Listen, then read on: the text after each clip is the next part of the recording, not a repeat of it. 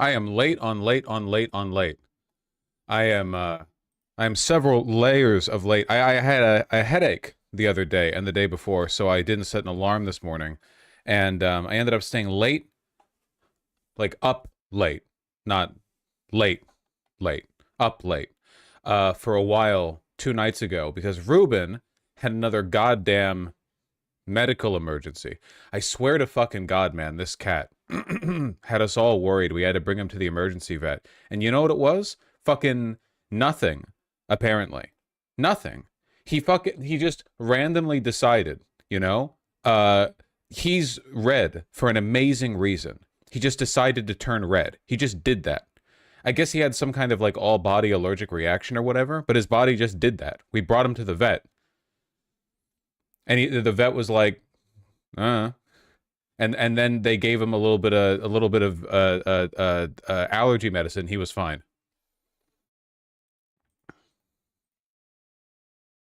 But he had us worried.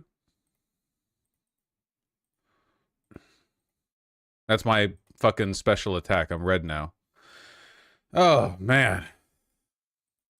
So anyway, I was up late after that. I fell asleep at like 3 a.m. And then I woke up the next morning at like 8 because I got a follow up on Ruben. You know, I wanted to hear as soon as possible. So I got like no sleep that night. And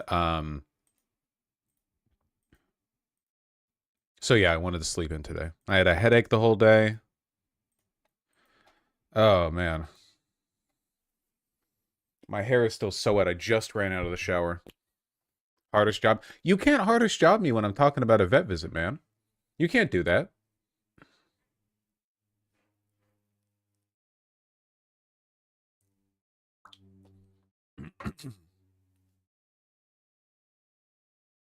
Trying to. Dude, my hair is like a fucking helmet right now. Jesus Christ. I gotta figure out what I want to do with my goddamn hair. Oh.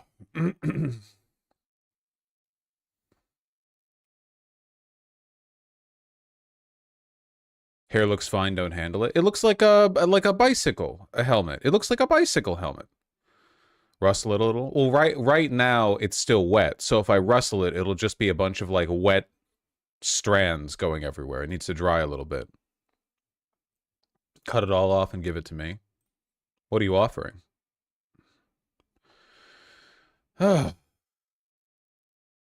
Russian fighters flew illegally into Estonian airspace. They're trolling. They're trolling. They're trolling again. They love doing that shit.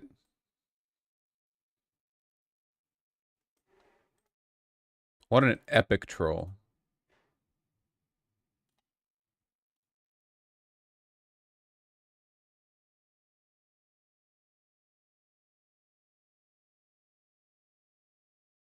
Neat. Excuse me.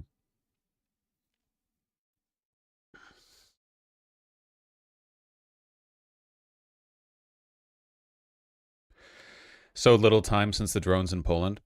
Russia has probably realized that they have literally no chance of taking a significant or sustainable portion of Ukraine. So their best hope for getting some kind of enforced, like NATO or UN enforced ceasefire, would be to spook NATO countries into believing that Russia is posturing at some kind of like global threat, you know? Like Putin knows that his behavior in Ukraine alone is not enough to prompt some kind of like, you know, keep everything east of the Dnieper. I don't know how to pronounce that river. So he's trying to spook NATO countries into compliance.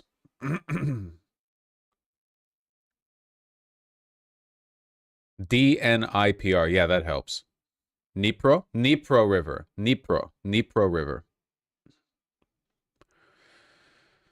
That isn't it. It's to undermine NATO and Article 5 and therefore democracy. Yeah, but democracy is already like gone in the West, so kind of late to that one, huh, Russia? Do you think NATO will take the bait? Not how you spell bait, but happy to help. And also, like, start World War III over this? Probably not. No. Um,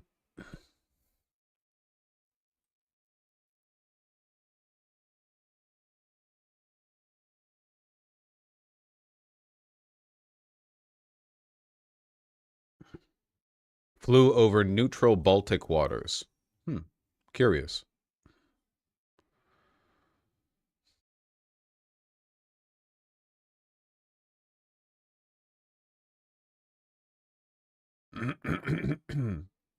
When is Europe going to stop buying Russian gas? Sorry, man. Germany has 15 more nuclear power plants to dismantle, while upper middle class, green energy folks with suspicious ties to foreign energy companies smile for selfies in front of the demolition site.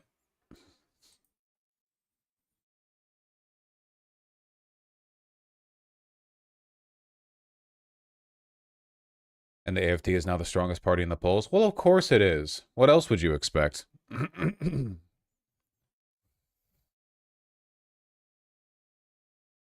Yeah, I don't expect anything to come of this.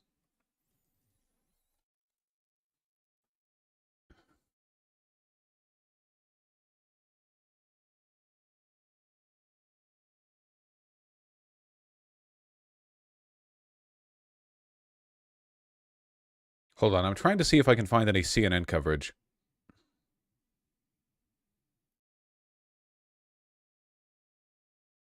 I don't see anything from CNN relating to them violating Estonian airspace. I see this about Poland scrambling jets, which sometimes tonight, they just do Poland that, you know? and NATO scrambling military jets as Russia launches a massive assault on Ukraine from the air. The Russian strikes hit several locations across Ukraine, including close to Poland's border. Just a day earlier, NATO intercepted 3 Russian fighter jets that flew into Estonia's airspace for 12 minutes. That's according to that country's foreign ministry. Let's get some analysis now from CNN senior military analyst and former NATO Supreme Allied Commander Admiral James Stavridis. He's also a part. Boring. I love how normalized it is in news media to have your expert correspondent on a variety of subjects just be the guy who used to run the organization. It's so cool. It's fucking regulatory capture on every level, man. Who do you want regulating the oil and gas industries? Oil and gas lobbyists, like people who used to work in those industries. Who do you want, like, providing expert correspondence on shit NATO's doing? The guy who ran NATO. Why not, you know? Who needs fucking, like, expert outside opinions? Fuck that.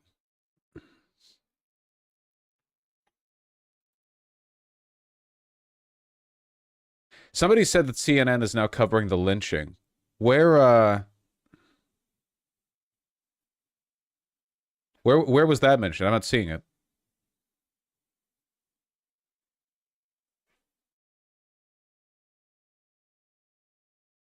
Yeah, I don't see it.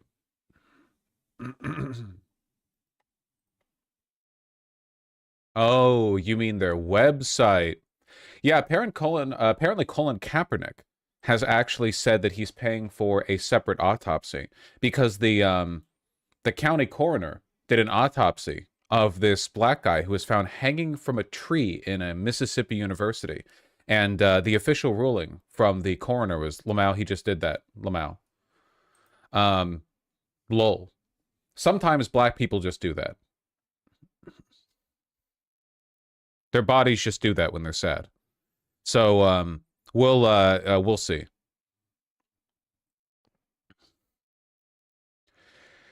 Did they release the videos that showed no one did it or nah? What videos? There's a security feed of a random tree in the University of Mississippi. Wasn't he beaten as well? I don't think any evidence has been supplied to indicate that he has any injuries, but who knows?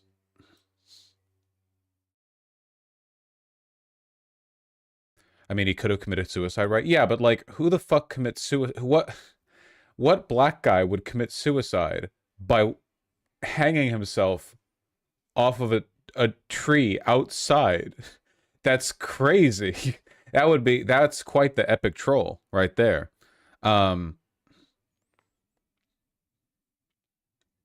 Limbs were broken, I think. Nah, my understanding is that that's misinfo. That's just widely stated, but I haven't seen any evidence to it.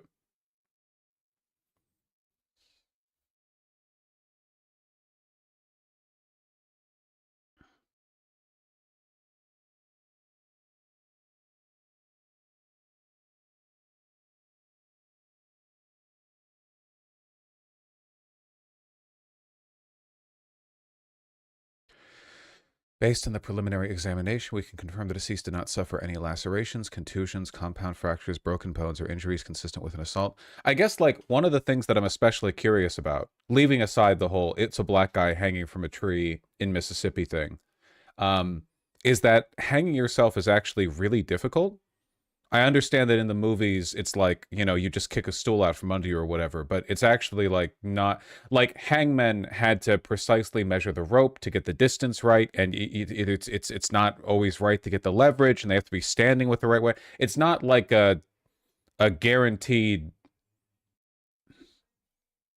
And on a tree.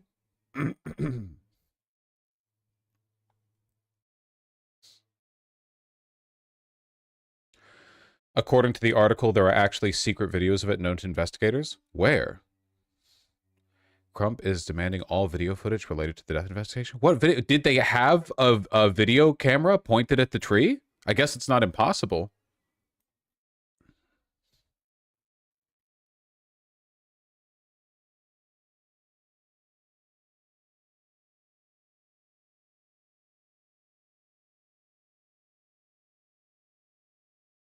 What video footage? Universities have CCTV coverage everywhere? Yeah, I guess.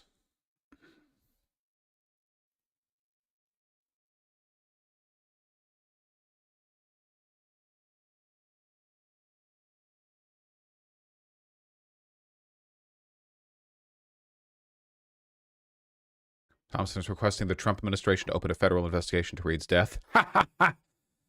Good luck with that.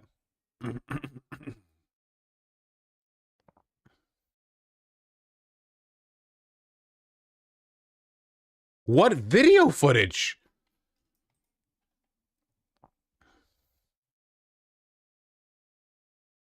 No. They said they have footage and haven't released it, which, if it's him being lynched, like, yeah, fair.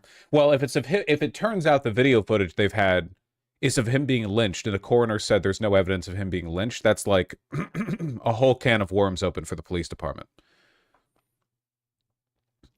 Is a body cam video? What, of the cop who lynched him? No, probably not. My guess is that it would be like security camera footage that showed that he walked alone over to the area, but it didn't show the actual hanging, would be my guess.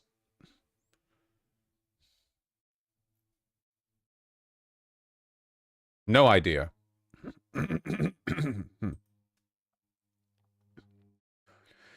Did you see the guy at the same college who made a song about lynching 3 days before the body was found? Was that the same university?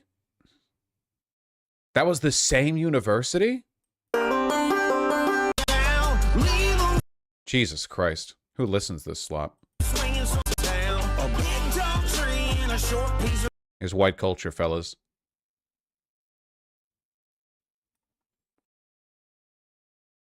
The whole thing is insane. I didn't know that was the same university, man. Is that fake news? That sounds too convenient to be true. Listen to the whole thing. Why would I do that? I heard it already. It's a song about lynching. It's not like a metaphor.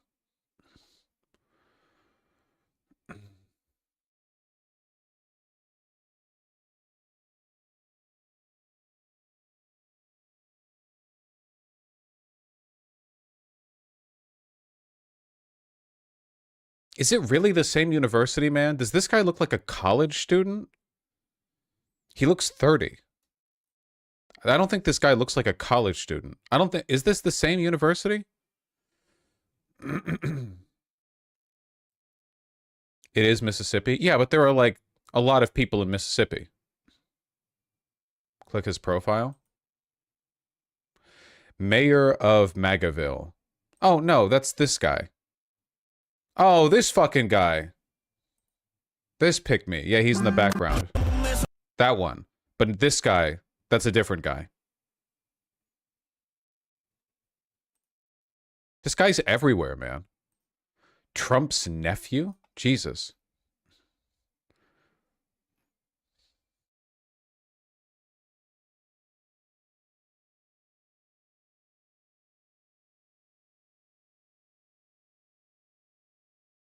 Well, whatever. We'll see if any info comes out. I gotta say, I am really not charitable to the Mississippi police when it comes to investigating stuff like this. A lot of evidence running against them.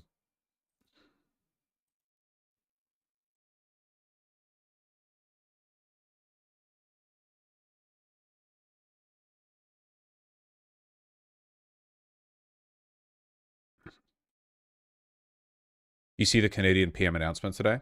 Have you seen that that meme of like the right and the wrong way to talk to a woman at work?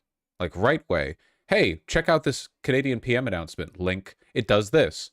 It says this. Versus the wrong way, where you're like fat and unattractive and lacking confidence. Hey, did you see what the Canadian PM said today? Many such cases.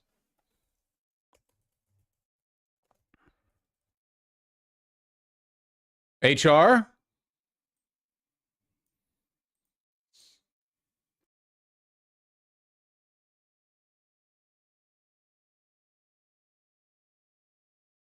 Canada announced recognition of Palestine. Yeah, we'll get to that.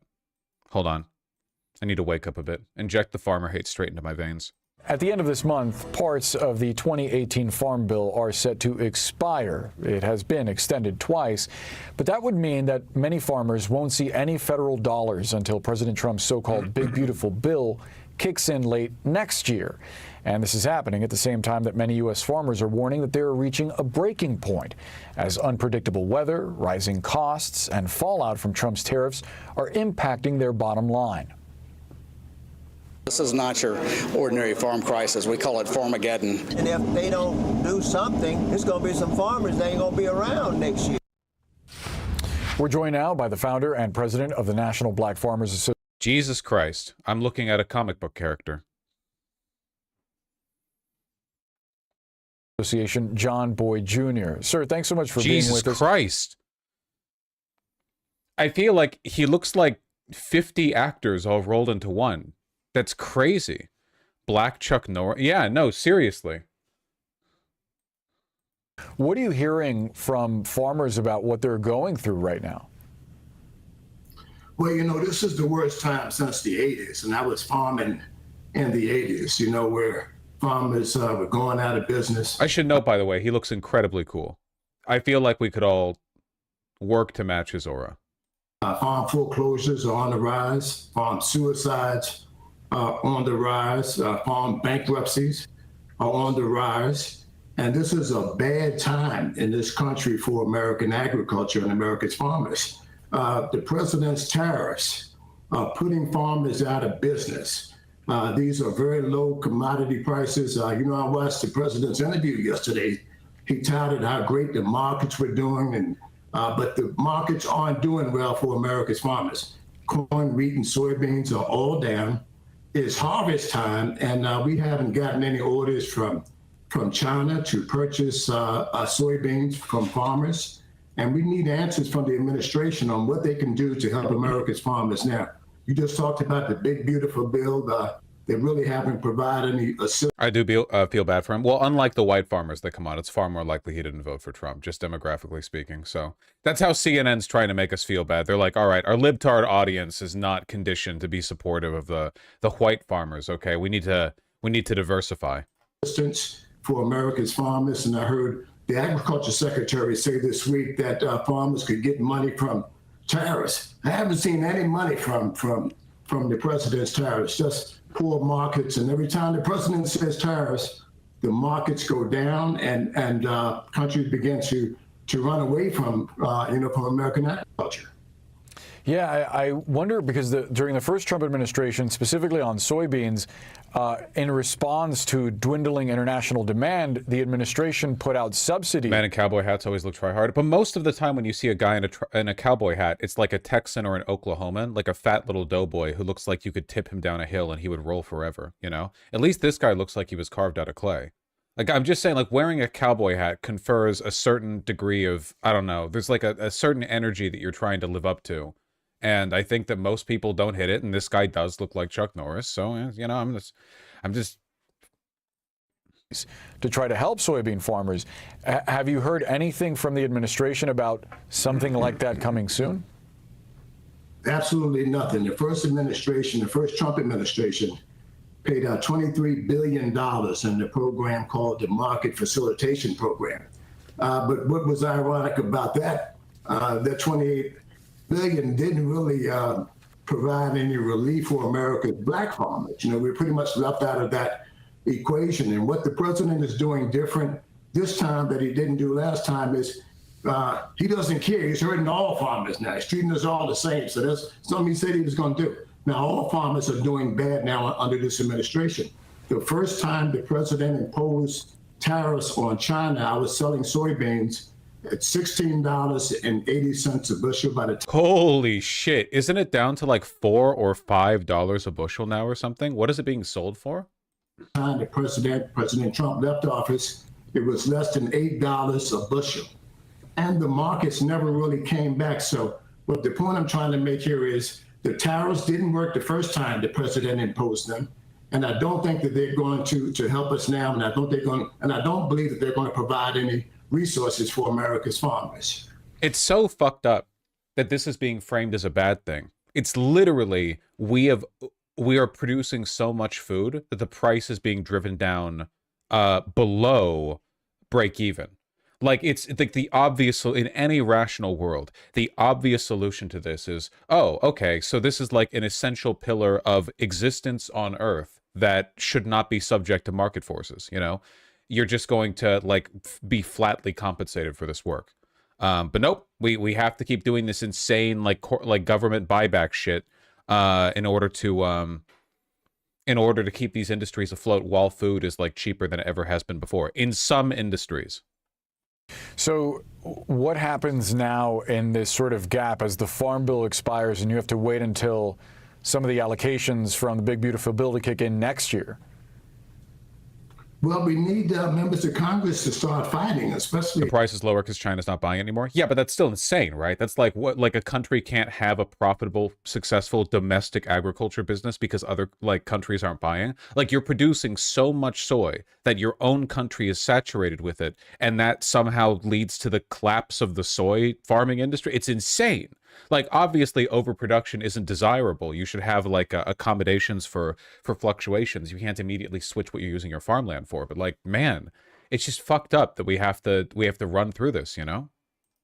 Democrats are too quiet here, and they letting the president just run him over like a Mack truck. And this isn't wrong, by the way. Democrats could gain a lot of political favor by like really aggressively campaigning with farmers. Like, go up to every, like, the Nebraskan Democrats, go up to your farmers and go, hey, who's hurting your prices right now? Say into the microphone. Just like, you could really be milking this, but of course they're not, because Democrats don't believe in politics. They don't believe in democracy.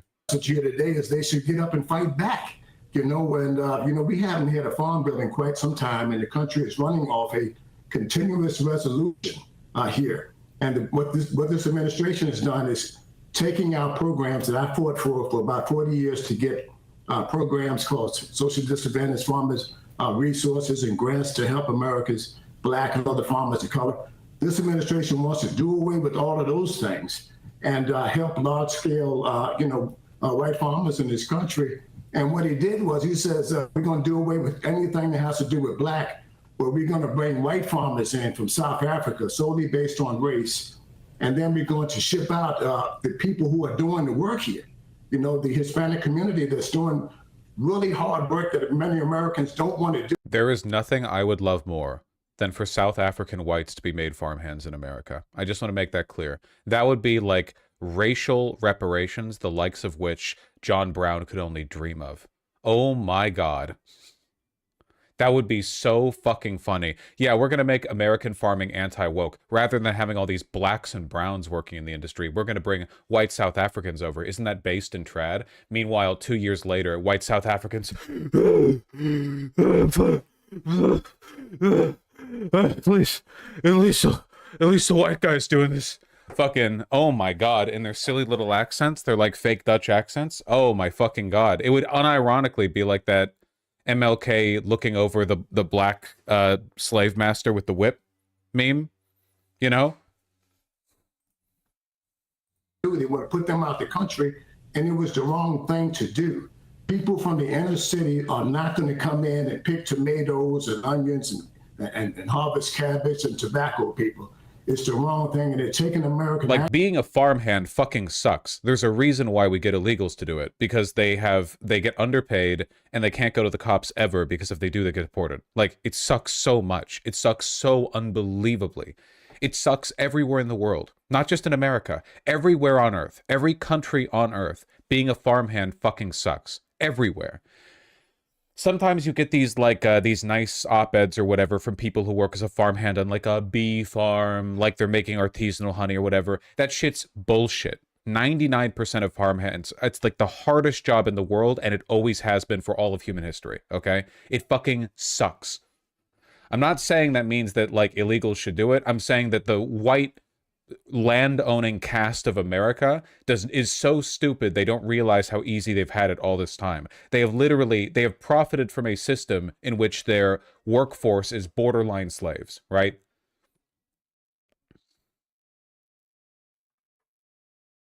And they're throwing that away. They're throwing that away because they're too racist. It's like when you're so racist, you don't even want to do slavery. It's insane. Agriculture in the wrong direction this administration is. John Boyd Jr., thank you so much for the time and for sharing your perspective. Appreciate you. Did you just call them illegals? I'm not gonna lie. I feel like it's like the African American thing to me. I feel like you signal greater support when you just use whatever terminology, but with fire in your heart. You know what I mean? The undocumented immigrant stuff, sometimes the, like, mandate to use that terminology sounds to me like when people say, like, oh, it's not homeless, they're unhoused people. And it's like, what the fuck are you talking about, lady? Nobody knows what the fuck that shit means, okay? It's homeless. Everyone says homeless, you know? I don't know. Whatever. It's not important. You can say whatever you want. It doesn't matter. Words don't matter.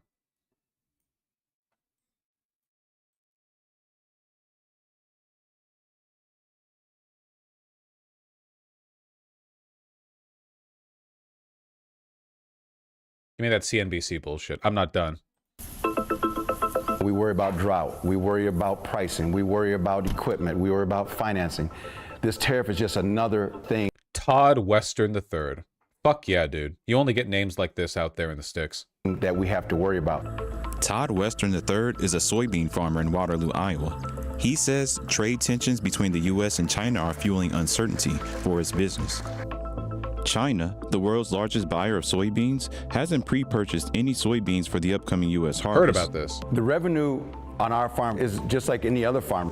It's volatile. Here, I think this is mostly talking about the mechanics. I want to watch right-wingers bitch about the consequences of their actions. The number of American farmers struggling to stay afloat is on the rise. Family farm.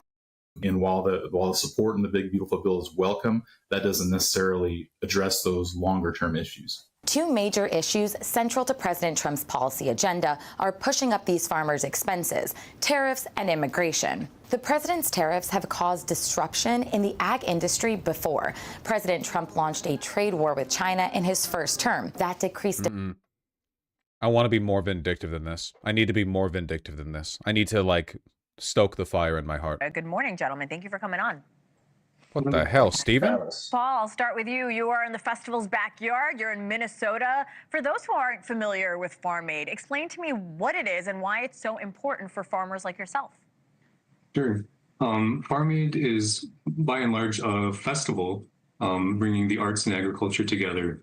And it's a fundraiser as well. And so a lot of the proceeds generated through Farm Aid are distributed to organizations throughout the country that in Connecticut to D.C. I'm told you're on your... I don't give a shit about this. Maybe I'm not feeling that vindictive today. As the Trump administration continues to keep too late for... Well, we depend on the Chinese market. And the reason we depend so much on this market is China consumes 61% of soybeans produced worldwide. The rest of the world is 39%. Of the soybeans... Because of all the tofu, right? I'm actually asking, is it because China just consumes a huge amount of tofu? What are they using all that soy for? A lot of different stuff is made from soybean. No, I know that. I'm wondering, like, what is there, like, a particular food that, like, eats up a huge amount of the They use it for their pigs and stuff? Why did they use soybeans for their pig feed, but we used like other foods? Farmers produce 25% currently have been going to China.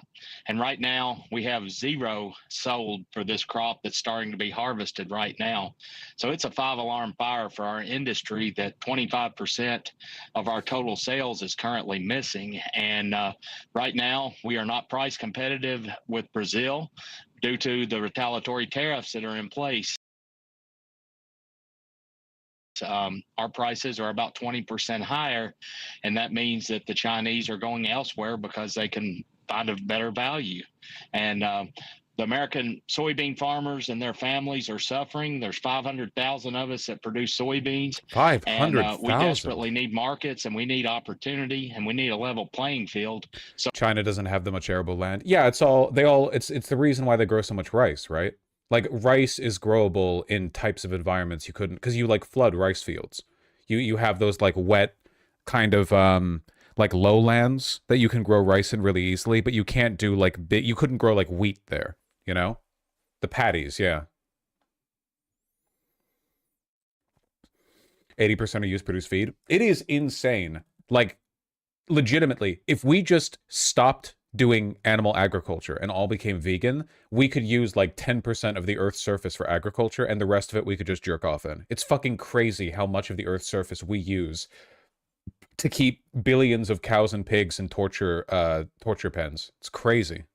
We can compete because we grow a great product, but we have to be price competitive as well. And there's an artificial barrier that is built with these tariffs that makes us not be competitive. And Caleb, you are out, in the equipment right there. We can see that you're up there. You're talking about harvesting is happening right now. Once your crops are harvested, what is going to happen to all of that supply? Well, the concern is that prices will continue to drop in certain areas of the country that have higher transportation costs. The basis has dropped to record low levels. Right now, the also, like, this market probably isn't coming back, right? My guess is that prior to these tariffs, the only reason we were price competitive with Brazil was because we have superior farming technology. We've probably made our farming more efficient, but they have lower wages. So inevitably, as they catch up and take advantage of the fact that China's just buying from them right now, they are going to underprice us, and they're going to stay there, you know? Chicago price is a little over $10 for a bushel of soybeans, but there's places in North Dakota where the basis is $1.70 under the market. So their soybeans are only worth a little over $8. And cost of production for a bushel of soybeans varies farm to farm, but it's around $12 per bushel. And soybean farmers are going to experience huge losses this year. The farm economy is already struggling due to many factors, including high cost of production, which tariffs are impacting as well. And we just need a level playing field. I just cannot believe people think it's normal for these vital demand inflexible industries to be subject to price demand control. Okay, imagine that imagine you have like a big robust medical system with lots and lots of doctors who get paid well because they have lots of clients and patients and stuff like that. And then one year we have like an abnormally healthy year. Maybe a new drug comes out, some revolutionary new drug, something on the like something like penicillin, right? Something that just revolutionizes human health.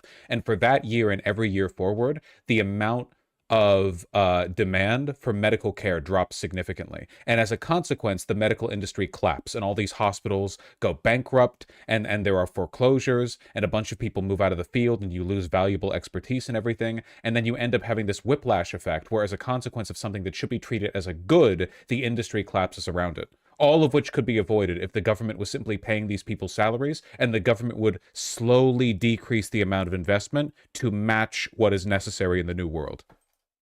A free market to work, and American farmers are great at producing, but we don't need these barriers out of our control put up that make us uncompetitive. Aren't other countries like this though? In farming?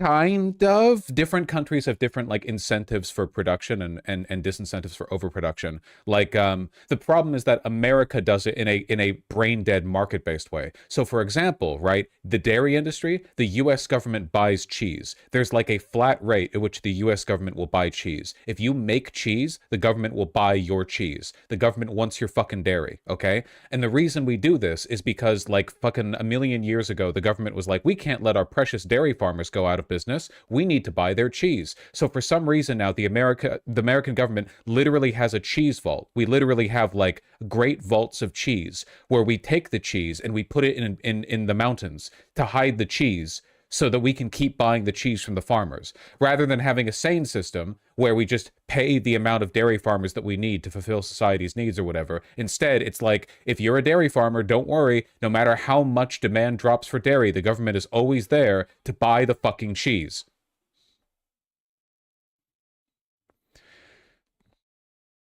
I think we used to. The cheese vault is all now used up. Well, you know why the cheese vault is all used up? Because of a big government, like a public-private partnership to incentivize its use. Why do you think every kid in school gets like a milk carton? There's a video on this from Climate Town.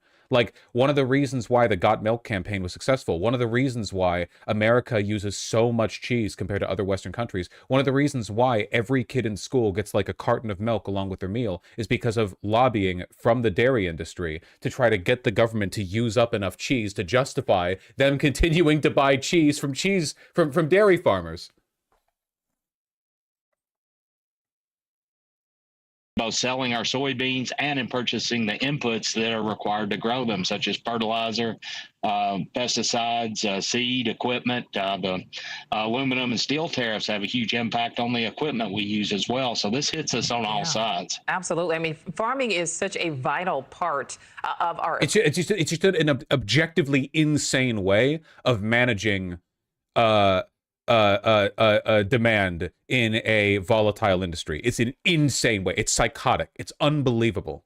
Economy of just America's way of life. So, Caleb, some farmers now in the U.S. are turning to things like Airbnb or corn mazes. Also, fuck this. Farming is not the American way of life. Every country on earth has farming. Why do we accept this bullshit? America is the most advanced, wealthy country on the planet. Why are we talking about soybean farming like it's the American way of life? If anything, it's the Brazilian way of life. Why do we do this? Why do we keep infantilizing and glazing rural America like this? It's not. It's fucking not, dude. To try to outlast this downturn. Do you know any farmers who are doing this? Do you think that would be enough to really get farmers through this downturn? How long do you think that you and other farmers like you can sustain your livelihood if things stay like this? Well, soybean farmers have a huge amount invested. An Airbnb is not going to help a farmer that's looking at losing $1 million or huge numbers. I mean, right now, who the fuck would want to Airbnb out here? Like, who's looking to pay for an Airbnb out in southern Nebraska? This is our economy, man. It's just the way we try to solve these problems. It drives me absolutely mad. Predicted soybean farmers can lose $200 or more per acre on this crop. A farmer like myself, we have 1,200 acres of soybeans. That's $240,000 of loss. That's a whole lot of Airbnb and other alternative forms of income. We have long-term investments that are made in infrastructure, in land, in equipment, and this is not an industry that you just enter and exit on a whim. We have huge long-term financial commitments, and we just need the markets. Wouldn't it be so much simpler? I know this sounds communist, but wouldn't it be so much simpler if these land plots were divided up by the government, people chose to work there, and they were given flat wages by the government, pending assessment by inspectors who would check out, oh, my light turned off, pending inspections by inspectors who would check out their farm and their production and make sure they're not like just completely wasting their time, you know? Like here is your threshold. Your farm should be producing this many bushels of soybeans every harvesting season, you know? And if you're not, like, let's take a look at it or whatever. Wouldn't that be so much better?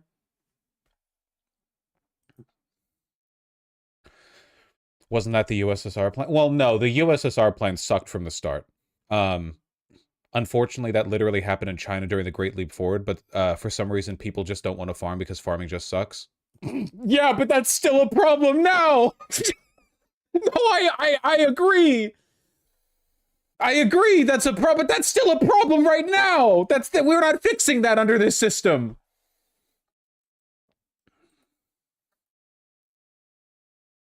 To be there. We have worked to develop the Chinese market as an industry for over 40 years, and it's been a wonderful relationship. We simply don't need artificial barriers put up. I also want to note soybeans are the #1 agriculture export for our country. This is huge for the economy of our country as a whole, and also for the rural communities that we represent. Thank you for watching. Oh my God. I think that farming would probably suck a lot less, though, if farmers knew they were getting a guaranteed paycheck and weren't, like, super anxious that one little fuck up was going to kill their entire, like if it's just a bad harvest year or something. Like, I feel like just a guaranteed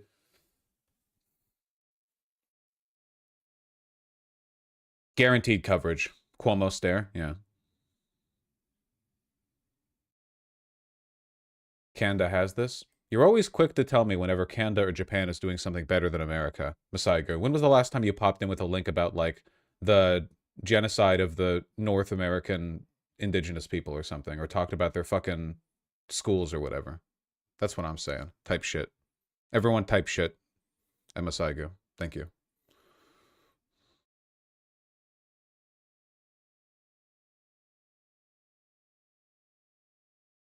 That's what I'm saying.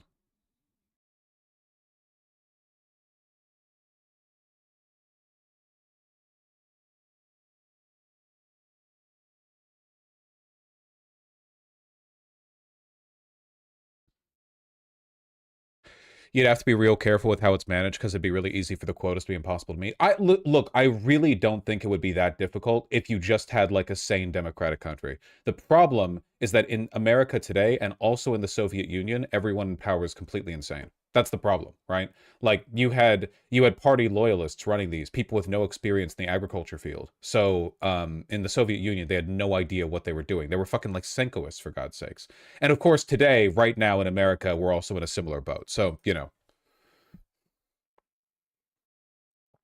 I think most political and economic systems would fall apart if the people running them were completely pants on head insane. Like, I think that's true no matter what. I think you could design a really smart system, and then if you put the guy or guys in charge of it, and they were fucking crazy, I think that you would also have problems. You can't really fix that, I think. You can't really solve around that.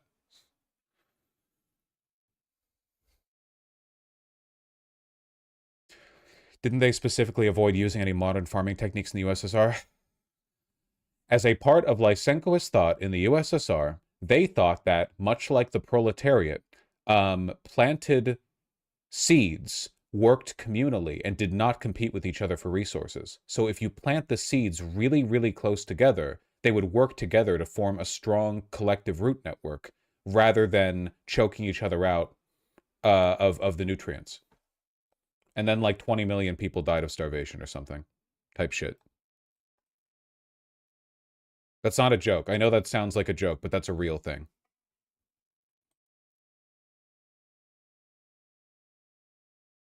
That can't be real. I promise you that is real.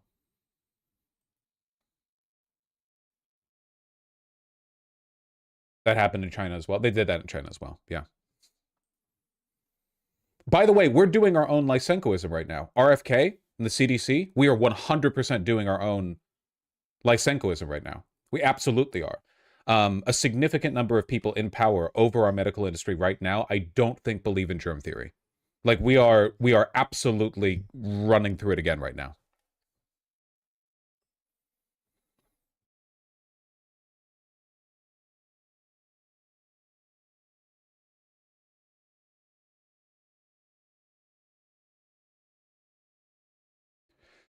Sounds like Nazis ignoring too much science because they thought it was a Jewish invention. Yeah, unfortunately, it turns out that conspiracism and far-right anti-empiricism tend to have some like overlapping tendencies, whether or not you're Nazis, you know? I mean, the Soviets also, like, Stalin also believed in a Jewish plot to overthrow him in the Soviet Union. So, I mean, you know.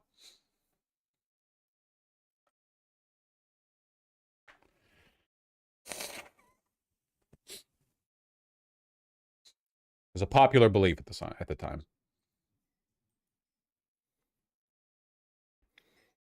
He supported Israel in the 50s because he wanted to send all Jewish people away. Yeah, a lot of people supported Israel for that reason. All right. I'll read up more on this in the future. Unfortunately, this is like, there are no pictures here, so I don't really... Oh, there's one.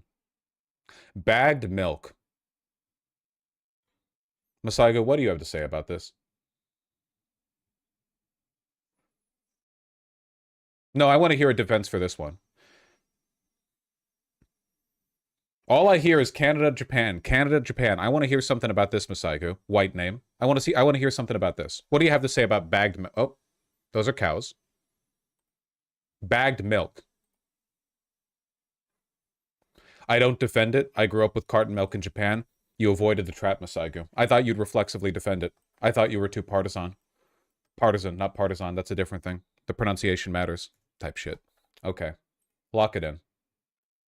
Bagged milk is good, actually. Thank you. Canada's strongest. Been waiting for that one, huh? Hold on. How many messages do you have in chat? Damn, you've been here for a while. It's your day.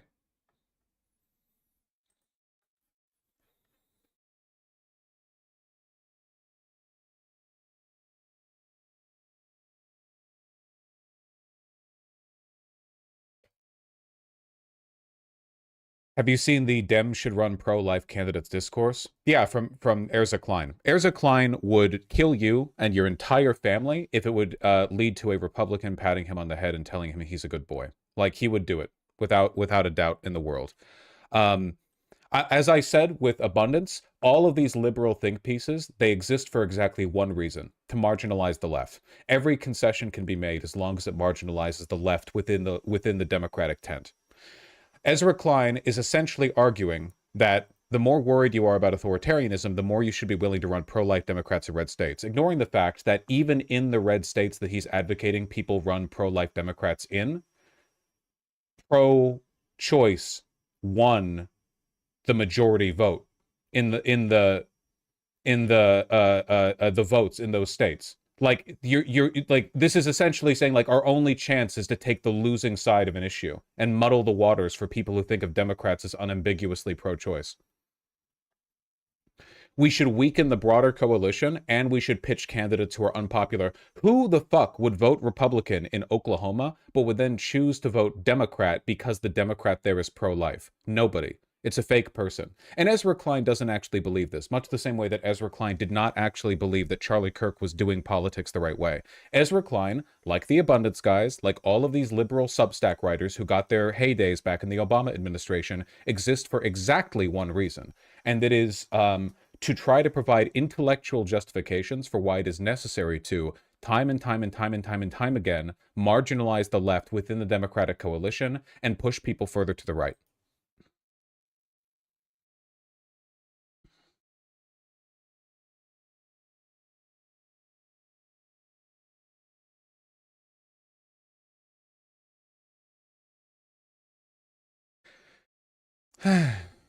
Like, there used to be a bunch of pro-life Democrats. They lost. Remember? Back in the early days of the Obama administration, back when the Democrats had way more of a hold on the House, there were pro-life Democrats. They lost to Republicans because it turns out if a person is making political decisions, voting decisions, off of their belief that people should be anti-abortion, they will vote Republican. There were anti-gay marriage Democrats too. Yeah, and what happened to them? Again, if people are reactionary, they will vote for Republicans. If people are progressive, they will vote for Democrats. The only thing that you can do, you do not improve your positioning within that dynamic by becoming more reactionary, therefore losing support of your pre-existing base. You improve that dynamic by making progressivism more popular. This is what we did with pro-choice. This is what we did with gay marriage. We didn't capitulate on whether or not you were for or against it. You were for it, and those positions became more popular. Support for gay marriage went from like, Jesus, I don't know, what was it, like 30% back in 2000? Nowadays, it's all the way up to just below 70%. And that's with the current crop of fascism in this country. That's after the post-2020 hyper-Hitler, Fourth Reich resurgence. Can you imagine Ezra Klein writing that out? The only way for us to regain the coalition, spread the tent further, is to move to the right on gay marriage. Why? There are tons of Republicans who are pro-gay marriage. They're stupid. Like, it's inconsistent, but they are. It's been normalized to the point where it's not actually that. Like, Jesus, we are in such a comfortable position when it comes to gay marriage that in spite of how bad things are right now, I don't think many people take it, like, seriously. The idea that gay marriage might be taken away. I certainly don't. They're going after trans people, yeah. And I know that they've signaled they want to target Obergefell, but it's not that, like, critical of an issue. I don't think gay people are at risk, at least in the immediate future, of being meaningfully targeted by the administration. Usually they just get hit as part of, like, an adjacency to trans people. Gay marriage is a pretty secure position. It's pretty broadly popular.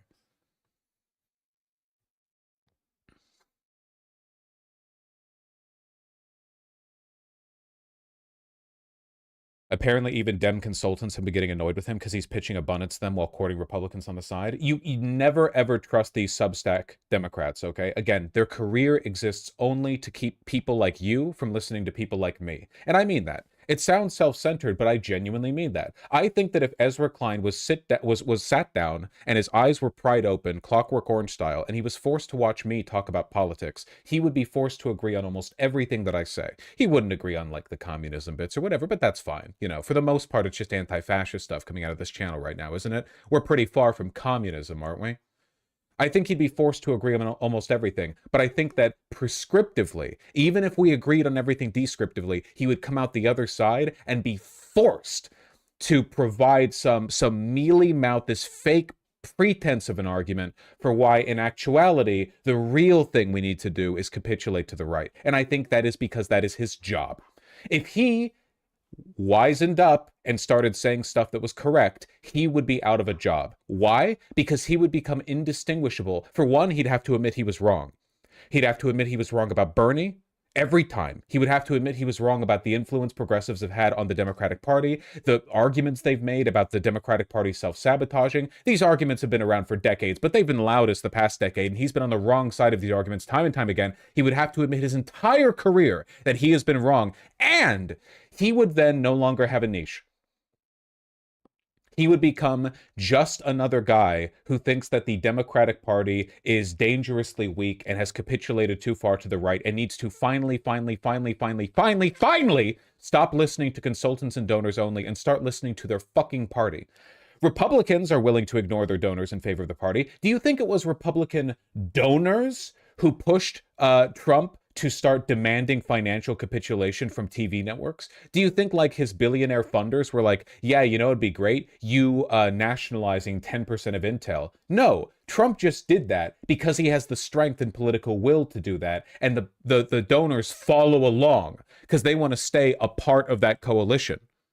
If you have will, if you have strength, if you have inertia, you can make gains and force the donors to keep up with you. But the Democrats are cowards, and they're unwilling to do this. And Ezra Klein is unwilling to do this because it would lose him his Substack support. But he knows the waters are rising. Even in that god-awful New York Times op-ed, Charlie Kirk was doing politics the right way, in which he lied constantly to defend Hitler. The comments were all roasting him. And these comments were, by and large, New York Times subscribing Ezra Klein fans. These were not like hyper-lefty Twitter users, okay? These were people who comment under New York Times articles. If his bit is getting old enough that this is the reception it's getting, he knows the waters are rising. And he's going to do one of two things within the next couple of years. Well, maybe he fades away to irrelevance doing what he's doing now. But I think it's more likely he does one of two things moving forward. He either grifts to the right, which he's already been doing, by the way. Saying Charlie Kirk did politics the right way is grifting to the right. He's already grifting to the right, okay? So he either does that, or he weasels his way into the left position. Oh, he's not agreeing with them on everything. No, he still disagrees with some of their excesses and the Bernie bros, and he's not a socialist, dear God, heaven forbid. But oh, hasn't Ezra Klein always advocated for better behavior from the Democrats? Hasn't he always been on the cutting edge of advocating the Democrats take better note of these issues?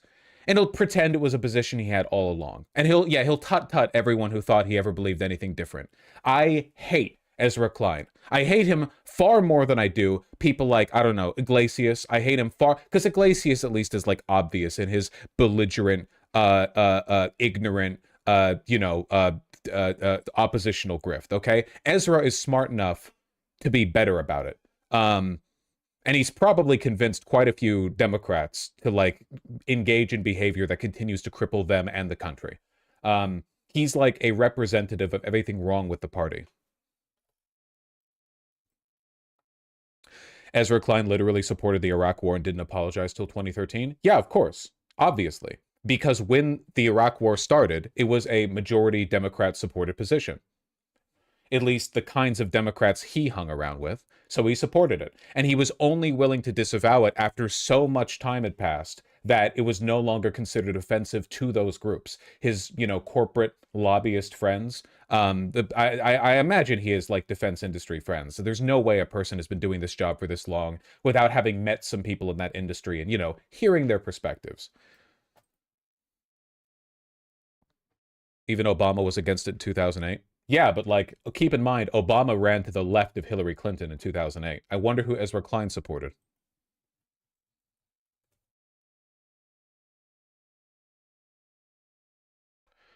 Let's check.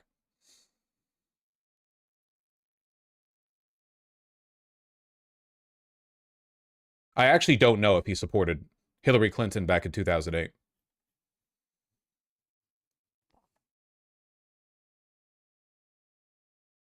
I don't see anything there.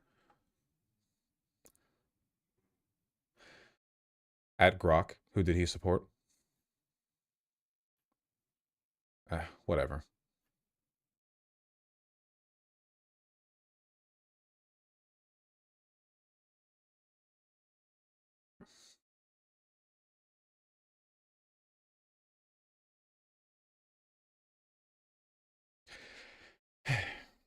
Anyway, I'm sure we'll get plenty of articles from him when we inevitably get like the Kamala Harris Pete Buttigieg ticket in 2028.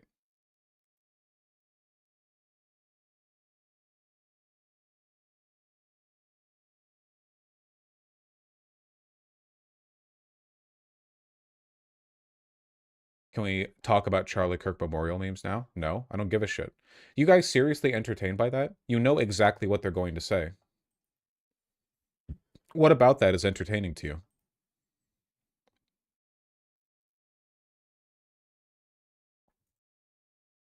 The best part of Kamala's campaign was picking walls. Yeah, and it's a decision she's been walking back from, instead indicating that she merely failed to choose Buttigieg because he was gay and she was too cowardly to have a gay VP.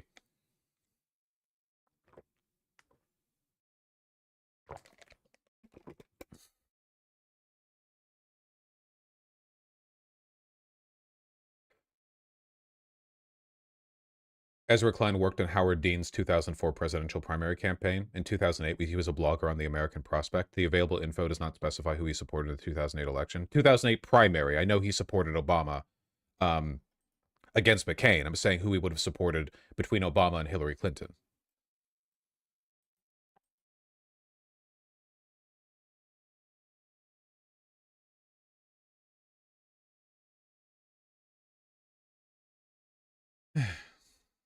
Can we talk about Tallarico? What do you mean talk about Tallarico? Coconut Gang, I want you to answer this question. What do you mean you want me to talk about Tallarico? What, here he exists? What information do you want me to provide? Yeah, okay, I get it. He's a Christian. Great. He's a Christian and he's a little bit more forceful in his rhetoric. And he's not Hitler.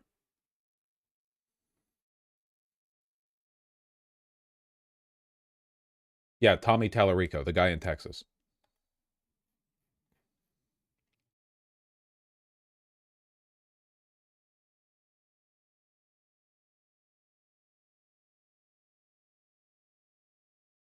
Do you think he can win? I don't fucking know. What do you...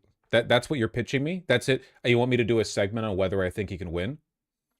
Let me do that for every prospective political candidate coming up in an election that's not happening for over a year. Sorry, I'm being grumpy with you.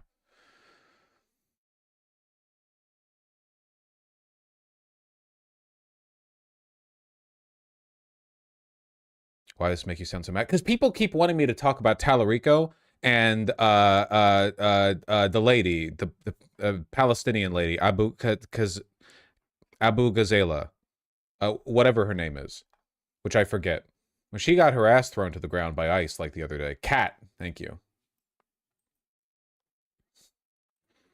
But when people always, all they say is like, you should talk about them. They never say like, hey, do you see this? They just say you should talk about them. What the fuck do you mean you should talk about them? In what context?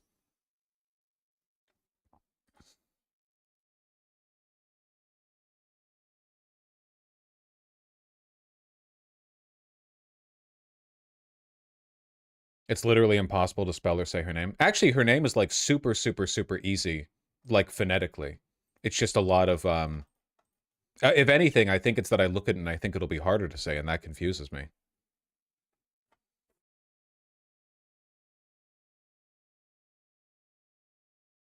She's out here, though. Out here in Chicago. We did see this, but like...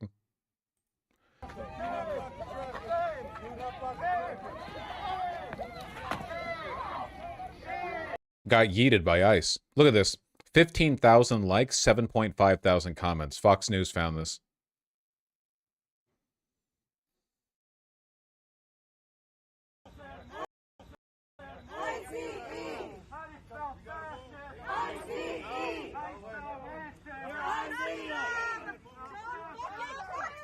Shame on you. Let him down. Hope she didn't break anything. She landed on the cushions, you know. She'll probably be fine. Still crazy.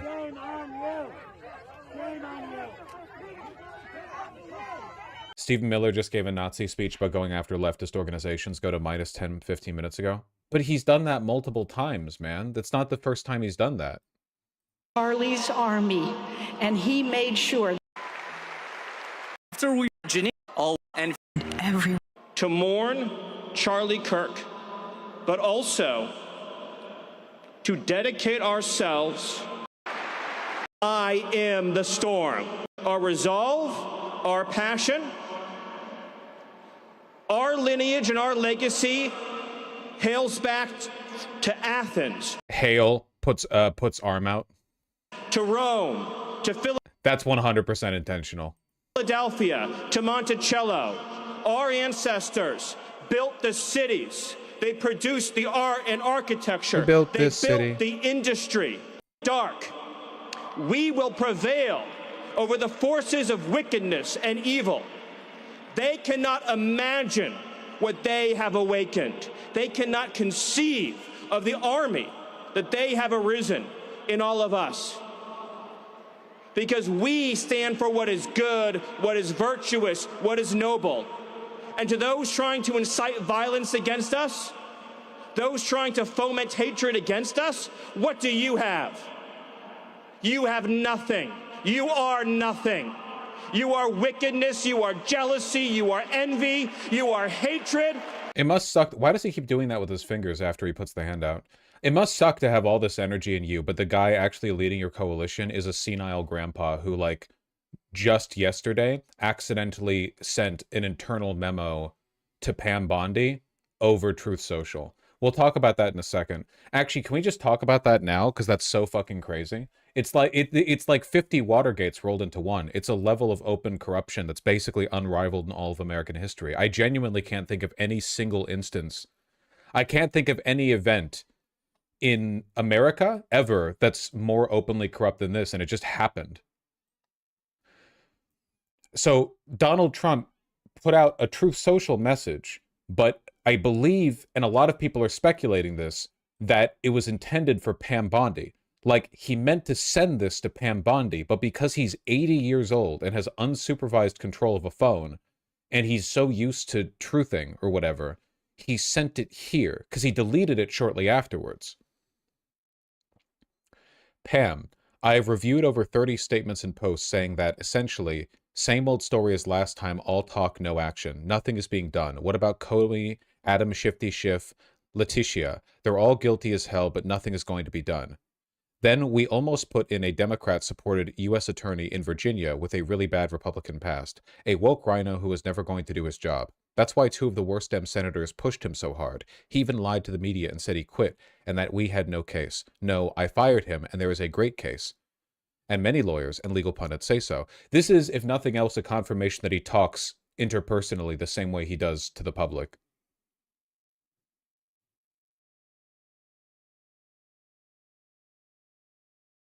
He reposted it after deleting it to make an edit. Oh, he did repost it. No, I fired him. There is a great case, and many lawyers and legal pundits say so. Lindsay Halligan is a good lawyer and likes you a lot. We can't delay any longer. It's killing our reputation and credibility. They impeached me twice and indicted me 5 times over nothing. Justice must be served now. President DJT. You know what I think? I'm gonna put my nuts on the table, if I may. I think that this actually was intended to be an internal memo, and he put it back up when he and the people around him panicked and realized what he had done. So they're trying to make it seem like it wasn't a mistake. This does not read like he's talking publicly. It reads like he's trying to talk to Pam. And again, like, given the state of his brain, I do not at all put it past him that he would accidentally truth out a message that was meant for Pam directly. It reads like an internal memo. It doesn't read like something he's saying openly, because it's too whiny. Normally, he would self-aggrandize if this was a public statement, but there's no self-aggrandizing here. It's all like, you need to persecute, or you need to prosecute these people. You need to go after my enemies. You have been insufficiently quick in going after the enemies.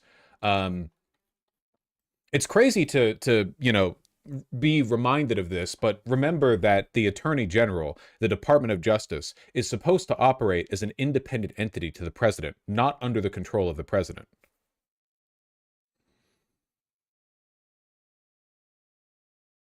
Like, this is already corruption, like, on its own, you know?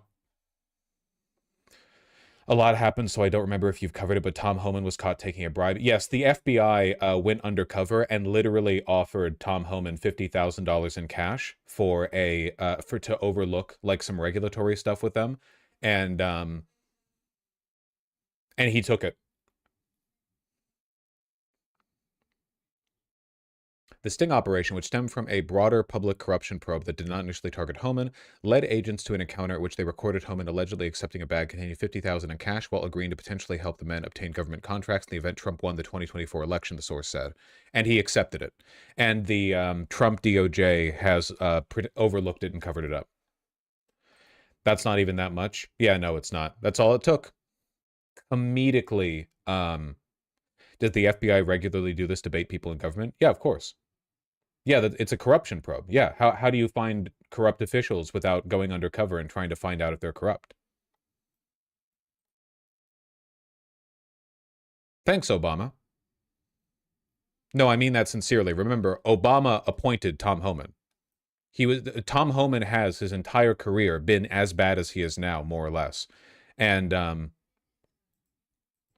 Obama appointed him.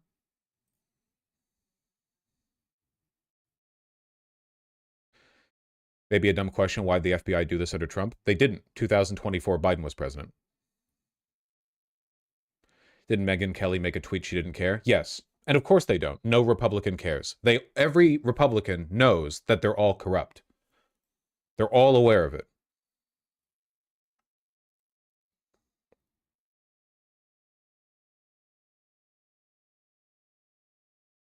This stuff makes Watergate look like a drop in the ocean. Oh my God, yeah, 100%. Like, these two on their own together is like open, obvious corruption, unparalleled essentially in American history. It's insane.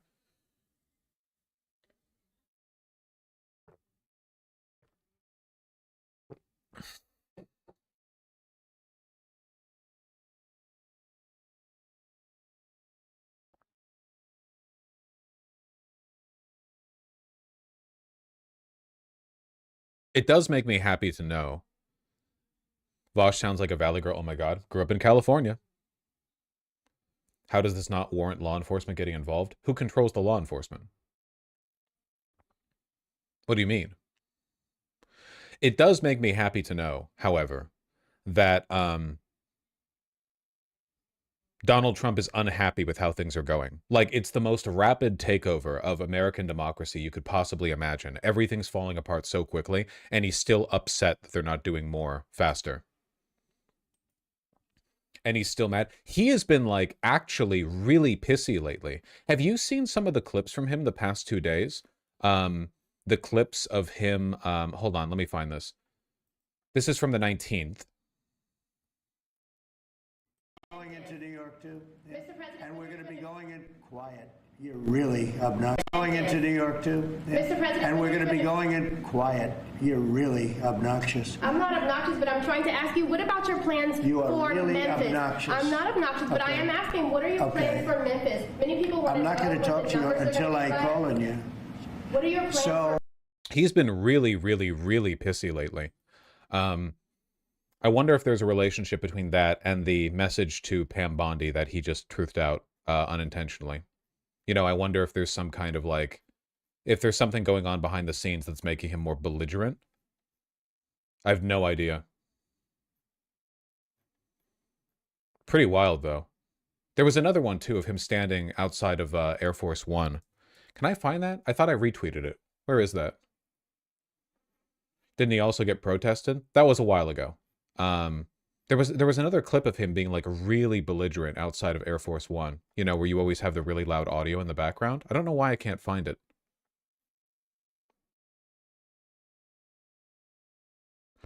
With the Australian reporter. Am I thinking of the one with the Australian reporter? No. I'm thinking of a different one. Man, there are a lot. There are a lot of instances of him being like this lately.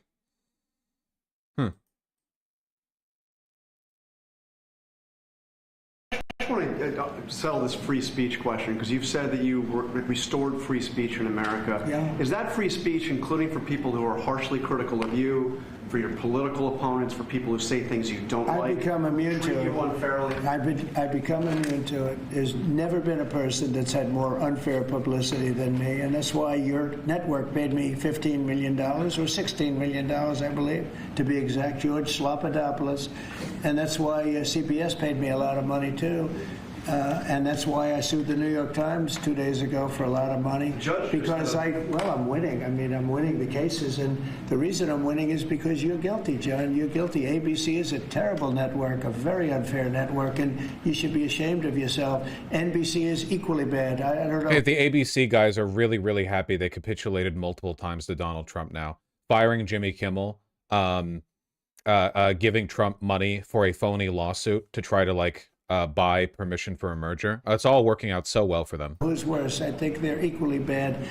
And, you know, for you to stand there and act so innocent and ask me a question like that. But look, you paid a big price because you were dishonest, John. The reason I won that lawsuit was because you were dishonest. You were proven to be dishonest. And so you can't sit back and just say, oh, well, what do you think? Oh, you know, the like NPR lawyer was what I was thinking of. Wonderful person. You're not a wonderful person. Frankly, you're a terrible reporter. You know it, and so do I. Okay. Here's what we're going to do. The NPR, here we go, from the Tennessee Holler. The NPR bit off the plane was what I was thinking of. Regarding Antifa, what you posted. NPR, sir. Regarding Are they still here? We are? Are they still here? Oh, good. Congratulations. Yeah. Regarding designating them a terrorist organization, when they don't have defined leadership or membership, how do you target them? Antifa. We're going to find out, right? We're going to see. People have been talking about it for a long time. We're going to see. Did they have anything to do with your network? Okay. But we're going to find out. Regarding Antifa, what you posted. Huh. Okay, listen. I'm not going to... Do you think his supporters are enjoying this whiny behavior? Yes. I'm not going to get my hopium up too much, but one of the really common symptoms of rapid mental decline in elderly people is increasing belligerence. Obviously, he's always been belligerent, so it's really, really tough to tell with him. We know that he's having strokes and he's hiding them. We know there's a variety of medical conditions that he has that are ramping up. As he gets closer and closer to the end, or towards like complete mental incompetence, he's going to get more. It kind of depends on the person, right? But like for Trump, I think we could all reasonably guess mental decline for him would be like he would get angrier, right? With Reagan, he just kind of turned into an empty shell, didn't he? As Reagan got more and more demented towards his later years, he was just like a shambling body that they brought from location to location. But Trump isn't like that. Trump is and always has been a lot more, you know, a lot more engaged. So I wonder.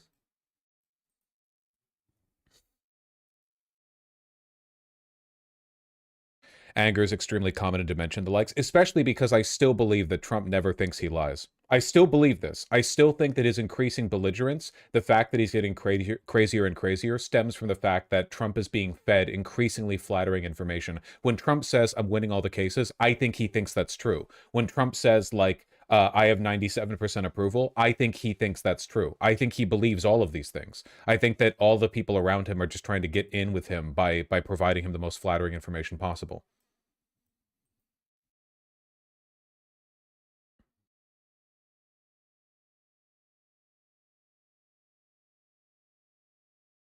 Not dictatorship, by the way. Well, he is a dictator, but I really do think we're being spared a little bit by the fact that he's a slave to his idiosyncrasies, you know?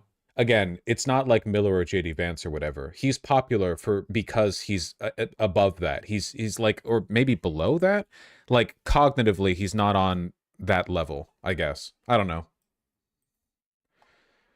Do you still think he doesn't actually lie? I do. I don't think that he lies. I do not think Donald Trump consciously lies. Or maybe he consciously overtells, like he might overstate a point or something similar. I do not think that he thinks that he lies.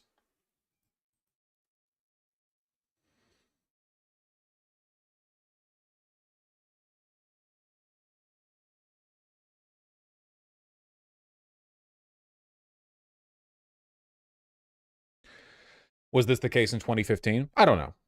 I'm just speculating. He's an interesting guy. There are a lot of dictators in human history that are pretty interchangeable. Authoritarianism certainly is the norm in most societies throughout history, right? I think that he is unique cognitively. So, I don't know. We'll see.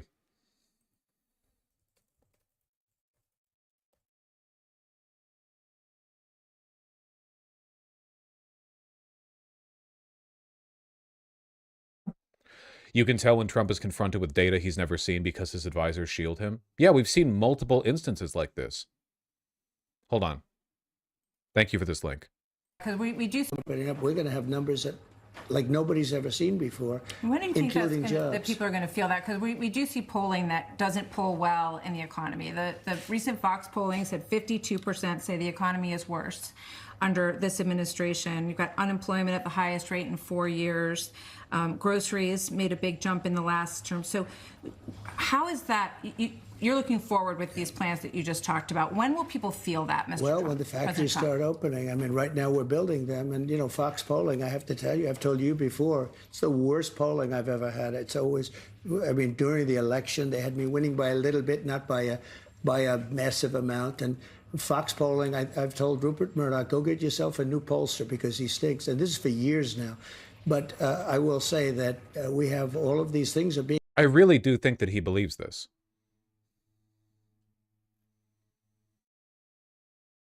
Not that his personal motivations and beliefs are that important in the context of the whole, like, the country is ending thing, but it's still, I don't know, it's interesting. It's interesting to think about, at least. I maintain, as I always have, that Donald Trump is probably one of the least evil people in the Trump administration. And that's still saying a lot, keep in mind, because Donald Trump is an exceptionally evil person. Like, we're talking about somebody who, at the very minimum, is a serial child rapist. I guess maybe it'd be better to say, like, politically, in terms of his political prescriptions, he might be one of the least evil people. I'm sure that he's fucked more kids than Stephen Miller, for example.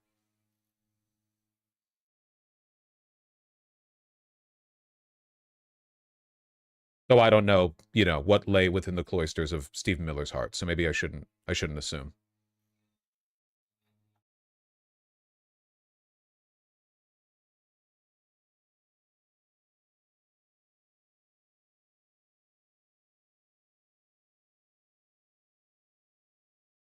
Who's the most evil to least evil? Well, Miller's up top. I can tell you that much. Miller's up top.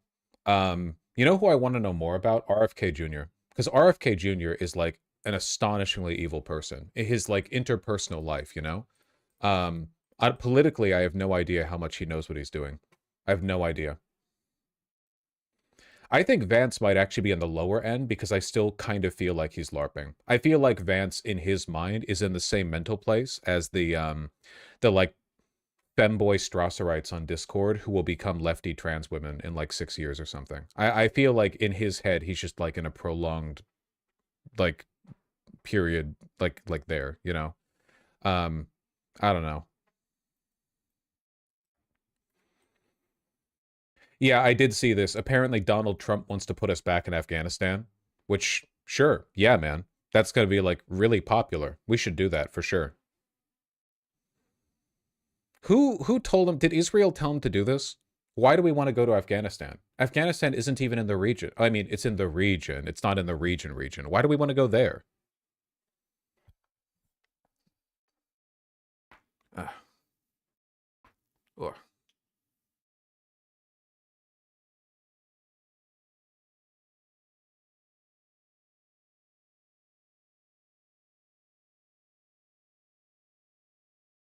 Do we want to bomb Iran from the east? We could not use Afghanistan as a staging point for any kind of action against Iran. The amount of equipment we would have to move to this airbase, like the amount of the amount we would have to bring there, the amount we'd have to stow and hide there, it couldn't be done. It would be insane to do that from Afghanistan. We'd be opening ourselves up to some wacky behavior. There are probably, look, Iran and the Taliban don't get along, but there are probably enough people in Afghanistan who hate us more than they hate Iran that they would make it difficult for us, you know?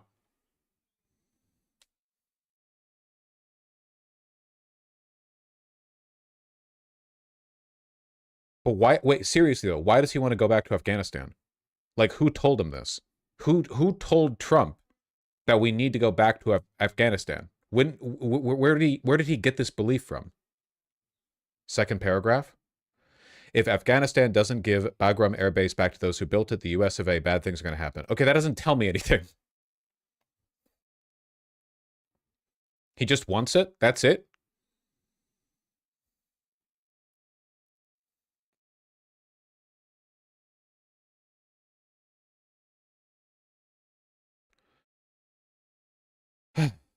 Doesn't the Taliban want to work with the US again? I don't think so. Not that I've heard.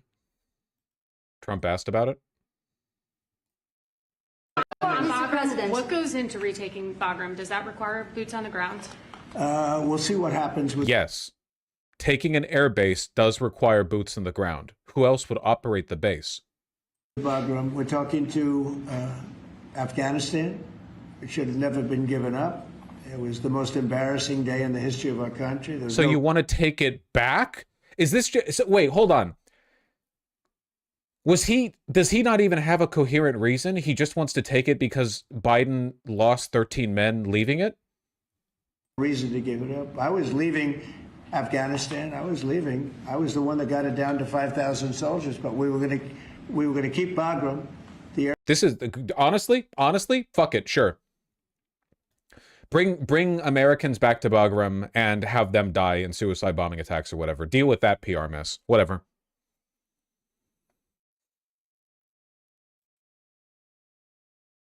He said he wants it near China. That's bullshit. He wants this for ego reasons.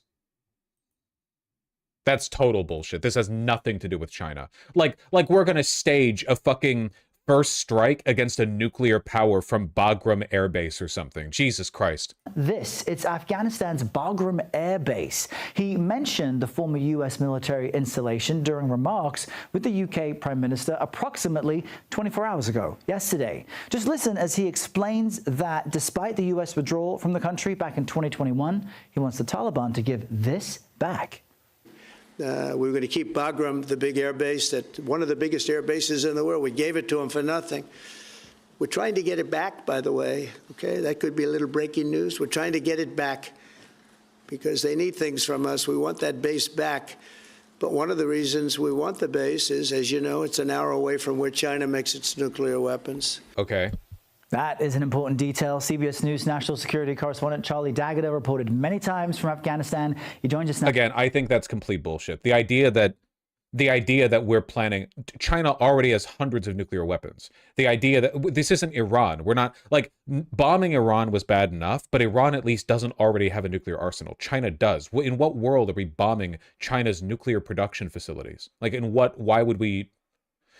Remember all of those, like, super paranoid propaganda videos we saw a little while ago where everyone was like, look at the top secret, like, government base China is building in case of nuclear war, and it was just like a normal like doomsday bunker that every major country has. They were like, yeah, what about all the concrete fortifications underneath so they can continue to operate in spite of a nuclear? Dude, we have that. Do you think you think we don't have fucking bunkers underneath DC?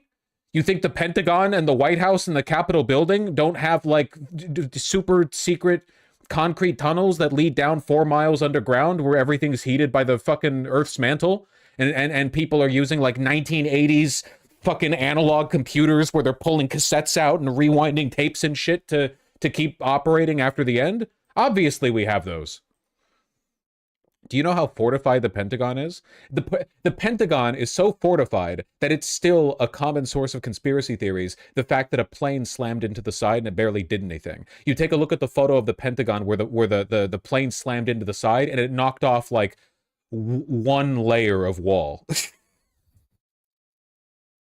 From the Pentagon to put this in context. Charlie, great to see you this morning. Explain the significance of what Mr. Trump just said there, that he wants the base back and there are all sorts of strategic reasons for it.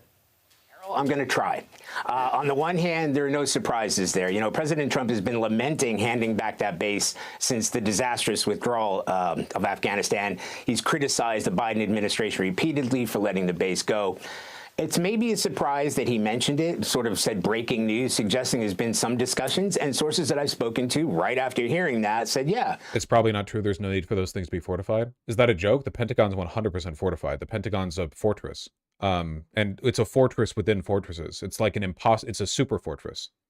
It's a super duper mega fortress, like the likes of which the world has never seen. There are probably a few buildings that are more fortified than the Pentagon. Maybe. I don't know. I don't think there's been, like, a YouTube tier list.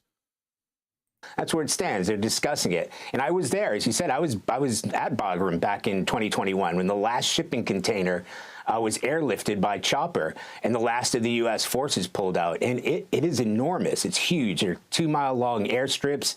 It sits in a corner of Afghanistan, not far from China, maybe not as close as the president would say, maybe 500 miles away. So there are all kinds of, tactical reasons to want to get Bagram back. But it took more than 900 of those massive C-17 cargo planes to pull out. They destroyed a lot of the rest. The rest was handed over to the Afghan. There's a presidential nuclear bunker under the Greenbrier Hotel in West Virginia. The God's honest truth, they're everywhere. And not just for the president. A bunch of wealthy American executives, basically everyone with power in the country during the Cold War, everyone was building them. Like, everyone thought, like, nuclear war could happen. You might as well have your own. And if you've got a couple, $100 million in your bank account, you can just build your own nuclear defense bunker, basically immune. You don't have to go that far under the earth to basically be immune. If nuclear war happens, these would be like big air bursts, radiation fallout. We're not talking about, like, nuclear bunker busters or whatever. You only have to go a little while into the ground before you're effectively immune to them. Oh yeah, I guarantee you Musk and Zuckerberg have them. 100%. Afghan army, and as we now know, and this irks the president too, it's in the hands of the Taliban. So taking it back would be a huge military endeavor, let alone the force protection it would take. And the Taliban says, look, we're willing to talk to the United States, but any future military presence in Afghanistan is a no-go. Yeah, no shit. Why the fuck would they give back Bagram Air? What are we going to do? Re-invade Afghanistan? Honestly, Trump, I'm putting my hands together. Please fucking do it. Trump, please. Oh my God, please. We have found it. We have found an action that you could take that nobody would be happy about. Literally nobody. Nobody on earth would be happy with this. Even the MAGA base would be like, okay, dude. Put boots on the ground. Get them killed, okay? Just fucking have fun with it, man.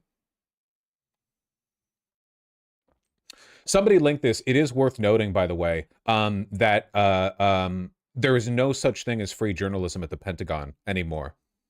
Hegseth now requires a pledge for reporters at the Pentagon that they not release any information they were not explicitly required to release, or told to release. So effectively, there is no longer military journalism. Most transparent administration in history. This is actually insane, by the way. Normally, this kind of thing is done during wartime, right? Like, obviously, during World War II, you don't want journalists to disclose, like, oh, they're moving planes over here or whatever to the press. But now it's just always. I don't know how much this is actually going to do, though, because as Chad has already pointed out, this administration is so full of holes that even if info did leak out, how the fuck would you prove who leaked it? Maybe nobody from the core of journalists leaked it, but one of the 57 disgruntled officers who received the information leaked it to their private contact. Like, you don't need journalists to get this information out. It always, how many news stories have we read on stream that began with, according to a source that is being kept anonymous as they were unauthorized to disclose the information, X happened. This has been, it's like every fucking story we get comes from the admin before it even makes it to the press. Probably something to do with recent war crimes being exposed. Nah. War crimes get exposed every day out of Gaza. No one gives a shit. I think it's more likely that he's just desperately trying to stem the leaky flow of information. I think he's just like, fuck, everything I do immediately makes it to the press. Everyone, you're now obligated to shut the fuck up. I don't even think it's going to do anything. If we are planning military action in Iran, Venezuela, or Afghanistan, he probably also wants to keep the lid on it so people don't know the extent to which we're involved. But I don't even know how much that's going to work, because every time we do anything, everyone already knows. It's really hard to hide stuff like that these days. Every time we illegally destroy a boat off the shores of Venezuela, they post it. Trump fucking tweets it.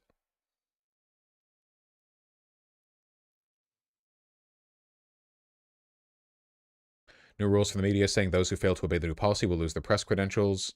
Yeah, going forward, journalists must sign a pledge not to gather any info, including unclassified reports that hasn't been authorized for release. So even for unclassified information, they need to especially ask for permission to release it.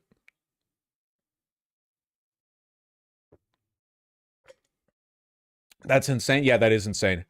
I don't think we did that even during World War II. That doesn't make any sense. Like, if it's unclassified, why couldn't you talk about it?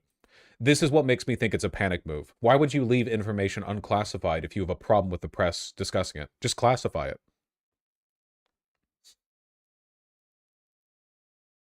That's okay, NPR.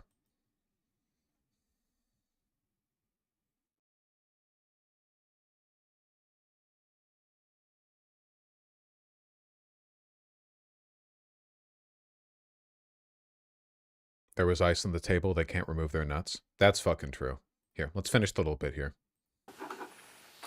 Right. So what does this really mean then, Charlie? I mean, the president may have these ambitions and may want to reacquire Bagram, but he just pulled back on military aid for nations like Taiwan. Can you tell us what's happening there and what this means? Yeah, so moving on to Taiwan, this is a particularly sensitive issue for the Trump administration and where President Trump is in relationship with Xi Jinping, because we're ahead of this United Nations General Assembly. There's a trade war underway. There's the TikTok deal that needs to be hammered out. And right now, from what I understand, it's sort of pressing pause on about $400 million worth of military aid to Taiwan. Now, this is a reverse of U.S. policy, and certainly the policy here at the Pentagon, because the United States has defended Taiwan, which, of course, the United... Do you think Trump is biding his time in Venezuela to see if the region becomes more right-wing? I don't think this administration can commit to any real military action. They pledged so hard that they were isolationist, not our problem, not boots on the ground, etc. I don't think we can actually do it. Do you have any idea what an actual invasion of Venezuela would look like? That is not a soft target, not even close. Even as unpopular as the Maduro regime is, it's all mountainous jungles. The population there does not like us, not the civilian population, certainly. We could reasonably be repelled in a conventional war. Or I guess to put it another way, there's nothing about Venezuela that would necessarily keep it from being like Vietnam. I don't think that shit's going to work, you know?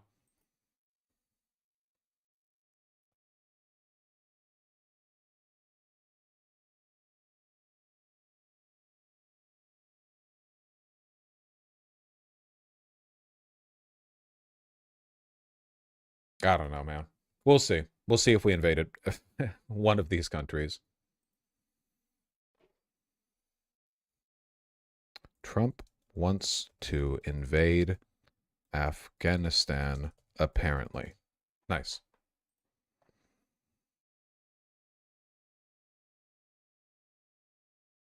We need to talk about the 100K HB1V. You need to do your dishes. As long as we're passing the torch around.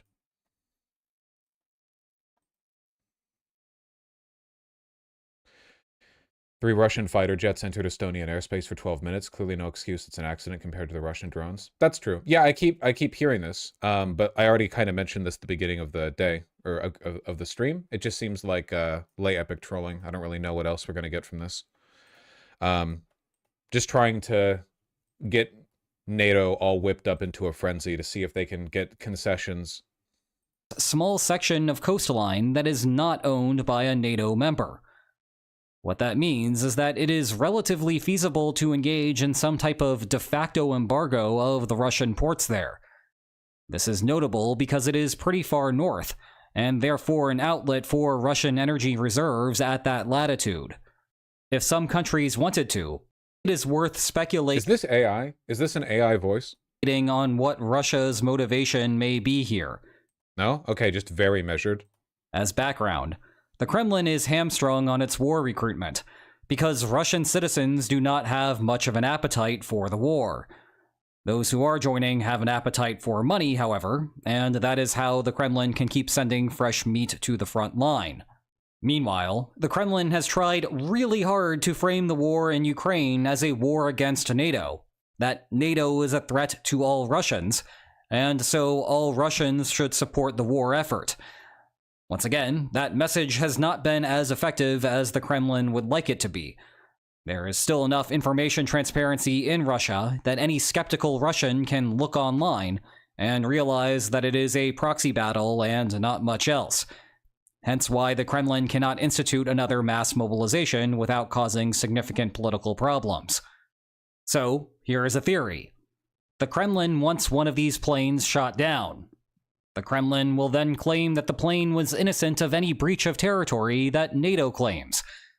Instead, this is just a NATO disinformation campaign to hide the real truth, that NATO is an aggressor, and that now is the time for all Russians to support the war effort. Would this actually work? I feel like they've already used this propaganda multiple times, that NATO, like if the pretext for this engagement from Russia's perspective is that NATO is the one they're fighting anyway, I don't know how much you can really how much you can justify another mass mobilization off of like it actually having been an Estonian missile or something, you know? I don't know.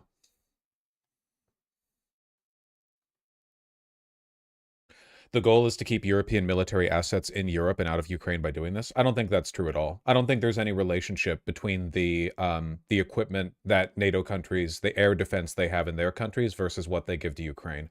The idea that like there's a huge amount of air defense across the NATO countries. I don't think they're going to like give it up to Ukraine anyway. I think they're just testing NATO to see if they can like spook NATO countries into conciliatory action. Maybe pressuring Ukraine to, like, cede territory a little bit. I know, Angry Lame Duck. You already linked that.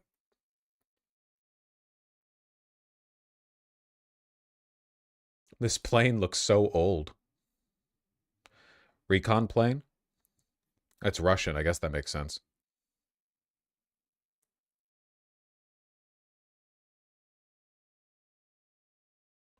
They're getting desperate because Ukraine strikes and oil refineries have been stepping up. Well, it's working.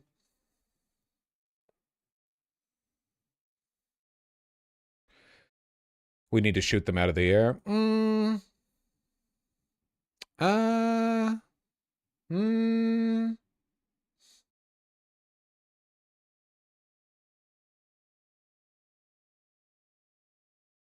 Off of this...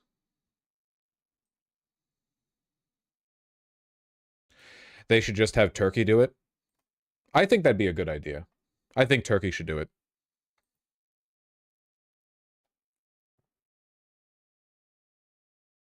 Turkey's not really part of the West.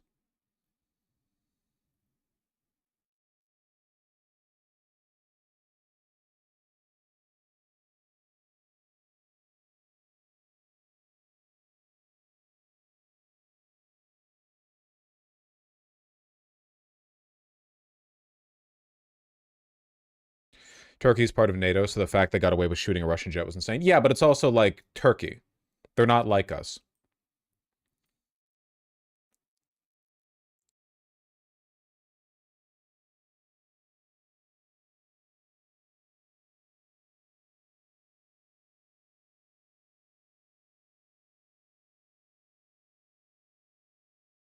Last time Turkey shot down a Russian plane, it was after it entered Turkish airspace for approximately 5 seconds. That's pretty funny.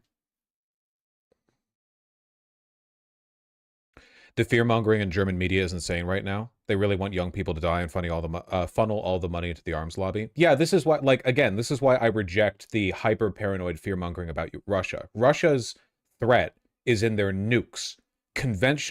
Listen, in a conventional land war, obviously, NATO would beat Russia. I don't know why people still act as though that's not the case. Like, Russia poses no threat to Germany in a non-nuclear capacity. None. Literally zero. Russia has been trying in vain to get through Ukraine. They're moving at not even a snail's pace westward. You think they're going to make it through Poland? Poland is far better armed now than Ukraine was at the beginning of the conflict. Like they're stumbling at the I refuse to buy into the paranoia, okay?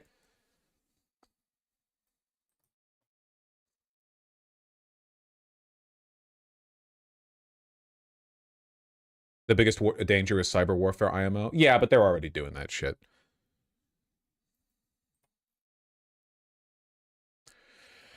I think some paranoia is valid. I disagree. I think you can be worried about nuclear reprisal. I think that no paranoia is warranted whatsoever when it comes to if you're German and you're worried about like conventional warfare with Russia. I think that's insane.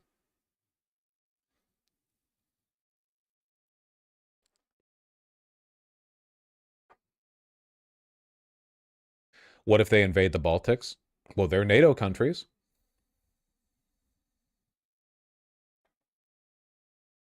I think if you live in like, you know, Estonia or something, you're a little bit more warranted in being paranoid about Russia.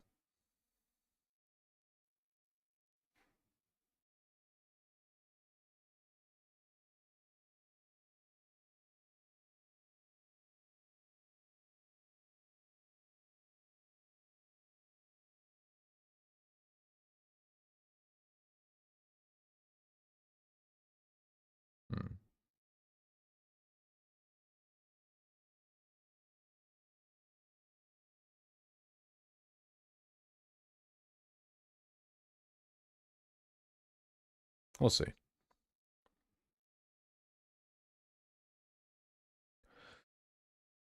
The problem with Germany is that its military is having a demographics crisis. Every Western country is old. Nobody's having kids.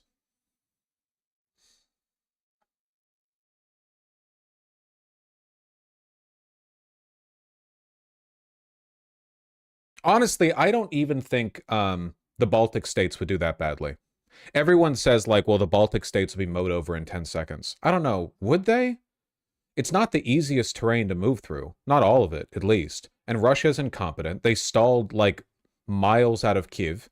And every Baltic citizen has been like cradling their rifle, waiting for Russians to appear along the horizon since 2022. You know, I like that. Like this is a population that is extremely polarized. 1/5 of Estonia is swamp. I don't think it would be mowed over as quickly as people say that it would.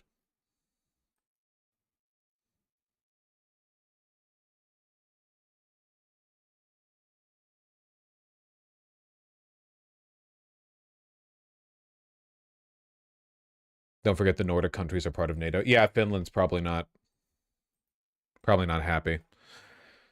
Not as quickly, but it's a genuine concern. Yeah, it's just like people pretend that the Baltic countries would get mowed through in 3 days, and that's just not true, you know? You think Russia wants to get involved in a prolonged ground war with a bunch of tiny NATO countries? I don't think that would benefit them very much.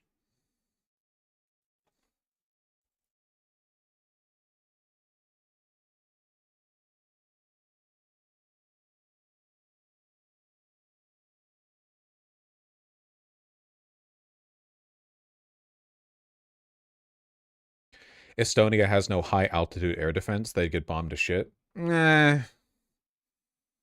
How many fucking planes does Russia even have at this point? Come on, we know they're all infantry and artillery. Bombed to shit for how long? Mass strategic bombing doesn't even work that well.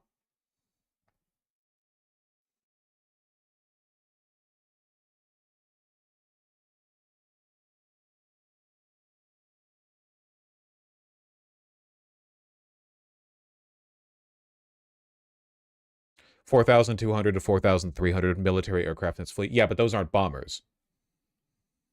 Also, there are huge NATO forces permanently stationed in each country. That's true, yeah. They do have garrisons. I don't know.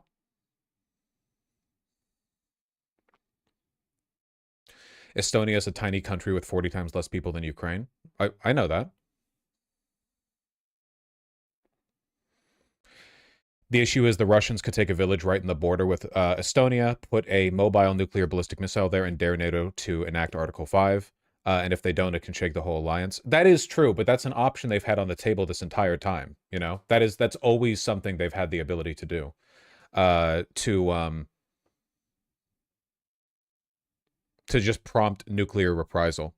And so far, they have not. We'll see how long that keeps up, I suppose.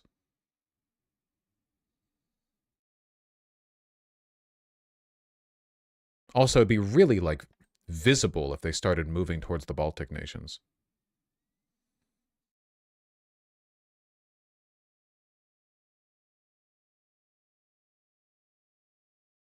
Except the alliance is weaker than ever with Trump. America's involvement in NATO is weaker than ever, sure, but Europe has stepped up. I mean, Germany is pumping a fuck ton of money into their arms industry. You know, just because we're like removed from this, I don't think. I think it's reasonable to assume that Europe has plans in mind if Russia pulls something like that. Though I have no idea what plans they have in mind if Russia continues to fly fly planes over Poland or whatever.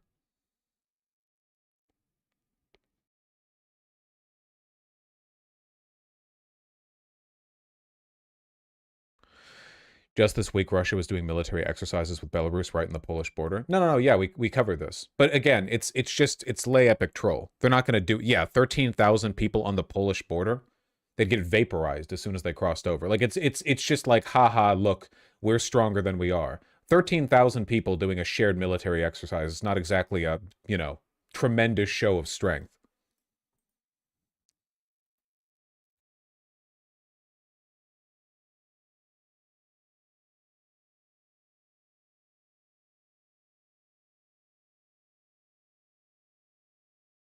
No, we'll see how it goes.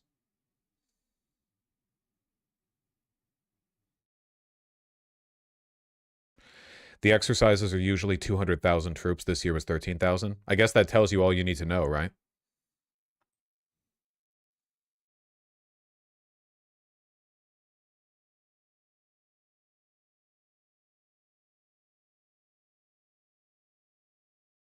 Fucking Moldova. So ugly on the map.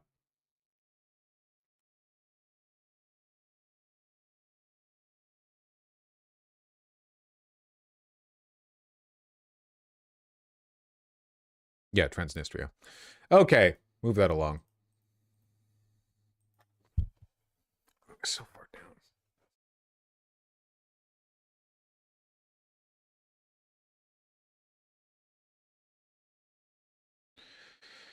You really think Russia would cause a nuclear war over Ukraine? No. But I think that's what people are concerned about, right?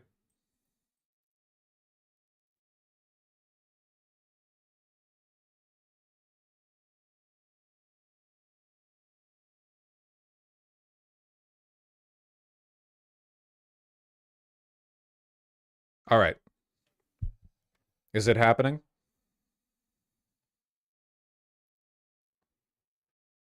What the hell is this? Kids of U.S. Senator drove assistant to suicide with sexually explicit behavior, homophobic slurs. Oregon Senator Ron Wyden drove... Kids of Oregon Senator Ron Wyden drove assistant to suicide. What the hell?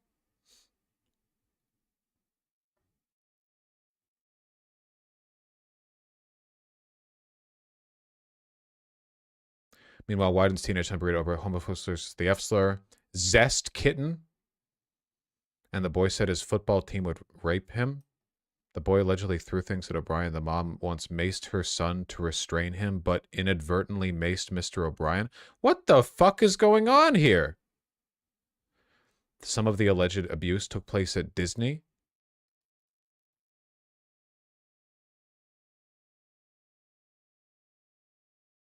When O'Brien finally quit in frustration, Bass Wyden, 64, filed a report with the NYPD the next day accusing him of stealing $650,000 in credit card and other thefts. All right, this sounds messy. Oh my God. Yeah, I have no idea. We'll see. We'll see later, okay? We'll see later. Jesus. Jimmy Kimmel in talks with Disney execs to negotiate return of late night show. They would be mad about that. Right now, I think the way MAGA's been acting, I think the broader perception on the right, a little Wyvosh, you're reading the New York Post, because if you have good media literacy skills, you can usually try to determine the legitimacy of what you're reading, regardless of where you're getting it from. You can get tons of information from the New York Post. You read lots and lots of stuff, and you try to work out what you think is true and what isn't. So when I said, Lowell, we'll figure out how this pans out, that's me saying, like, I don't think there's any credible information here or determinably credible information here to work with. Right now, it just seems messy. No idea what's true or not. So but it's an important skill to have, because otherwise you're relying on the perceived credibility of the organizations that you trust. But what if you were somebody who trusted Ezra Klein because he was anti-Trump in 2016? What if you were a person who trusted the New York Times because they've been highly considered to be, or widely considered to be highly credible, but it turns out the New York Times is actually a slop rag for, right-wing Zionists, right? You can't just trust the source. You have to trust the way the information is presented to you.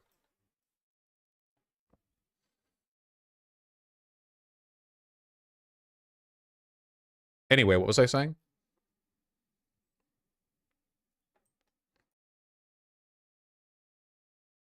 The right would be pretty mad if Kimmel came back.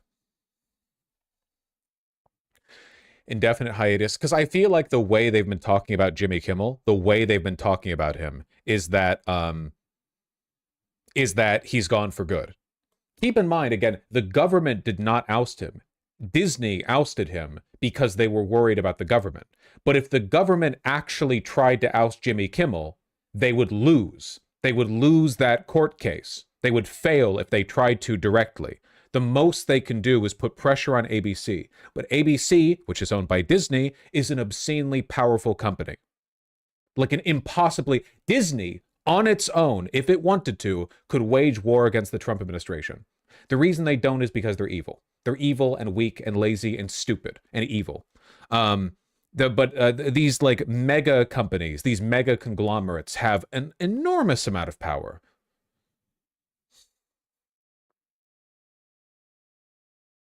And also evil. The long-running show was officially yanked from the air Wednesday, and Kimmel has since refused dozens of calls to apologize. Hopefully he keeps that up. The worst-case scenario is that Kimmel comes back, and he will, in some form or another. If Kimmel comes back and he capitulates and he's like, so sorry, my apologies, God Emperor Trump, my apologies for wounding your son with my words or whatever. That would be worst case scenario. Best case scenario, and I'm gonna pitch the ball in the opposite direction of the field. Best case scenario would be Kimmel comes back, is unapologetic, and he essentially says, we apologize only for pausing this program. Fucking come at me, bro. Good luck litigating my removal. Okay, we'll see how that goes in court.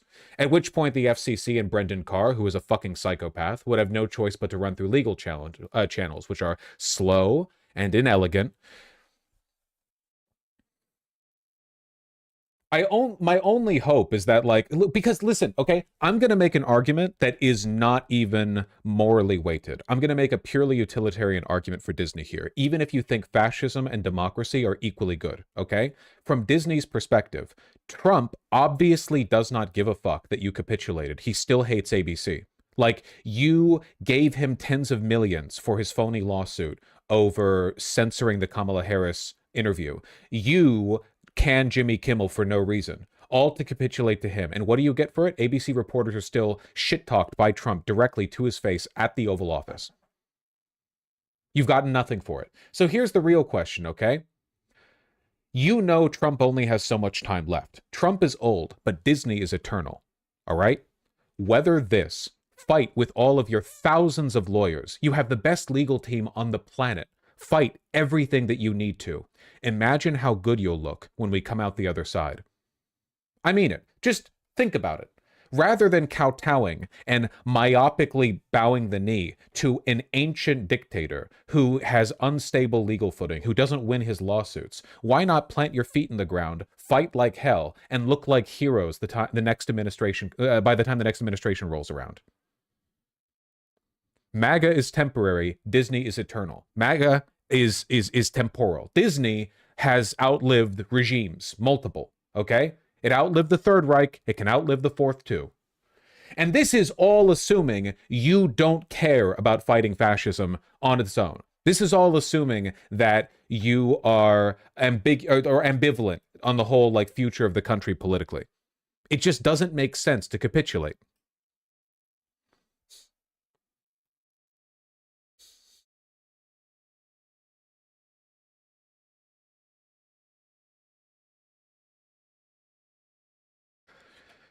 It's money. I don't actually think that it's this money. I don't think Disney Plus subscribers quitting are what matters. My guess is that what really matters is the Hollywood blacklist.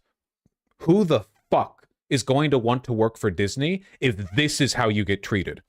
Who is going to want to work as a director or an actor or whatever in any Disney project if you know that a single Trump tweet could kill your entire career? That Disney is so weak and feckless that just a mention of your name by Brendan Carr on a podcast, congratulations, buddy, everything is canceled, get out.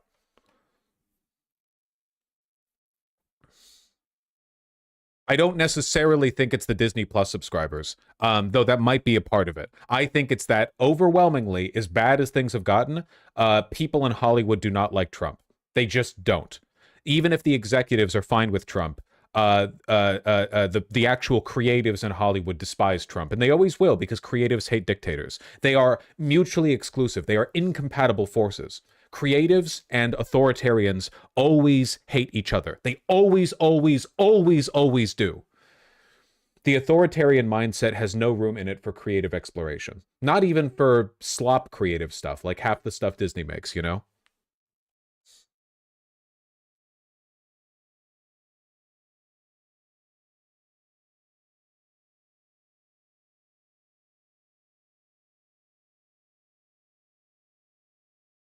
What about alt-right creators? What the fuck are you talking about? You have no idea what you're talking about.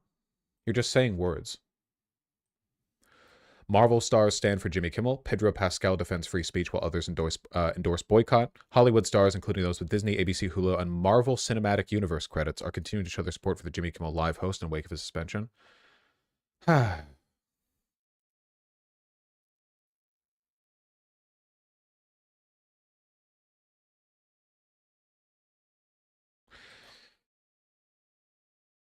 She-Hulk's actress quit over it? Well, that's nice.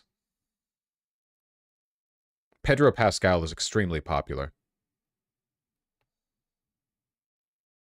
Pascal's post came in the heels of other Marvel stars taking their support a step further by endorsing a boycott of the studio. That's a pretty big step. Including platforms that stream their work.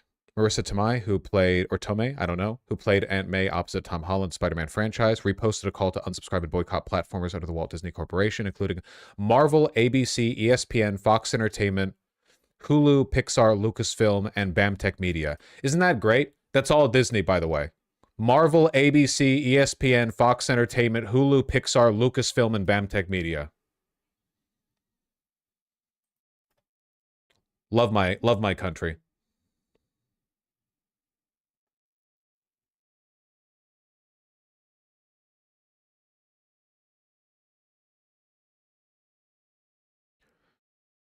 It does not matter to the right if Pedro Pascal doesn't like it. No. It's not about whether or not the right likes it. It's about, from a utilitarian perspective, whether or not Disney benefits from capitulating to this administration. This is why I said corporations have no problem throwing their weight behind the Republicans, but when the Democrats come around, they don't do the same. It's because the Democrats have signaled that there are no consequences to moving against them. Obama signaled this plenty well. So did Biden. If you're a right-wing corporation or a right-wing politician, like you do January 6th, or your Fox News and your hosts defend it and enable an insurrection attempt, the Democrats have signaled there are no consequences. You can try again. It does not matter. There will never be any consequences. It's all fine.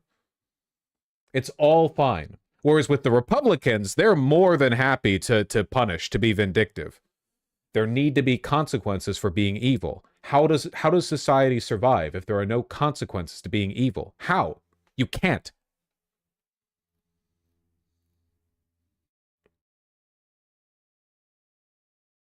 Evil needs to be punished. It's the only way we can survive.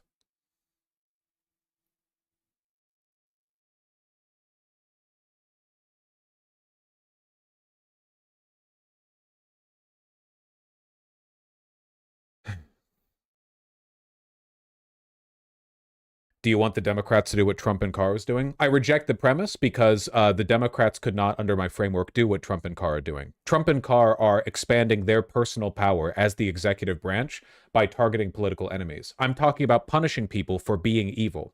Jimmy Kimmel is not punished here for being evil. If Jimmy Kimmel was evil, the administration would like him because they like evil. It's like the argument, well, the Hitler did to Jews what you want to do to murderers and child rapists. So, like, frankly, everyone has their target, right? I reject the premise. I think that good things are good, and I think that bad things are bad. I think that Jimmy Kimmel's great evils are that he's stupid and boring and inoffensive and tiresome. But I don't think these are things that need to be punished by the federal government. I think that these are banal evils, The Trump and Brendan Carr are going after him because they're trying to consolidate state power. Punishing people for attempting an insurrection of the government, I think that's a little more reasonable. But how do we punish them? Merrick Garland should have fucking prosecuted a ton of people after J6, and he didn't. Or do you mean corporations? I think that you could very reasonably advocate that Fox News has overstepped even the incredibly minimal legal requirements that that news organizations occasionally have to do with regards to slander and defamation, though those are civil, but also in terms of requirements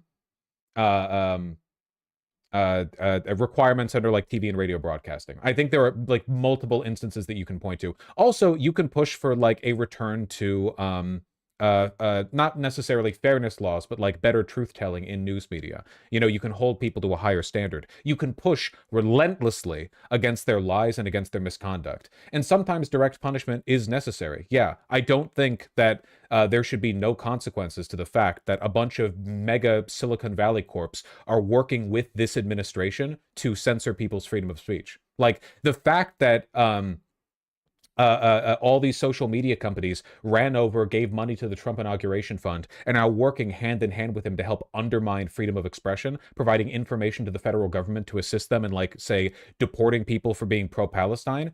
Dude, there's got to be a limit, man. There have to be consequences for trying to destroy the country. You can't just let them destroy the country, and then whenever they fail and the next administration rolls around, you get to go, woo! All right, well, you had your run. Time for 4 more years of banal, insipid do-nothings doing nothing before you get another shot.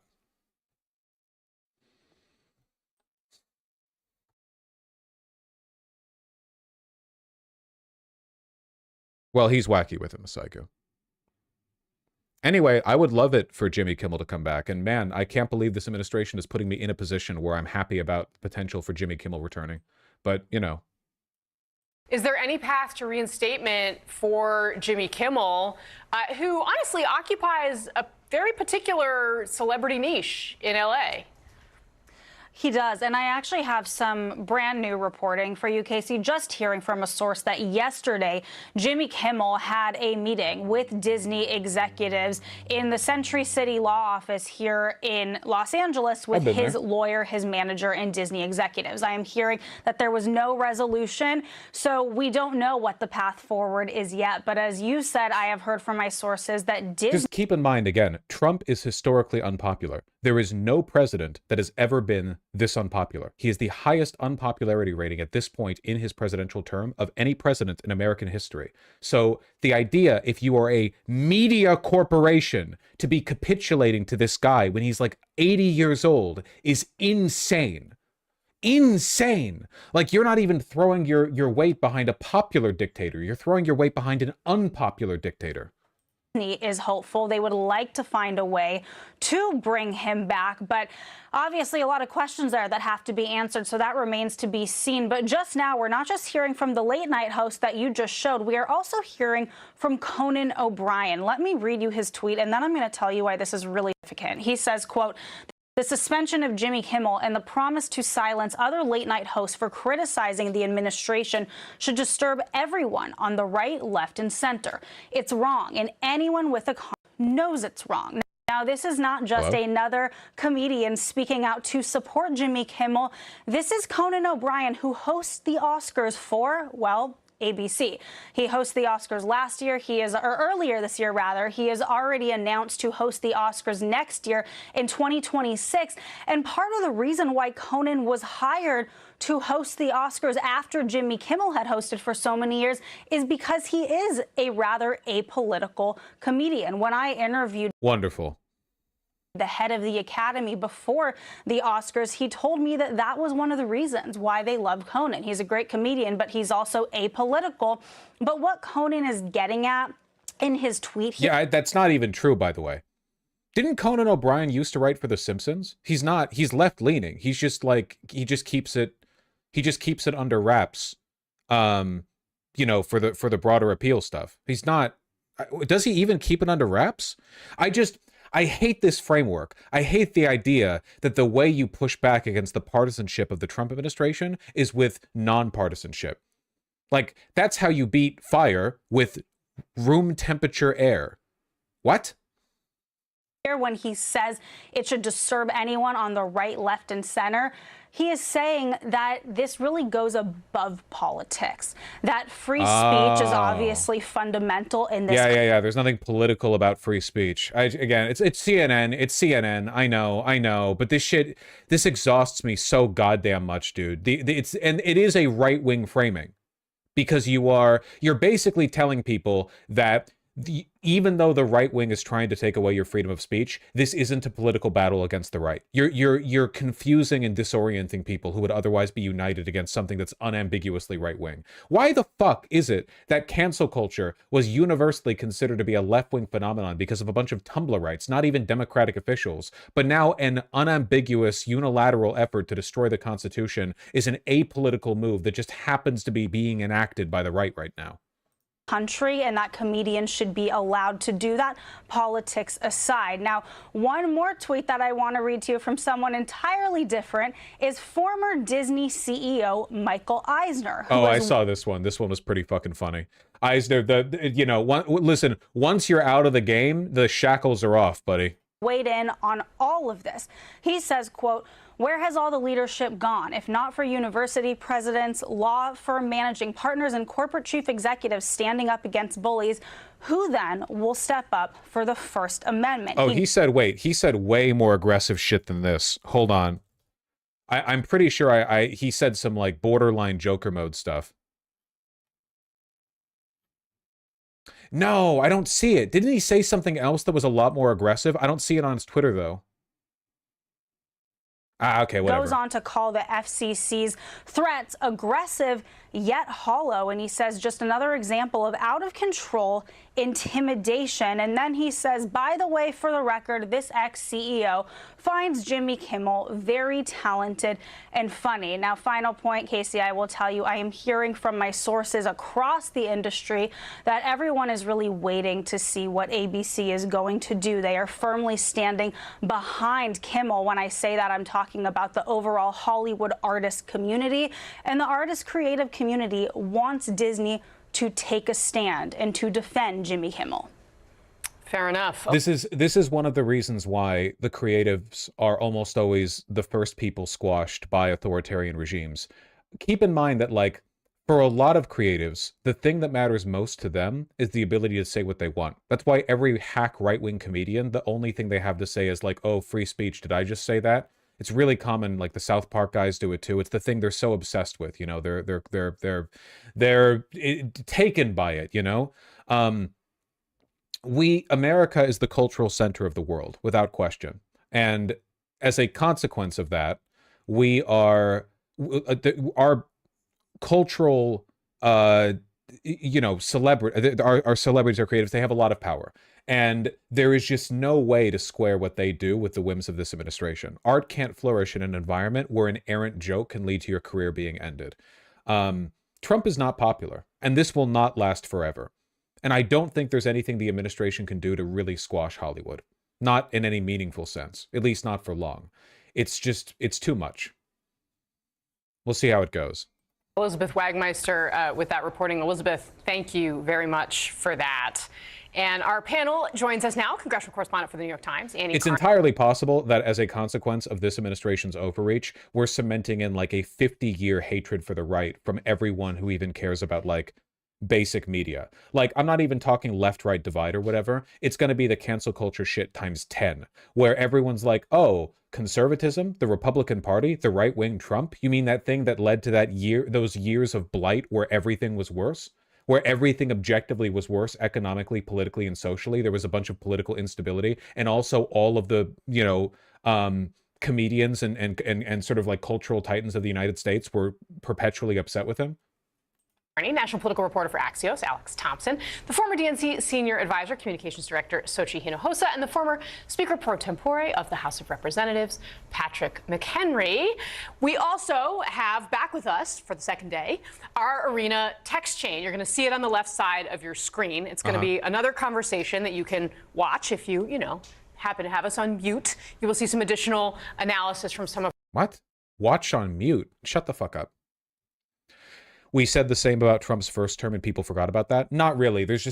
Honestly, Trump did not do that much in his first term. The economy continued to move along more or less as expected. COVID happened in the last year, but the consequences of it were mostly felt by Biden, and Trump didn't really get to do anything. Like, Trump wasn't able to be that censorious. Even though he was loud and boorish and brash, we didn't really feel the consequences of his governance that much because he was surrounded by people who tried to tone him down.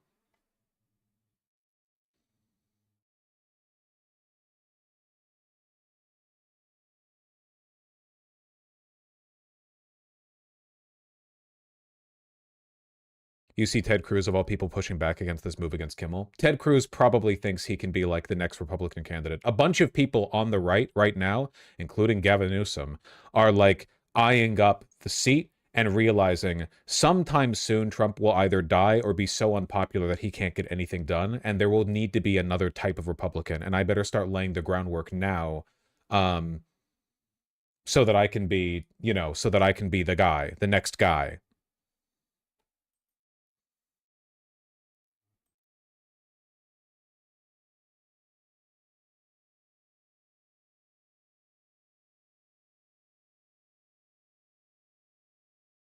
Well.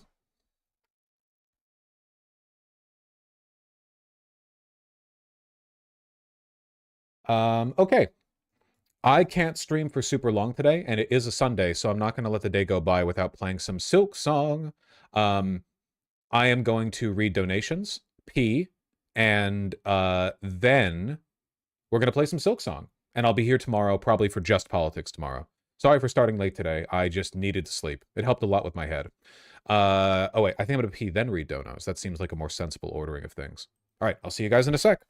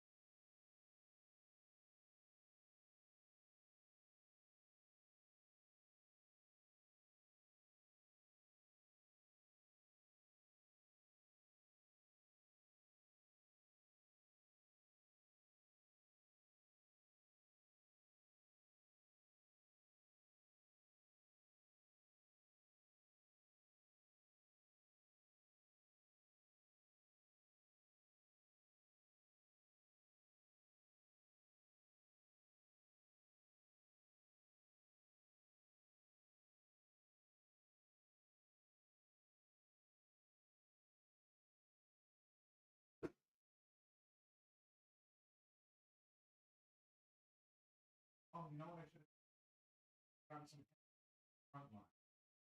Oh, shit.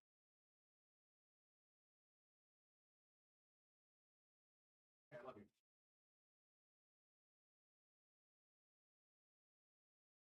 All right. Isn't this such a cute Western shirt, man? It's made of 50% linen. It's really light and breathable. Covering Homan's corruption tomorrow. Actually, I talked about it earlier this stream.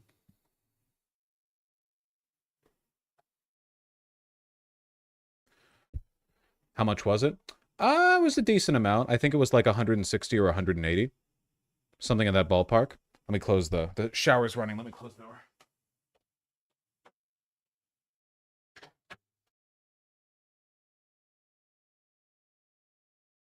Fucking hell. Well, I'm really not buying that many clothes these days, okay? I know that, I know, rich streamer, blah, blah. I'm really not buying that many clothes these days. I bought this like months ago.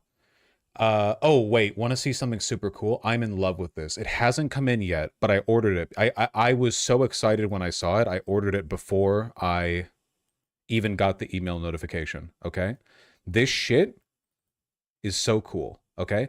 So it's from Imogene Willie, okay? It's a work jacket, but not like the Carhartt work jackets. It's a different kind of work jacket. It's called a gas station jacket. That's what I usually hear it called. Like a gas station jacket. You've probably seen them before.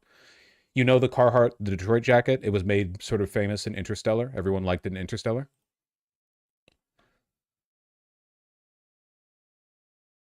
No? Okay, well, whatever. Fuck you. Okay, look at this.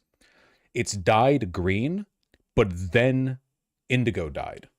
So as it wears down, it'll develop this like green patina, almost like copper. Look at that beautiful rich blue. Isn't that fucking gorgeous?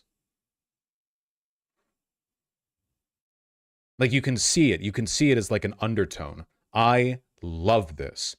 So I ordered it. I'm hoping a large is the right size. I'll return it and get an XL if I have to, but it's beautiful.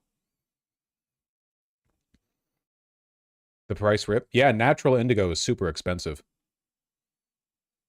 But the idea is if you buy a nice jacket and it wears well and it's super, super durable, you get to have it your entire life. Like this is 13-ounce Bedford cord with, are these YKK zippers? They're metal zippers at the very least.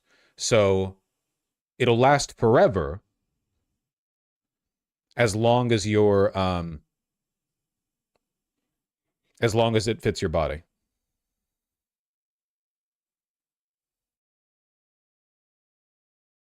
Just watch it in the wash. If the indigo is natural, I heard it can bleed. Yeah, it can. First wash especially. But also, you know, you don't have to wash jackets very often.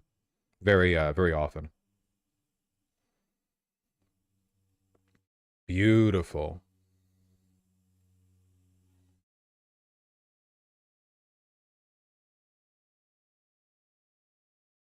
All right.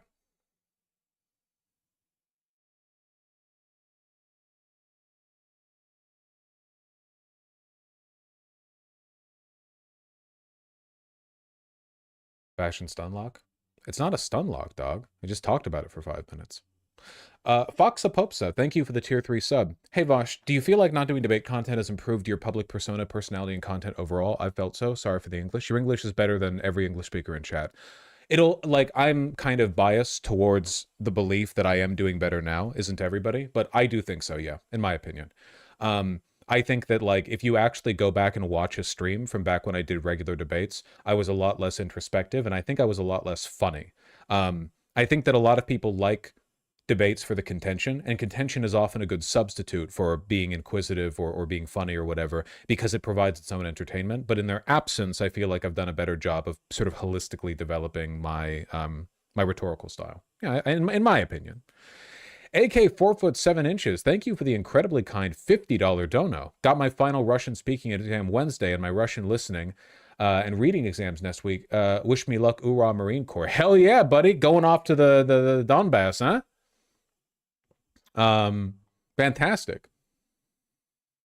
Is that something that soldiers are often? Are you an interpreter? What's the relationship between shipping out and Russian listen reading exams. It's interesting that it would be Russian as opposed to, I don't know, Arabic or Spanish or whatever. Well, good luck out there, okay? Stay safe. Off that goop, thank you for the very kind $20. Really appreciate that. New Devon Kitten came home today. Say hi to Chicken. Devin Rex. Chicken. Beep. I'm a cryptological marine. Nice. You get bonus pay if you know a second language. Oh. Ooh, big ears. Devin Rexes have such big ears. Wah! Gang, gang, gang. So cute. Devin Rexes are partially hairless. This one will grow more hair over time.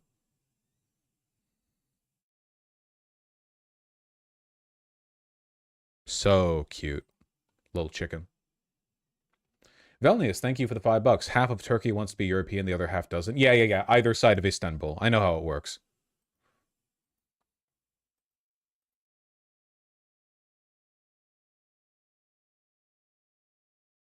Guys, I have to tell you, I'm really sorry. I don't care at all about the Charlie Kirk funeral. Not even like slightly. Can't you intuit from first principles exactly what's going to happen there? I don't care. It's super, super boring.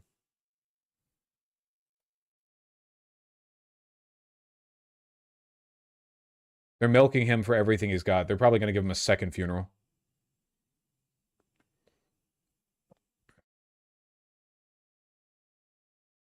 Paloma, here, I'm just going to have this play in the background. Paloma Del Mar, thank you for the incredibly kind $10. The aristocracy is foaming at the mouth to take the lands from these farmers, just saying. Oh, I'm sure. Oh, I'm sure. Give them their... Take their fucking tithes from them. As it's meant to be. Stupid Genius, thank you for the insanely kind Fifter. Good lord. Maybe I need to sleep longer. $50 donation. Just wanted to add to your point on dairy farmers justifying making so much cheese by making more cheese. There was a 1,400-pound wheel of cheese and more given to Thomas Jackson called the Cheshire Mammoth cheese. Are you suggesting that this is perhaps the origin of the policy? We've always oh my god. In 1802? Here's a wood engraving of it or something. Hell yeah, brother. This is what America should be about. I'm pro dairy farming now. Thank you very much, Stupid Genius. The Roman, thank you for the 5 Canadian. Bagged milk is an Ontario thing, and I will not defend it. All right, I won't put you in that position. Mark Granger and Asakar Tejan, thank you for the $10 both. Really appreciate that. Luke Despin from Paul Hastings, where Brad Bondi, Pam's brother, is from, is framing Miles Grow in jail by fabricating fake creditor and victims of Miles Grow. Brad Bondi also sells presidential pardons for cash. This is a particular bit of corruption that I am not familiar with. However, none of it surprises me. That is insane. However, so, you know, I'll have to look more into that.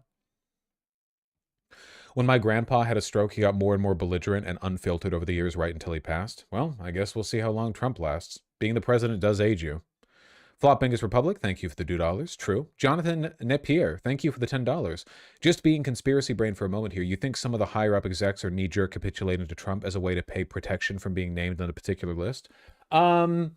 No, I don't think so. I think that whatever pact binds them from sort of mutually releasing information on Epstein goes beyond this. I think that if you're implicated in something like that, the none of this happened, everyone shut up, pact, it goes beyond like a broader business. It's possible that might be an element to it, but I think that all of them want none of the names to be released. You know what I mean? Like, I don't think that the Trump administration is interested in releasing just a few. Like, because wouldn't they just release Democrat names? They're not doing it, right? Because they don't want to implicate everybody. If anyone is compromised, everyone can be compromised. And it makes people very nervous. Paula Jernigan, thank you for the $5. Do you think the thousands of Turning Point USA chapters being created in high schools and colleges will increase racism and violence? It'll probably, like, increase the amount of virginity, We already have a demographics crisis. and young right-wing men already have trouble talking to girls. If anything, it seems like it's just going to exacerbate that process.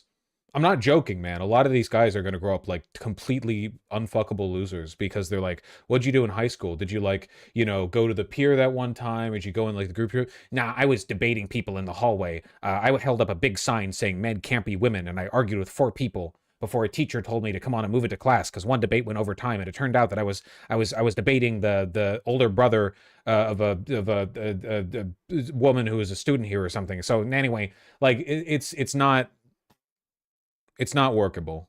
It's not good. The Dutch making fun of Disney and Trump, if anyone's interested. Elysium FFS, you like it when people are made fun of? It's time for you to take a spin in the hot seat, okay? I expected there would be more here. Sorry, I thought there'd be more here.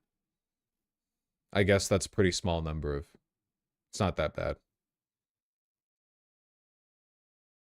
Alright, sorry. Sorry.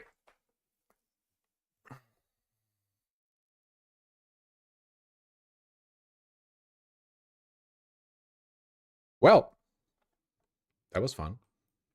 Guess what I've been doing in Silksong off stream? I made a separate save doing a Steel Silk playthrough. I died 3 times in a row to the fucking Moor boss, the big moth. And every time it was the same way, the same combination of attacks. I'm actually so embarrassed. In the second phase, when it does a dash, and then after the dash, it throws the razor blade, I got hit by that while healing, so it knocked me from 3 masks to 2 plus I'm out of silk, and then it would dash forward and do the double scrape attack, and then I would die. 3 times in a row that happened. But now I'm fighting Widow. Now I'm fighting Widow. We're doing better now.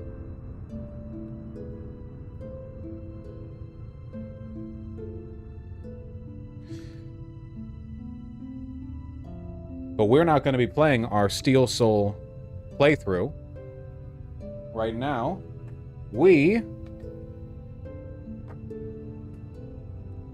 Yes, I do, TI. And speaking of, let me turn TTS on. There we go. Move my coffee cup out of the way. There we go. Sweet. See, look. Steel Soul playthrough in Shellwood, nearly 6 hours in. But here we're at the Festival of the Flea. Okay, I have a double jump now. I gotta get back in the mindset. I have a double jump now. And we're at the Festival of the Flea. Awoo! But we decided that we are going to, okay, we're going after the 3 ancient warriors, and we're gonna take their strength. Oh, Discord? What's up?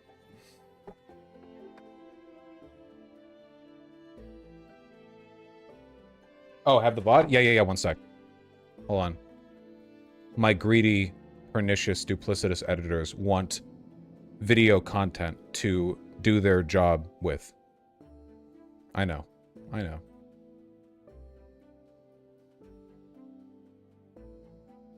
What would be a good one, Tempest? Probably just the corruption one? Like for right now? Hold on. It's harder to do this because I have the game open.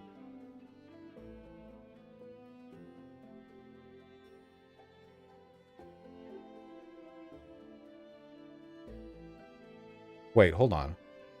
Did I not give the last VOD?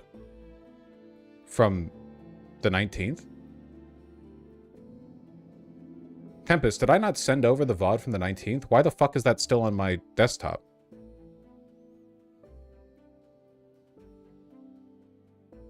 Alright, I'll send it over now, I guess.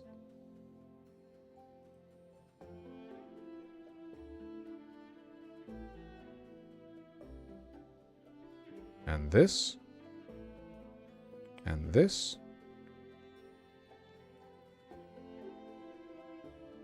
I see it in there. Okay, I have no idea why. I don't. Maybe just like the corruption segment. This administration is comedically corrupt, impossibly corrupt. Or maybe a different title would be like Trump is getting more and more belligerent, more and more catty with time, something like that. You can do multiple titles now, isn't that cool? Yeah, here you go. Let me hand this over. 50 Watergates. Unfortunately, the average Vosh fan doesn't know what Watergate is. They'd be very confused. Are we in Act 2? No, we are actually genuinely in Act 3 now. Okay. So anyway. We've got a duder over here. We need to defeat these great warriors to borrow their strength so we can create a spell with the snail people who are over here. And the snail people will pull from our memory a white flower that repels the void, which we need because the void is consuming the entirety of Farloom. Everyone caught up?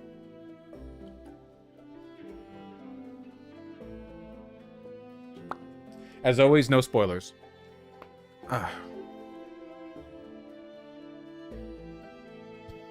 Lore speculation thing. Have you commented on the name of Hornet's needles after all the upgrades? Hive steel needle. I mean, it looks like a bee. I don't know why it's bead out though. I don't know why it's bee pilled.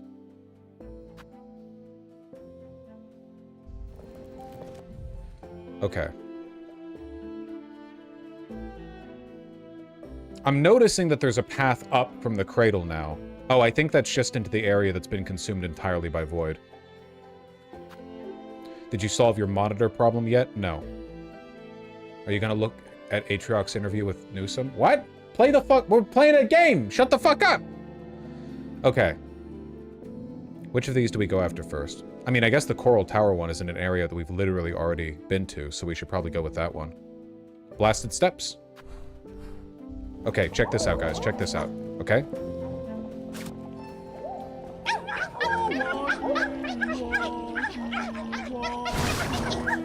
Woo!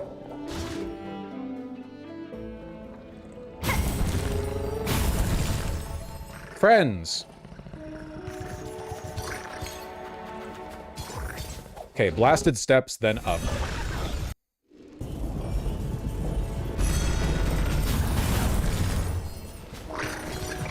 Wait, you know who Atriox is? Do you think me knowing who a person is relevant to people asking me presumptive questions like, are you going to cover Blank's interview with Blank? Yes, I know who Atriox is. But don't assume that.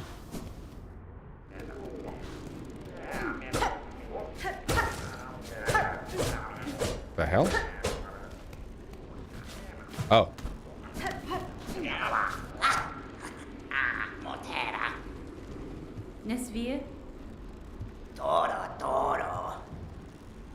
Thief okay, I remember this. Snitch pick. Magnetite dice. Nice little pair of roly-rollies we got here. Sure to bring luck to any snitching. What the fuck does that do?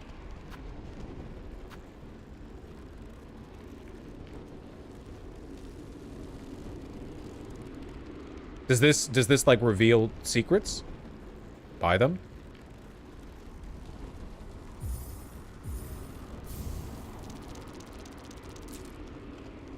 I bought them.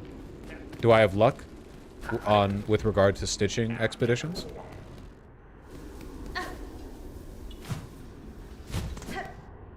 Yes? Oh, well, that's good.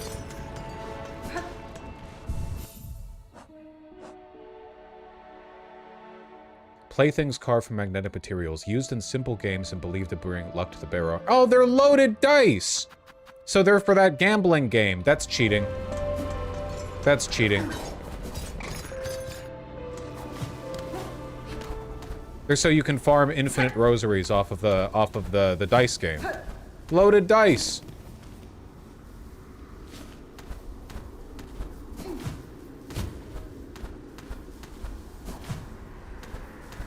Yeah, Hornet would not cheat at gambling. That's out of character. Hornet picked up those dice out of curiosity and immediately set them back down.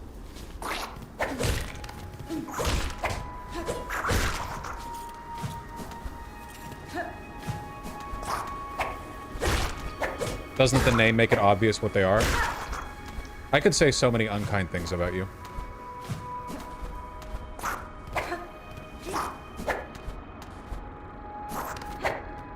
Do you know what the tools and tool descriptions in this game are like?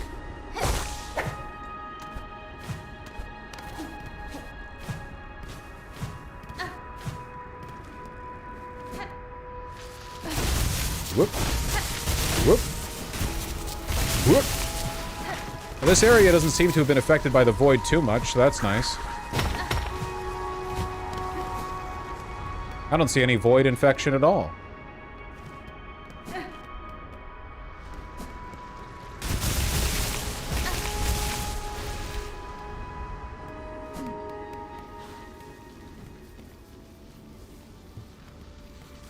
Okay. Oh. We are here to make an old warrior strong again. I'm gonna guess that's you. Can I rest at a bench first? Thank you.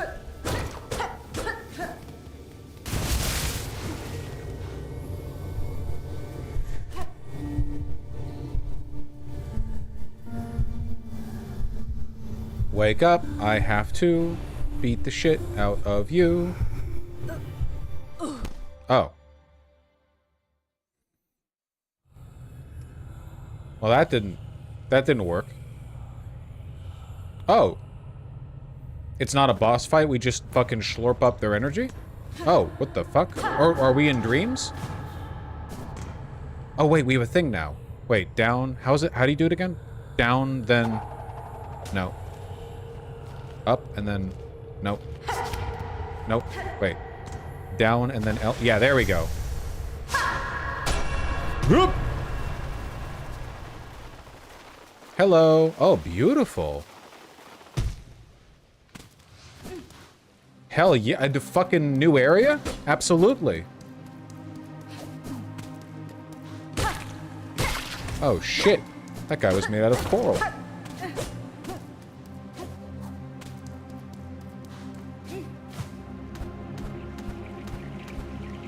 Hello.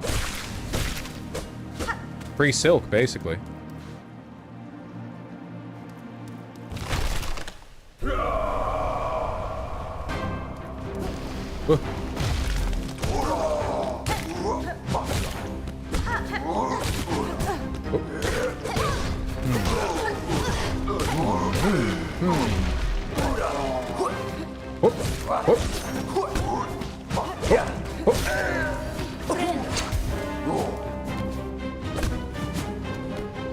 Come on, come on, come on, bitch.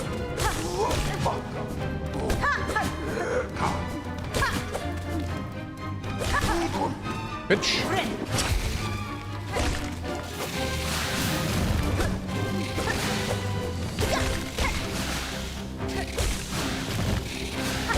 Ooh. Ooh. Ooh. Huh? I don't know these ones. They seem chill. They're my friends, actually. There's a lot of fucking dude diversity in here. Thought we were done with that under this administration.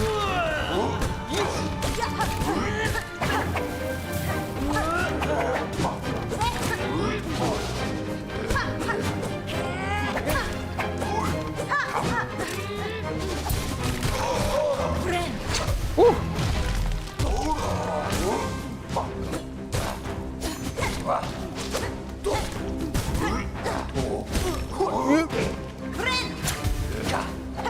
Different realm. Yeah, this is the Parloom of Biden one. Yeah, come on. Oh, we made someone mad.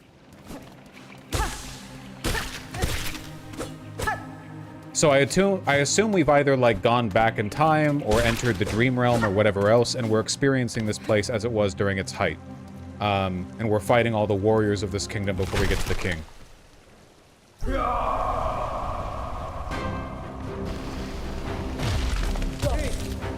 Oh shit, new dudes! It's so cool to be... Oh, okay, okay. It's so cool to be this far into the game, and for there to still be new guys.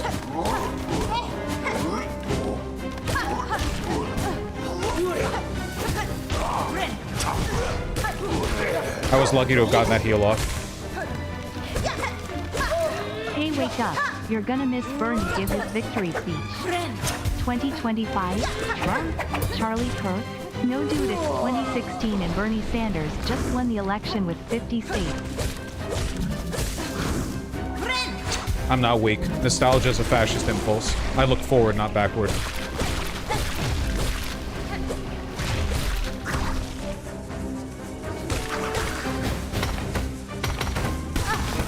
Ow.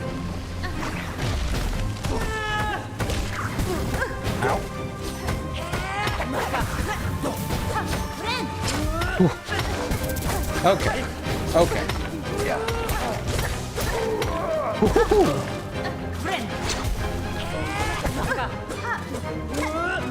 Slightly aggressive maneuvering for me, but I am glad I did it. We are about dead, though.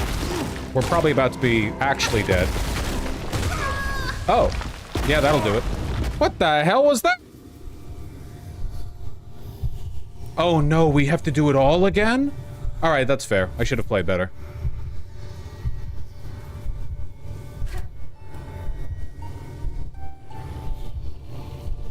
Papanada. Oh, no! Fuck! Ah! I forgot! Which one was which? I got kidnapped.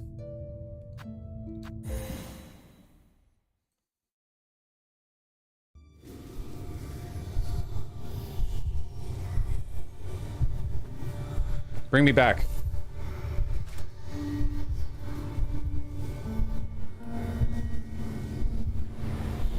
We just have to not play like shit. It's easy.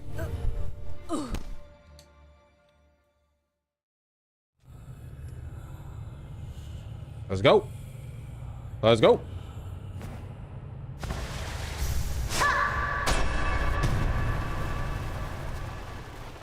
Ooh. Give me soap. Yum.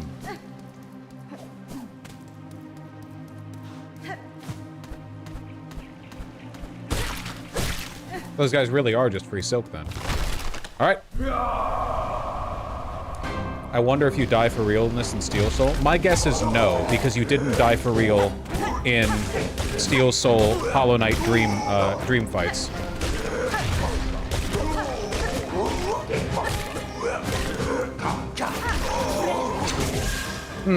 Unfortunate start.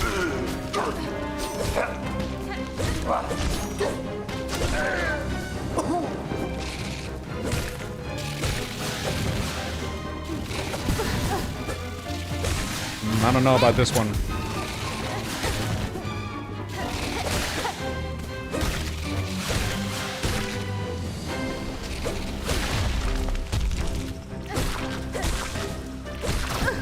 Really? Embarrassing.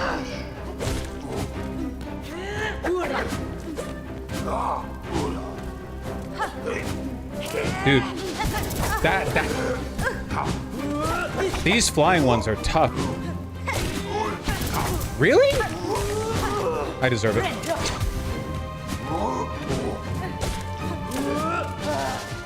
Maybe it'd be better to kill the ground one first. Ow. Nope. That one didn't have the sauce. Not even close. The flying enemies in this game are just so evasive. Well, they don't do much to you when you're on the ground, so I think actually it'd be smarter to focus on the ground one first. Because the skinny one above is really, really difficult to get around to.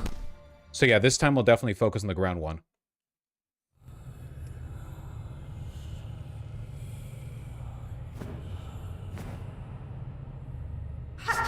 Whoop.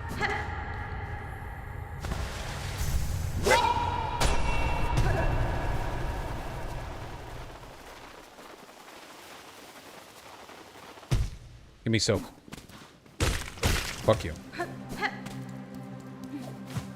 Whoop, whoop, whoop, whoop. Whoop. Let's go.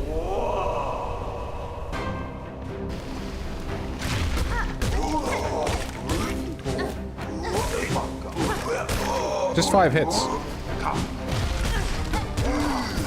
Oh no.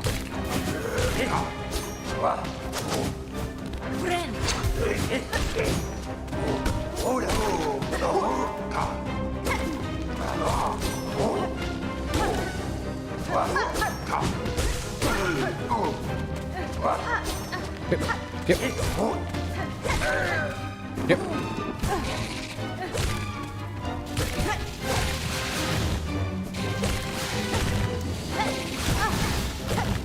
Yep. Why did I jump into that? Wait. Fuck you.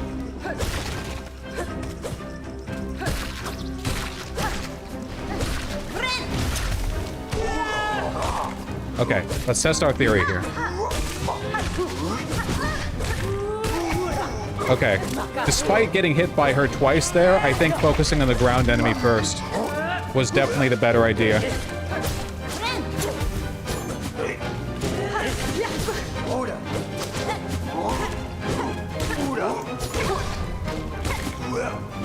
Fuck you.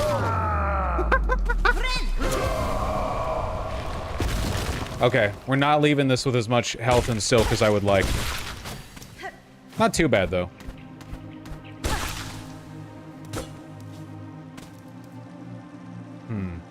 Did we heal just for 2 masks?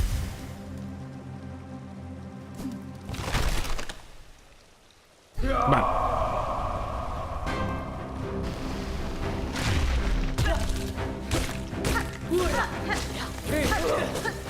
Okay, 4 hits to kill.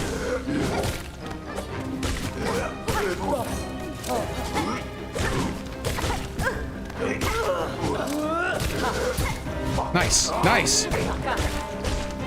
Nice. Okay, back up to full health, mostly full silk. Free silk. Very free silk.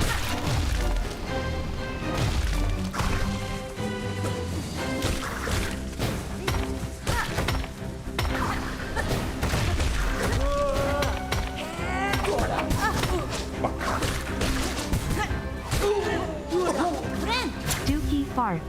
True. Nice. Hey. Come on.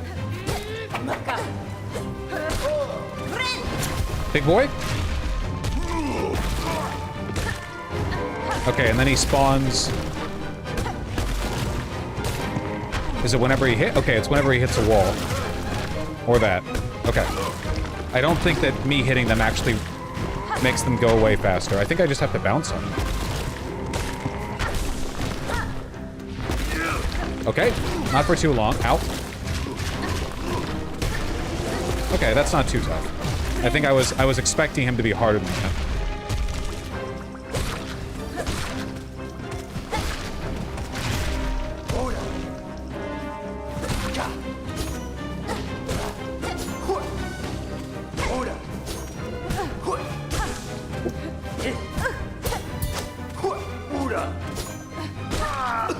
Come on.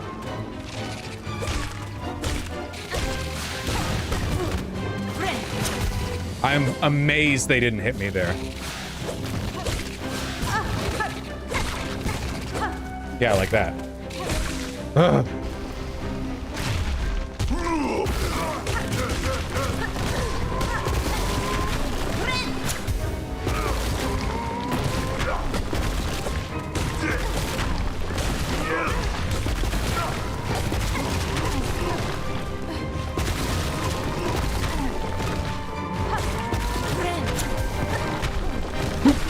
Nice.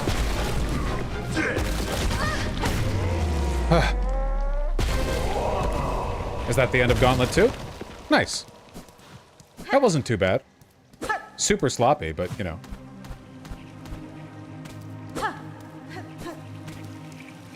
Yum, yum, yum, yum. Love the free soap.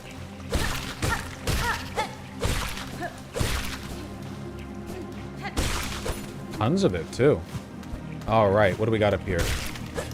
Basically a full silk recharge. Okay. Actual boss or gauntlet?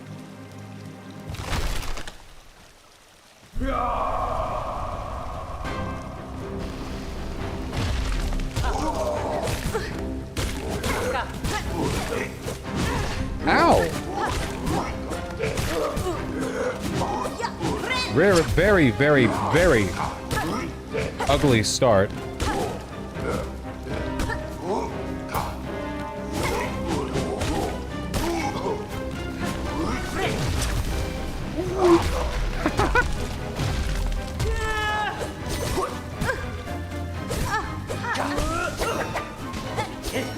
Fuck, we almost got her. Oh my god. Thank you. Okay, got the heal. That's what matters.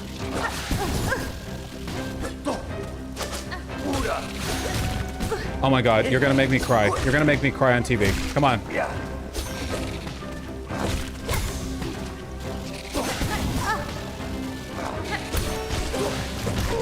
Jesus Christ. Simon, cuz I be saying. That's true. Okay, that was pretty bad.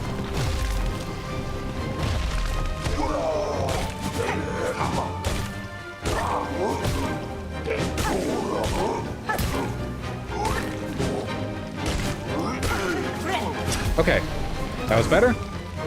Silk.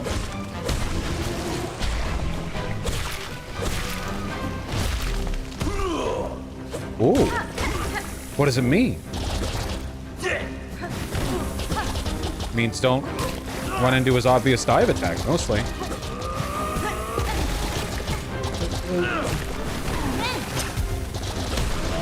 Okay, not too much health. That guy's gonna be a nightmare in concert with other enemies, but on his own, that's not.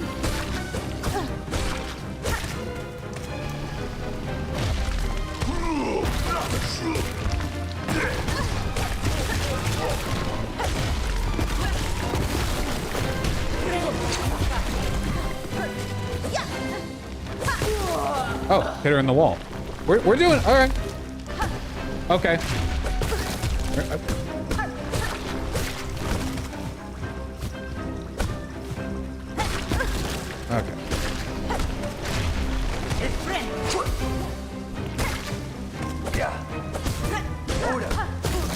Okay.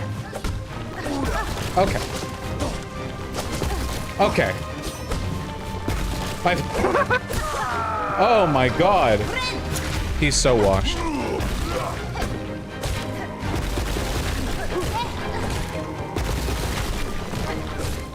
I was worried about these two guys specifically together.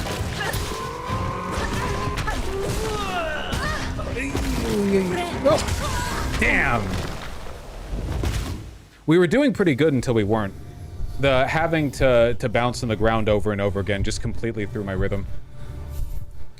All right, again.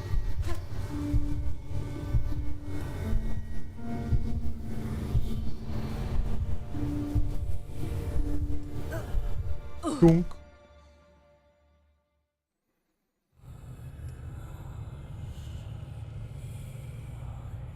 Oh, you're right. I completely forgot about my fucking grapple thing.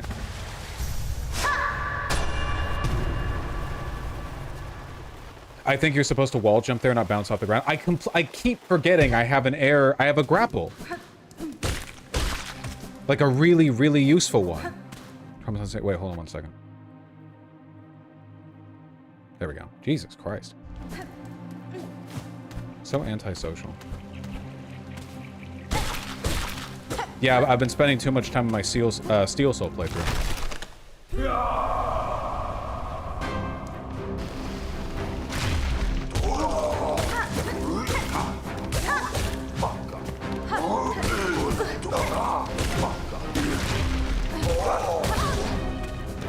Wait, how did that... I thought that was my 5th hit on him. How did that not,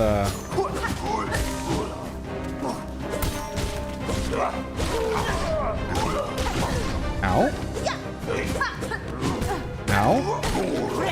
Did that guy have, like, more health? No, I'm coping.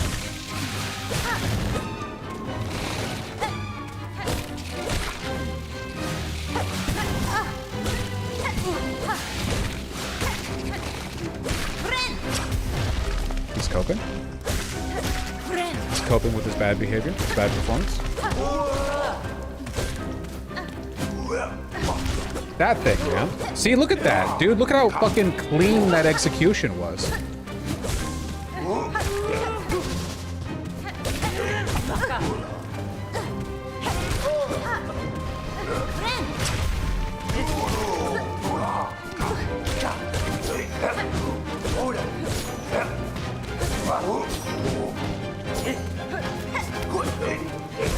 Way better. Okay, I feel like we just got an upgrade by virtue of remembering about it.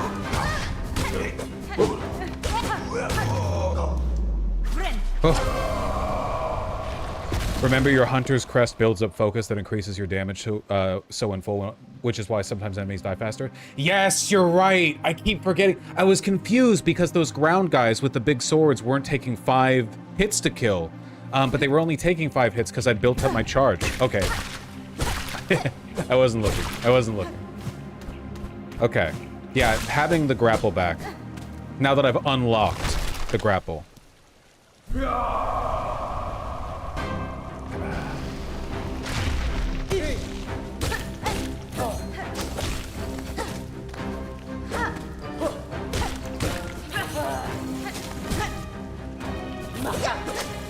These ones are pretty.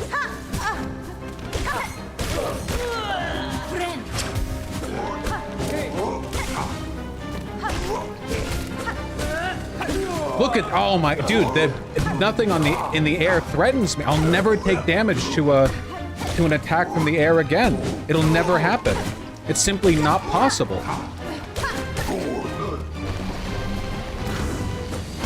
Okay, I don't want to talk about that. I don't want to talk about that. No, my free silk!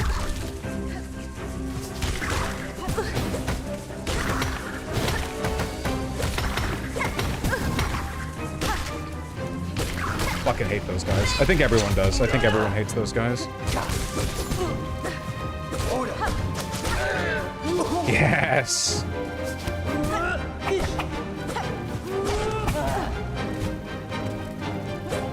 Fuck you.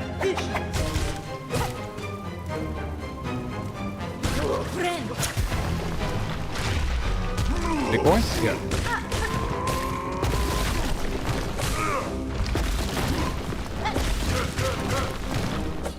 Oh, too early. Oh. Oh my god.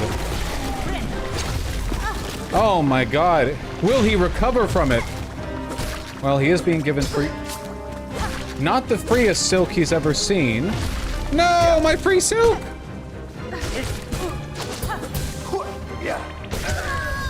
That was embarrassing.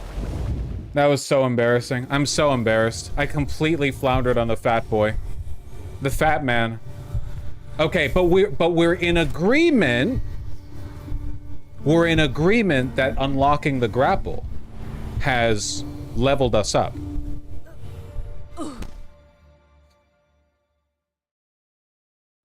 You have silk AoE as well? Yeah, but right now I'm playing poorly enough that I need that silk for the healing. But if I improve my game slightly, I will have a little more free silk for the spell.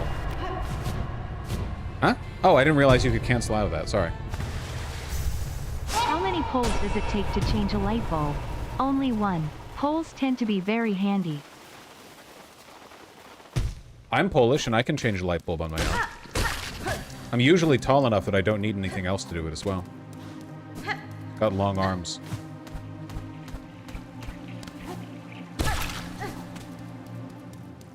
Okay, let's go.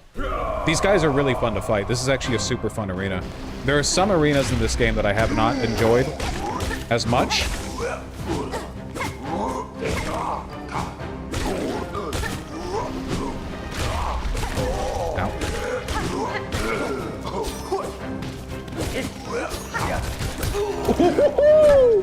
You see that shit?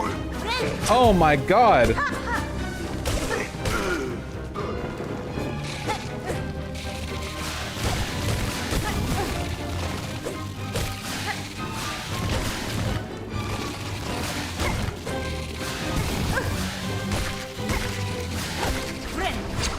Oh, fuck those guys.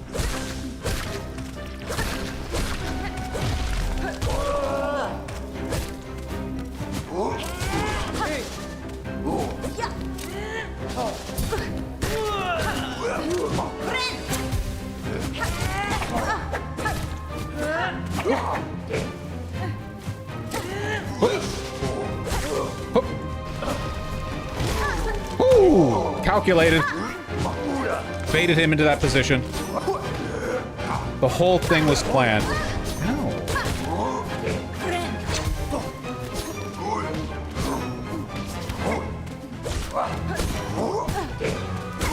Ow. You. Ah! Okay. That was a fine first part. In my...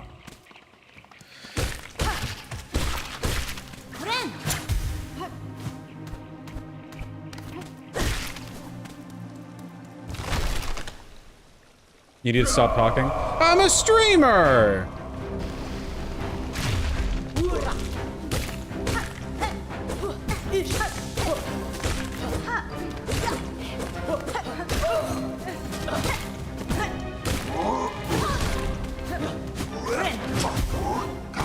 Ow! We're floundering.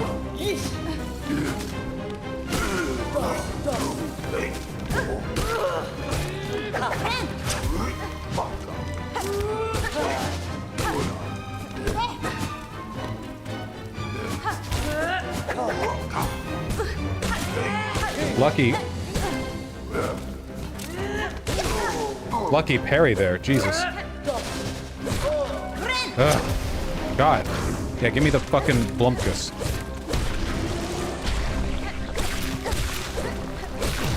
Okay. Was not.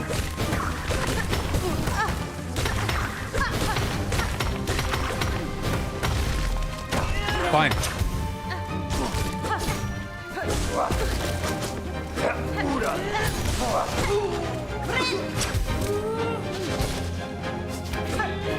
He just narrowly...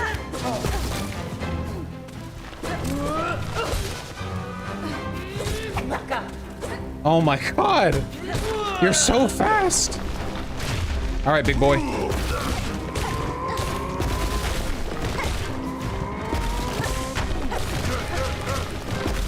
Come on. Nice. Okay. It's not that hard. It's not that hard.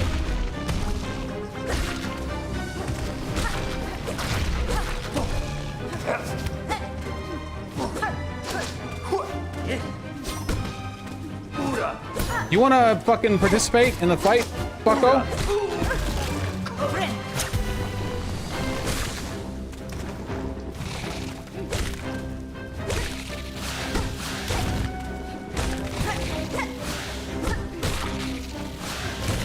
Okay. Strategic thinking. Planning ahead. Planning ahead.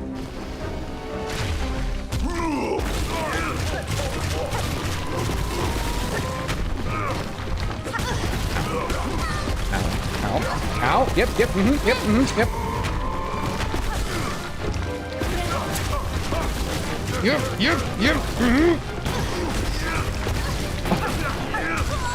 Oh my god! How is that so easy the first time?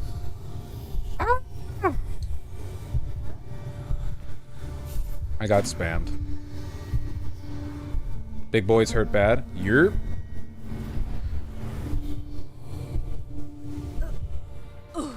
Up, up, up. We get better every time.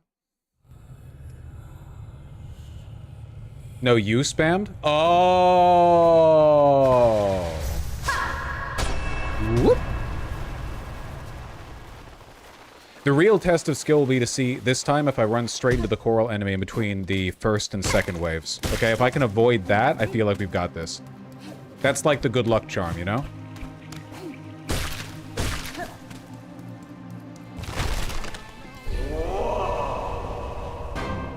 How many cops does it take to change a light bulb? None. They beat the room for being black. A TJ Kirk classic joke. Yeah, I heard they told that one at his funeral. What did I... Well, no harm done. Ooh. That was actually the last thing Charlie Kirk said before he died, if you can believe it.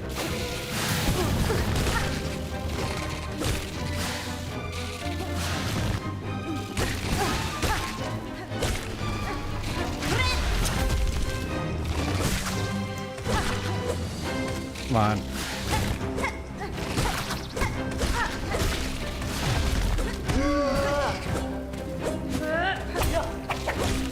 Dude, you need to die.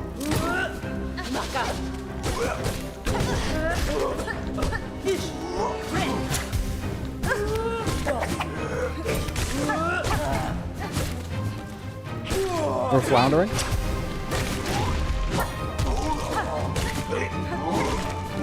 I do like the fact that there's wave overlap. It makes it a lot more interesting.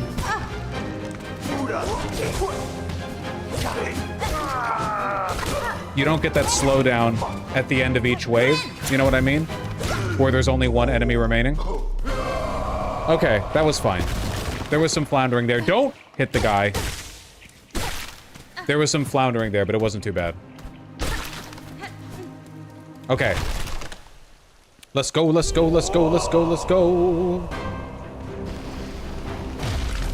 Oh, TJ Kirk, not Charlie Kirk. Oh, I get it. Come out.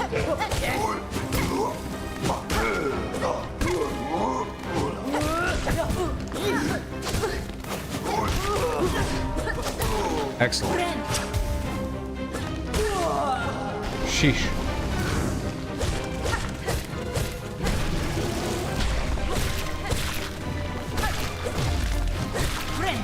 Should have healed earlier so I would have had more silk. Okay. No floundering. No panicins. We're hodling. We're hodling. See that? See that discipline? You see that shit?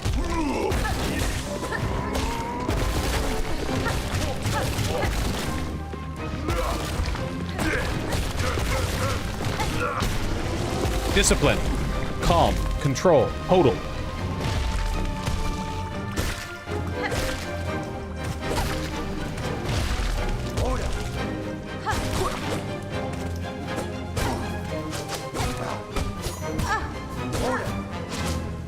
Hodl. Hodl.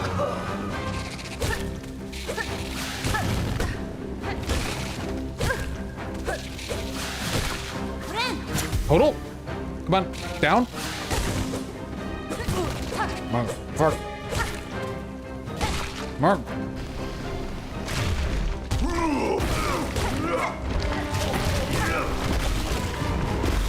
Oh boy.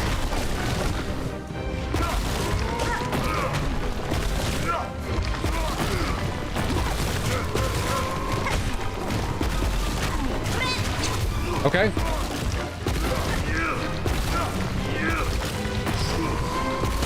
Nice. Okay. It's all calm. It's literally all good in the hood. There's literally nothing to worry about, ever. There we go.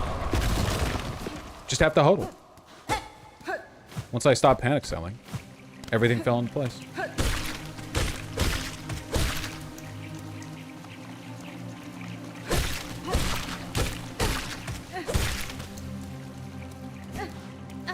Doing this for sort of completionist's sake. I've already got full silk. I nearly hit that guy. Okay, what killed us this last time? There was the weird guy with the yellow bubbles. I'm a smart boss. I hide behind unbreakable walls while making endless minions to do my fighting. Really, this guy is being nice letting you hit him sometimes. It's bad form emo. BTW, you're doing great. Thanks, I appreciate that. Okay, we need to stay in the air.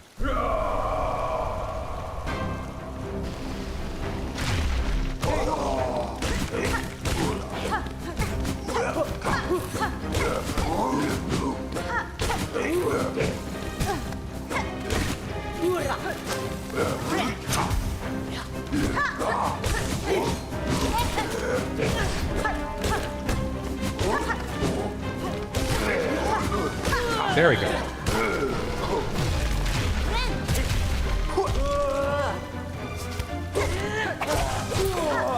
Oh, nice. Nice.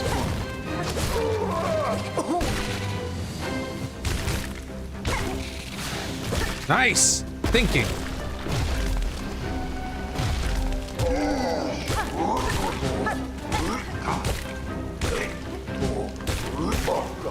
Nice.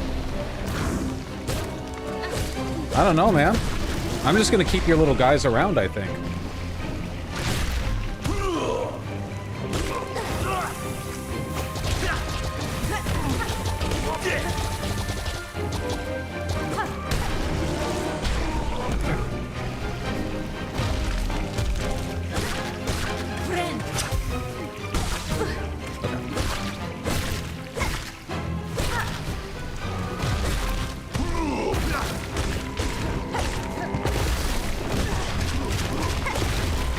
Ah!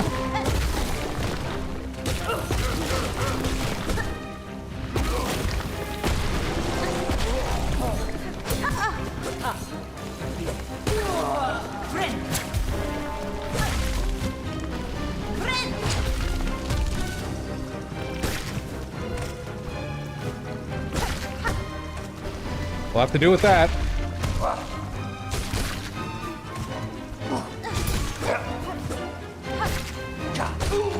Okay.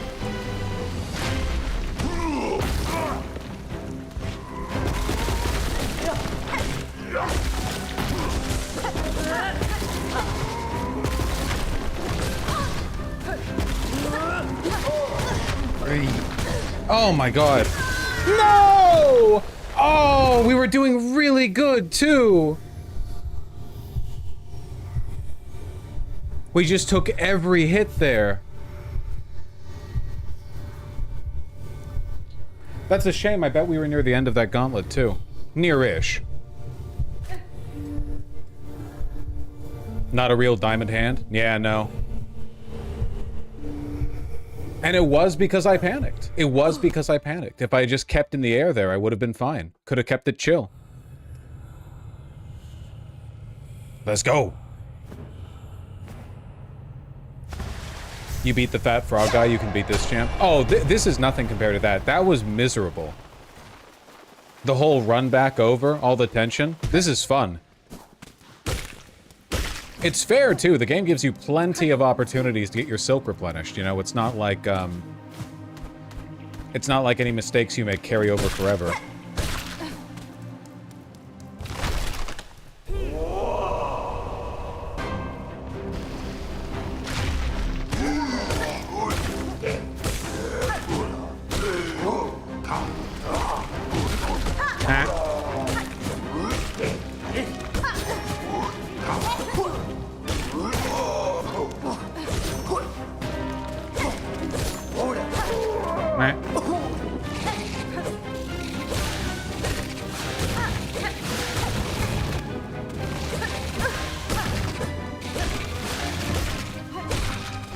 Nice.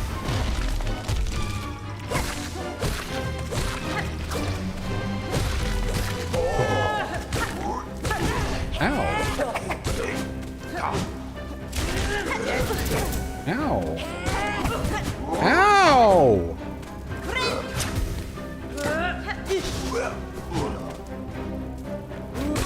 Fuck you. Recover.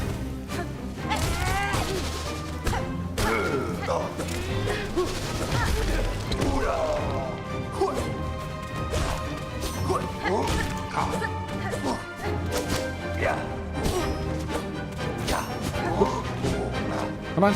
I'm being careful. I'm being so careful. I'm being so careful. I'm being overly careful. I'm being too careful. He's being overly cautious, and it's costing him. It's costing him bigly.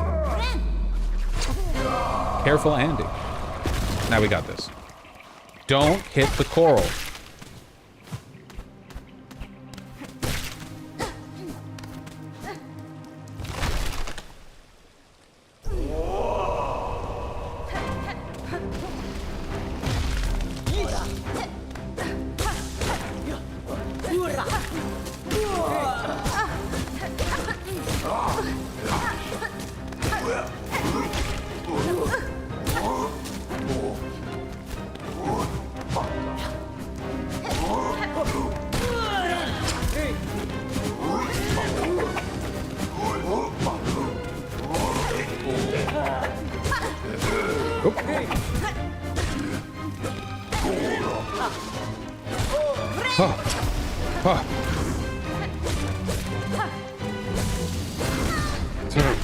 I don't want to talk about it.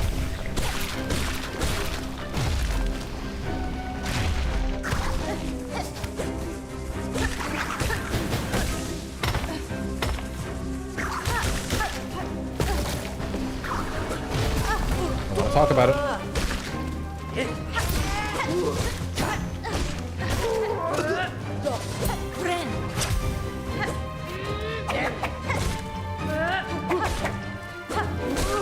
Hi. Big boy.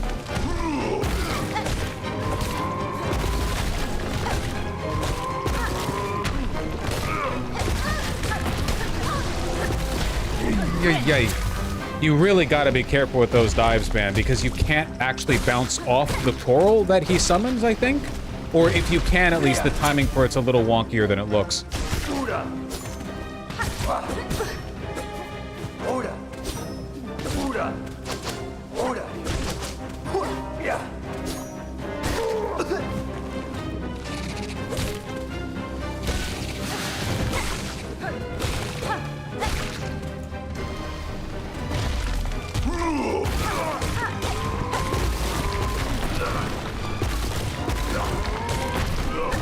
Okay, you can.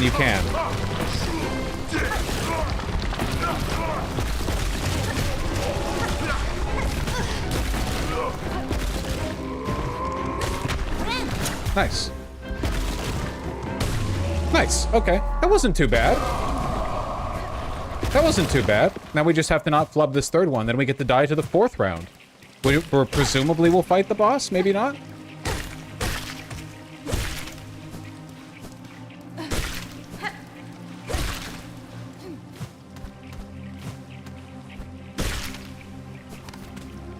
Didn't you say you wanted to use more charge-up attacks? Well... that was mostly with the Witch Crest.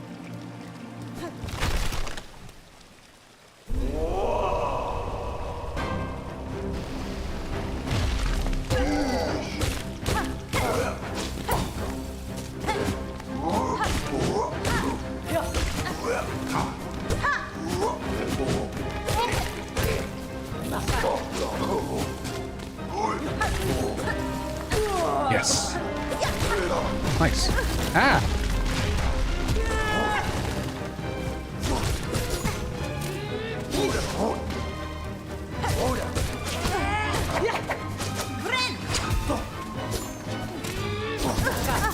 Damn, I was hoping I'd dive into that.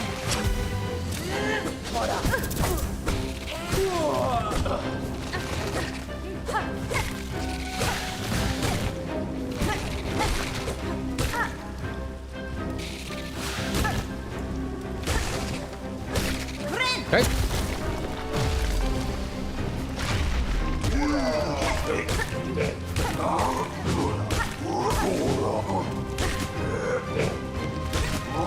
Free silk. Those guys are super, super easy if there's nothing else supporting them. If there's other stuff supporting them, you know, it varies.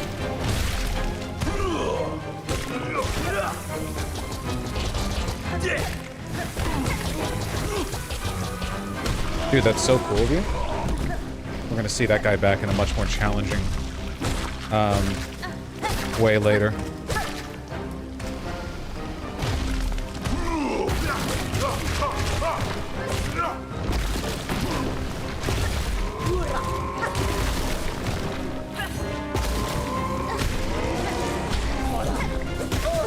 Oh, she killed herself.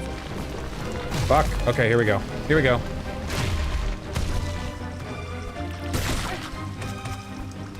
Not gonna heal. I'm just gonna let it hang. Come on. I think that one counted. Yeah, that one counted as an actual enemy.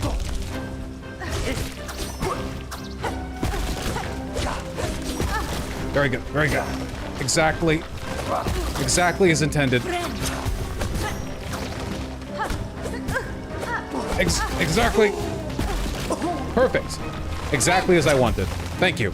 Thank you very much. Perfectly executed. Real? Ooh! I fucking grappled it and it didn't matter. I'm so angry. I'm so angry right now. Why?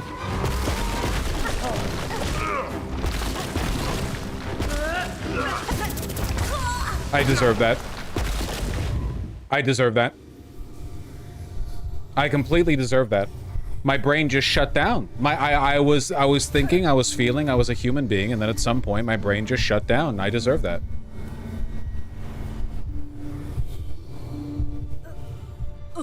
Something about like the incredible floundering of the fucking spikes in the bottom, man.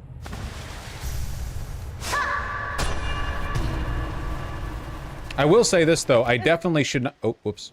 I definitely should not leave the little flub blub blub enemies about.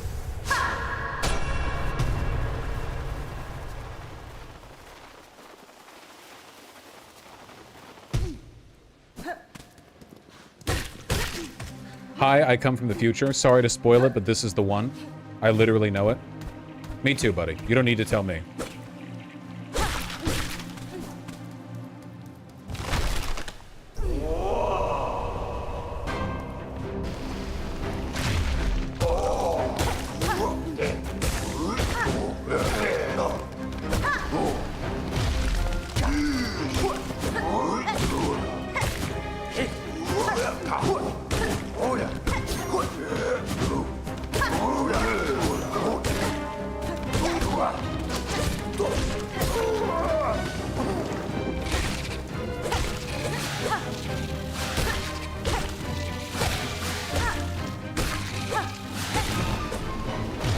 That felt pretty good.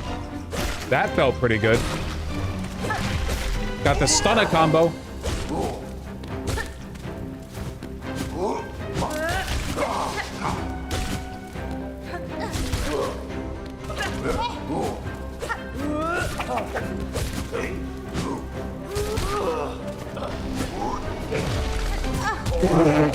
That's fine.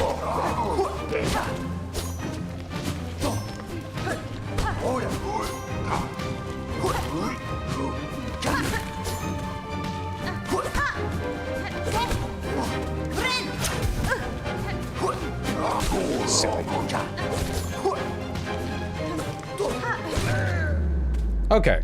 That was pretty effortless. We took 2 damage that entire thing. Or 3? I think 2. I think we took 2 damage that entire thing.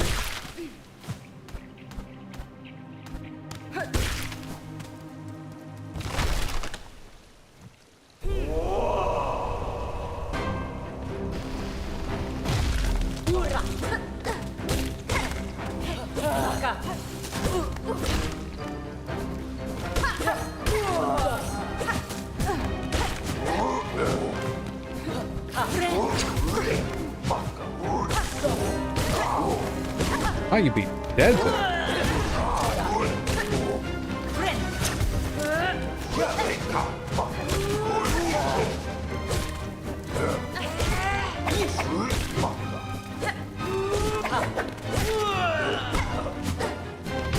Okay.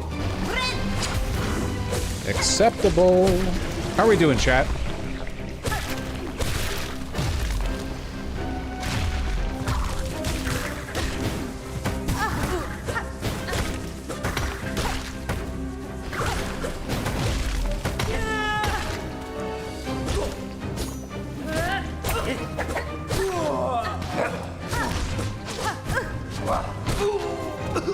Nice.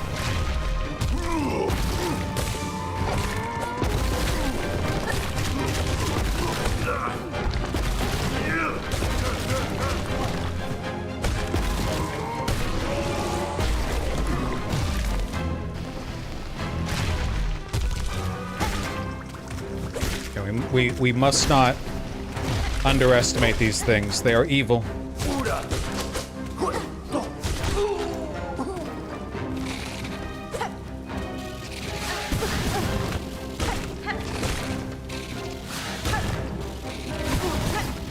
The sideways ones are so much more threatening.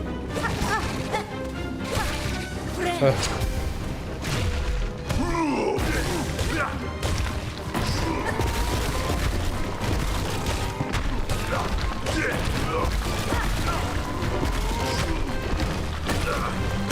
Nice. Nice. Very happy with how I handled that there.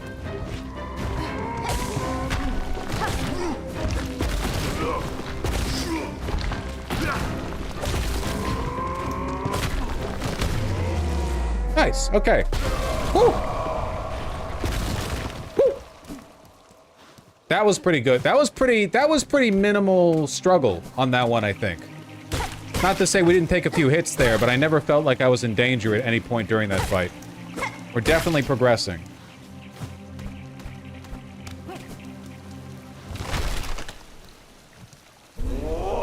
Okay.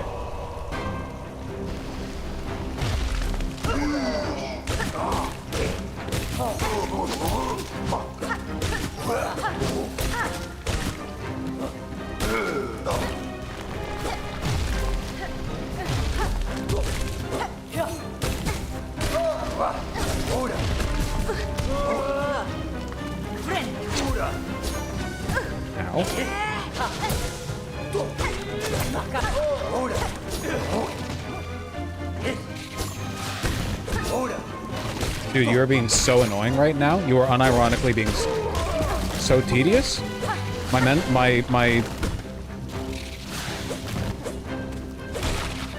emotional labor? Hello?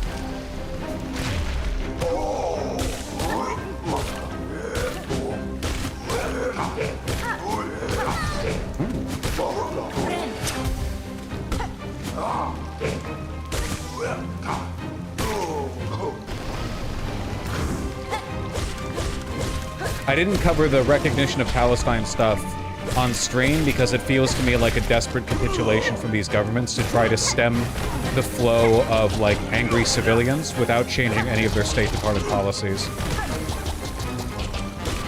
Like, that's great, you recognize Palestine as a state. Let's see you do, like, anything.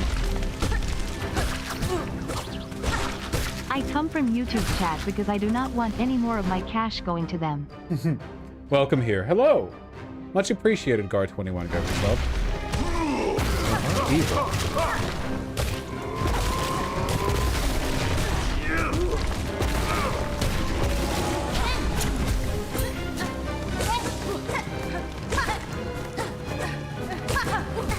We love our YouTube converts, don't we, folks? Okay, hold on. Everyone lock the fuck in.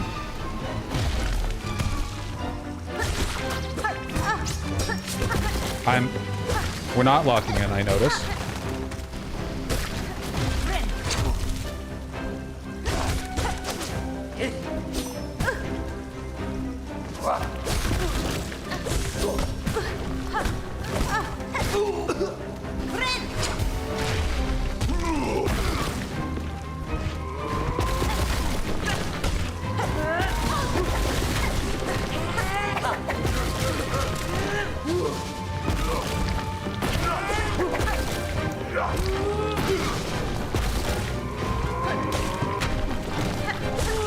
Okay. Okay, we're recovering, we're thinking, and we're feeling, which is the mark of being human, which is good, because we like humans here. This is the furthest we've made it.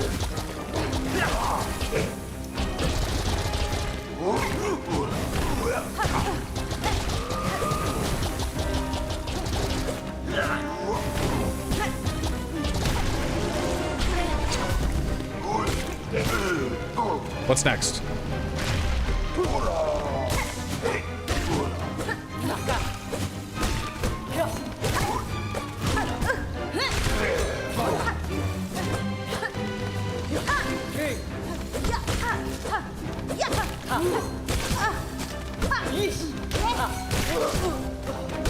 Fine? That's fine? One now. Okay.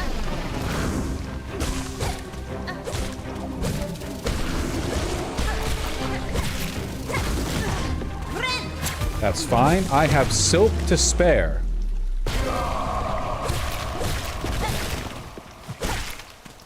Okay. How are we feeling, boys? Honestly, I didn't feel too in danger at any point during any of that. So I feel like we've gotten quite a bit better. Shortcut! That means boss is next. Yep. Now we can go all the way up here in the first go. That means boss is next for sure. All right. Nuts on the table. Let's fucking go. What do you got for me? Ant boss? Coral ant? Yeah, like ant, but coral? The crust? Oh, more gauntlet. It's all right. We still got the shortcut.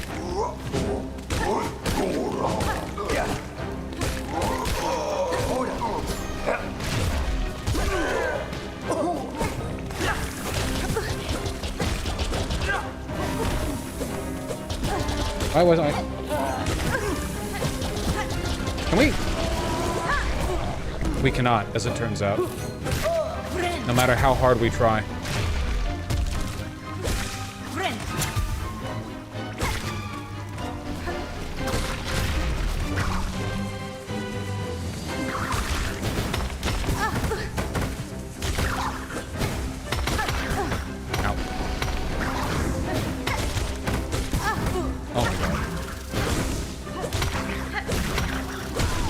Damn. All right. Well, good thing we got that shortcut, huh?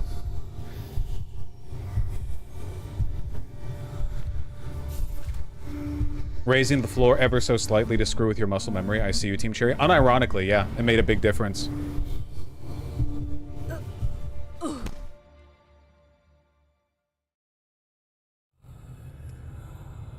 I'm not even like remotely miffed, man. That's the mark of well-designed enemies. If they're fun to fight, you do not give a shit about doing it over and over and over again. I have been through unfun gauntlets. This is not these are not those. I wonder if all of the dreams are going to be gauntlets. My guess is no. Like in this case, we're going after like a former king, right? He was surrounded by all the soldiers. I'll take some free soap. I'll take some free soap.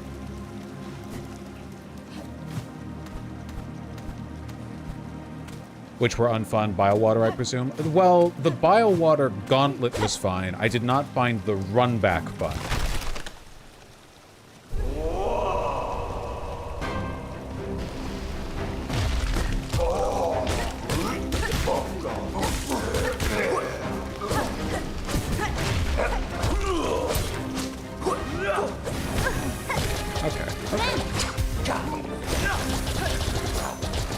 Okay.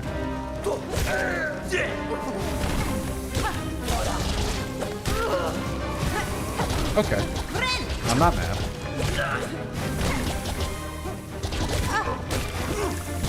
You always have this much health, man?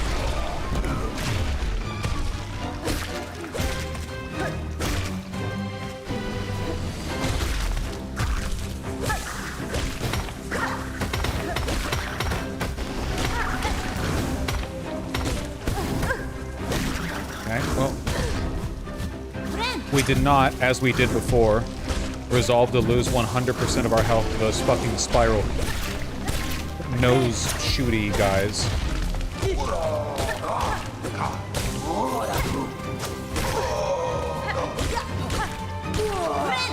I'll do a safety heal there because I can.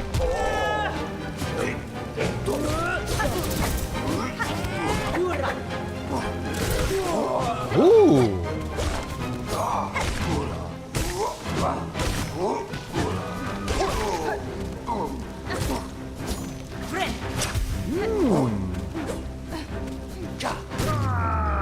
That was it for this one? Okay, okay. I feel like we're making... Okay, I think this might be the... Whoa! Pre-boss gauntlet. That's like the one we have to get through no matter what to get to the boss. That's my guess. Yep, I'm feeling it. Oh, I'm so confident in my assertion. Oh. Whoa, whoa, whoa, whoa!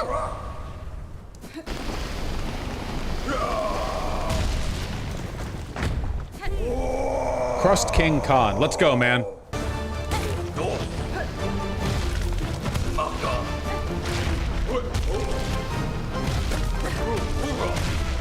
Okay, we like our crust. We're very crust-filled here. I know that's not the only shit you do. That's why I'm being cautious.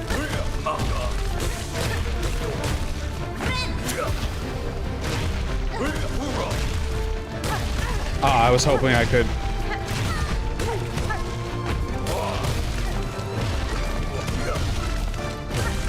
Yeah, keep doing those straight vertical ones, even those straight horizontal ones.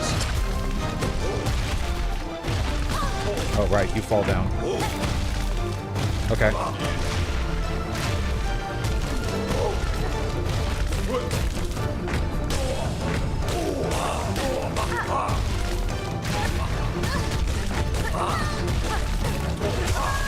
Damn.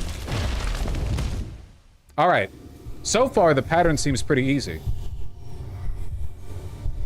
But I'm sure in phase 2, he's gonna get some sick, nasty shit. He might also be a little bit easier just because he's like a gauntlet lead up. Got too arrogant? You know, it looked arrogant. I honestly just flubbed and forgot that he moves after the attacks. I forgot where I could go to heal.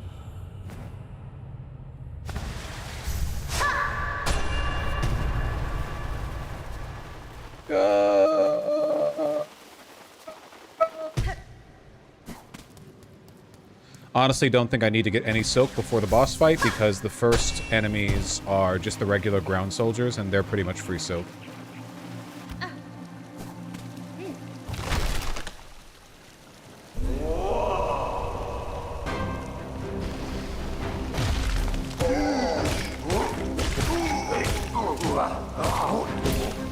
Lucky.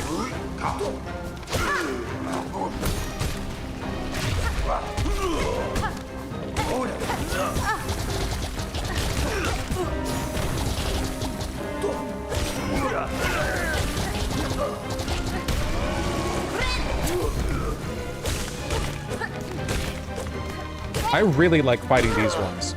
Those little red and black ant ones. I don't know why. They feel very smart.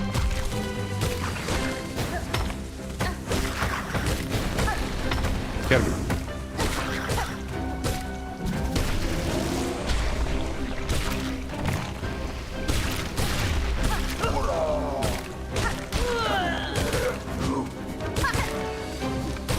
We're not even taking damage here, man.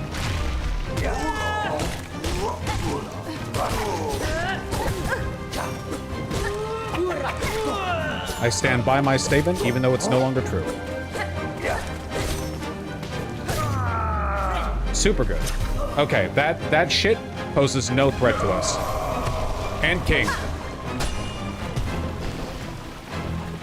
Your soldiers are nothing to me. Let's fucking go. Also, what a goated, like, area concept, right? Ants, but also they're coral somehow. Like, the crust is like if you mix ant carapace with coral. Super, super cool.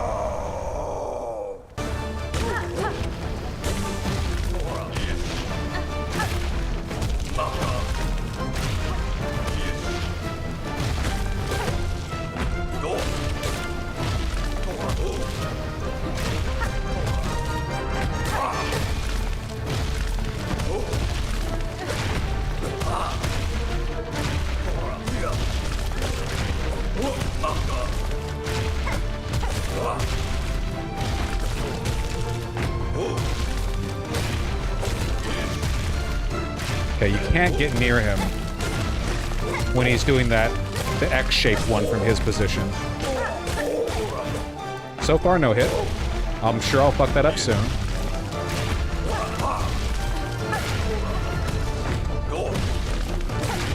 Nice. See that? I stepped away because I knew he was going to do the vertical one, and it gave me a bit of room.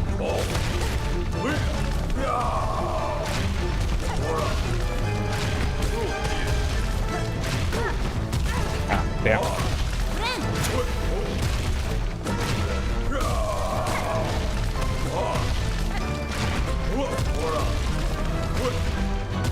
Hey.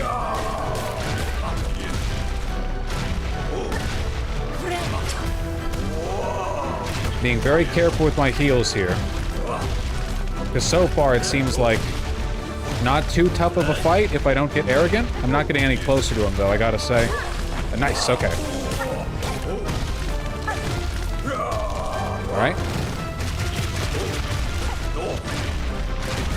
Oh, okay. Okay, I see.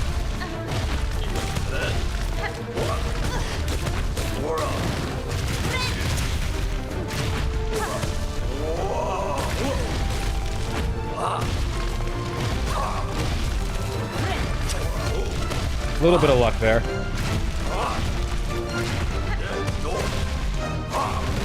Whoa!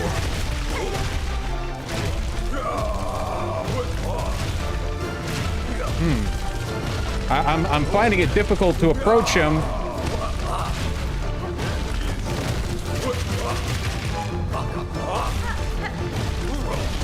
I'm losing confidence.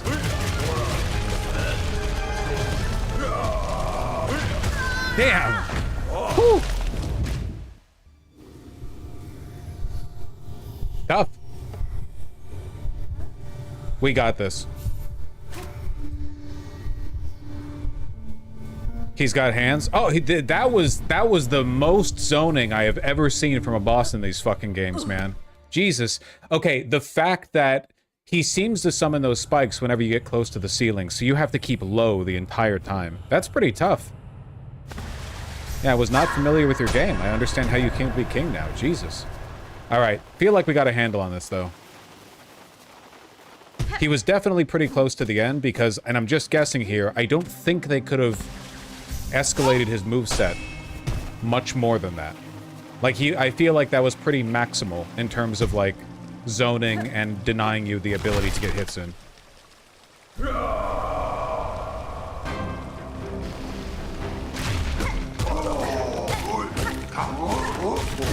Hey.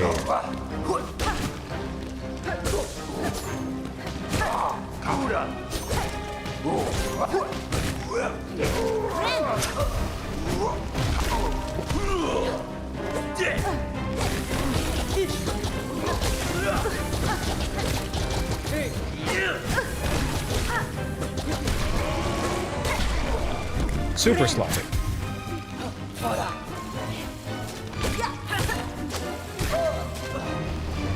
But I don't think it's going to matter.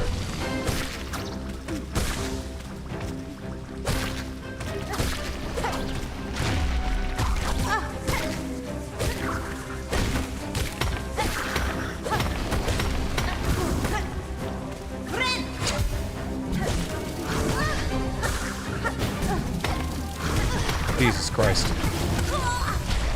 Guys, I made a mistake. I made several mistakes in quick succession. The first mistake that I made was talking out loud, which, as we know by this point,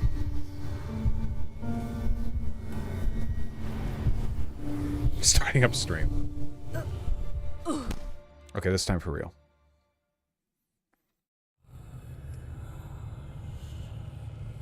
What the fuck? My free silk fought back? Honestly. I'm a bit surprised this room is causing you trouble. Fuck you! Last time... You made me so mad I hit the A button. Last time I went through, we just effortlessly rolled it. Giving you trouble, honestly.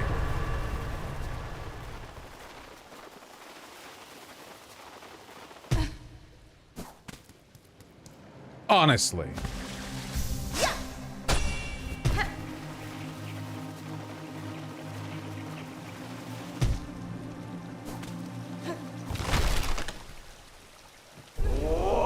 Whoa.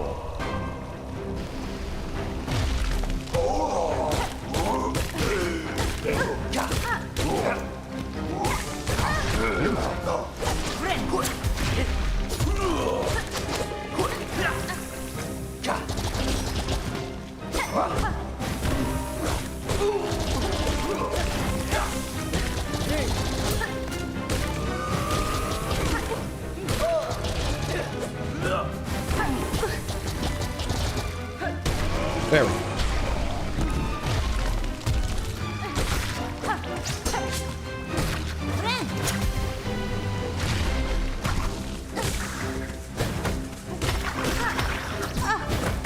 My free silk.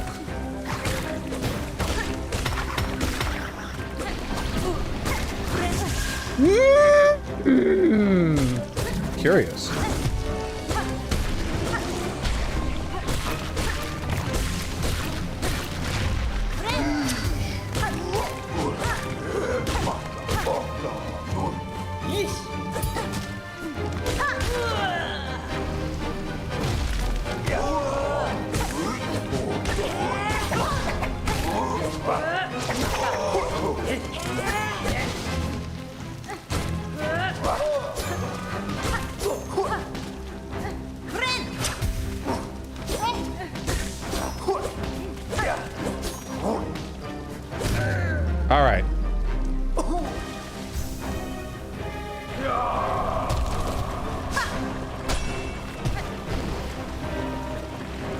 Yeah, I saw that, Nuts. They're really trying to create, like, a religious miracle for Charlie Kirk's assassination.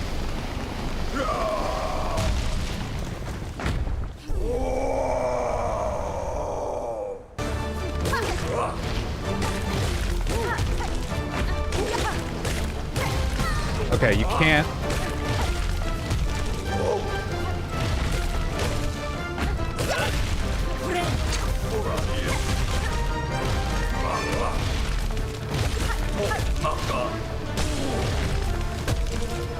The X shape seems pretty difficult to punish.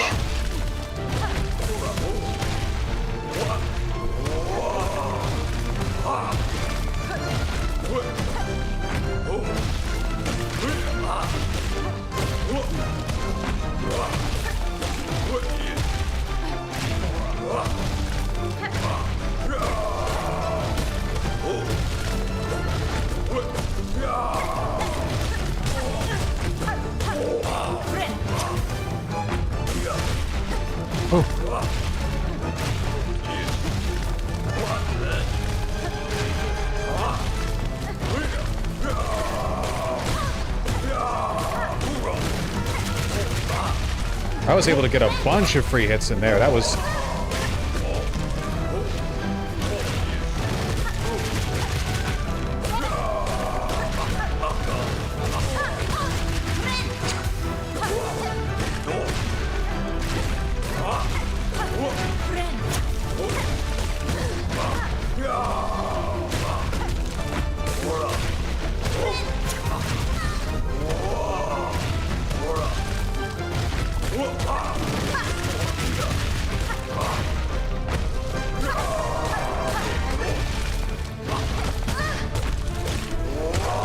Nice!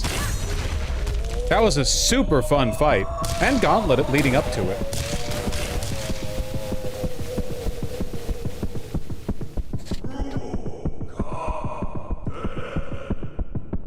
Our claws to crush, our claws to roar, our claws to save them all. My strength now. Yoink!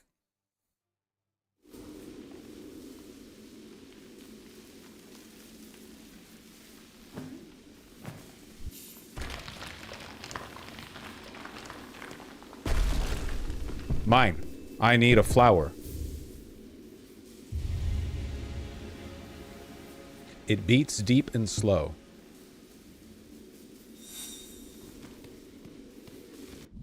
Cool.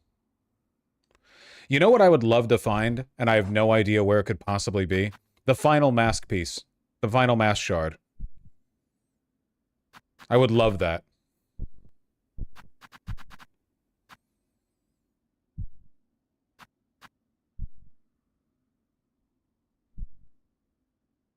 Where have you checked? Buddy. Buddy.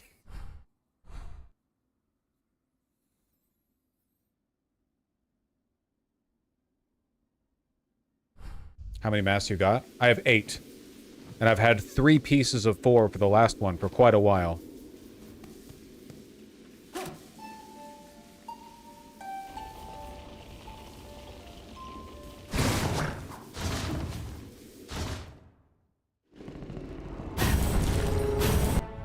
Where would I need to go to get these last 2?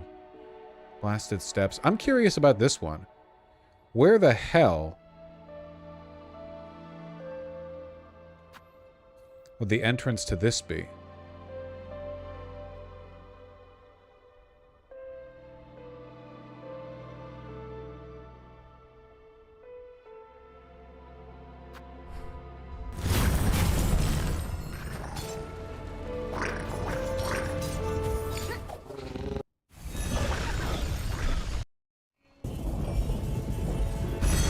I can give you a general area to check for one. Sweetie Wolf Girl, do you know that it's the one that I haven't gotten? Or a one that I haven't gotten?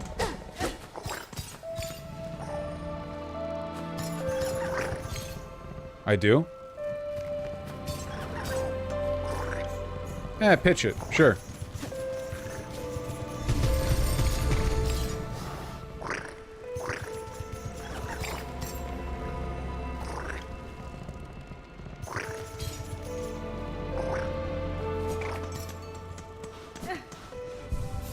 Check Mount Fay. That is a general...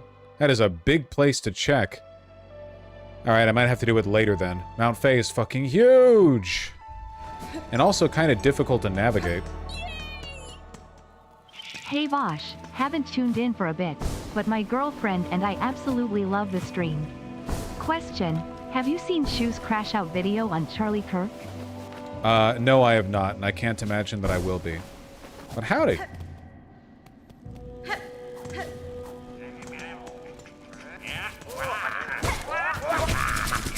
Ow.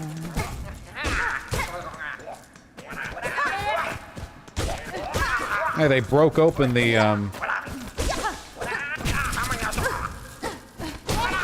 They broke open the doors to this god-awful place.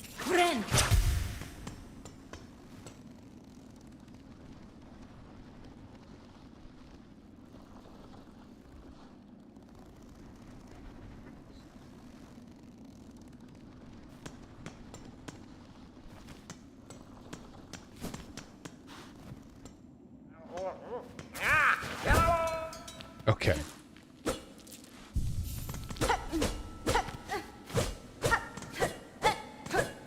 Honestly, this place deserved to be fucking blown open and looted. Okay, so there are no NPCs for me to talk to here. How the hell would I get over here? Okay, what abilities do I have now that I didn't have before?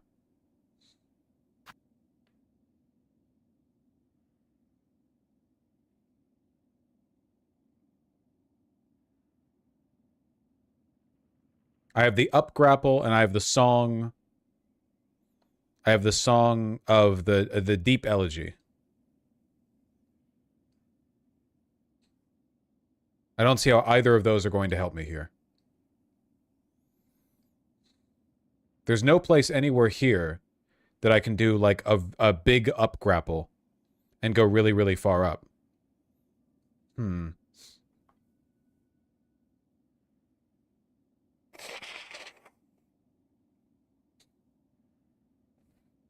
Do you want a hint? I will let you know if I want a hint.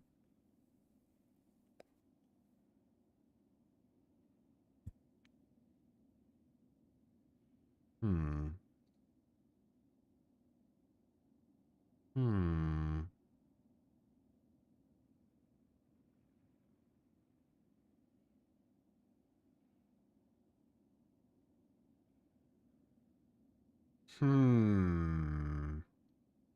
Well, I'll check around this area.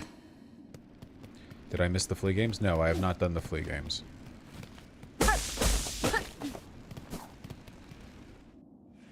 Didn't you get an item that said it could be set up in a home last time? Yes, that is true. Actually, yeah, I'll check that out super quick.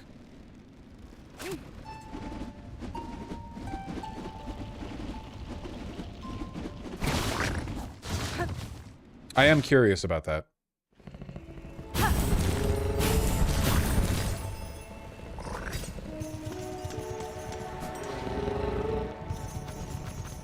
I also don't think we've been to Bellheart since the fall.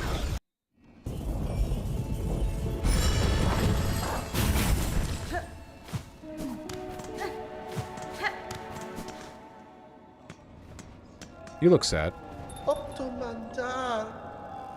Benny Frank.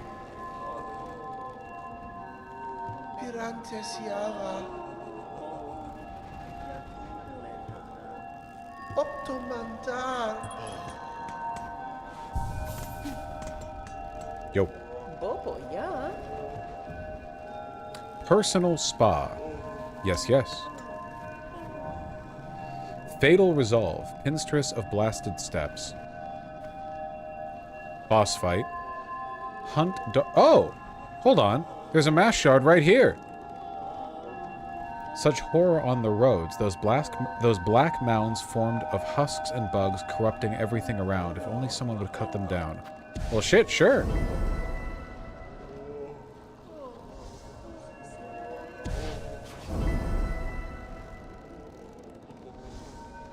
Last mask shard? Well, that means it can't be the last mask shard then.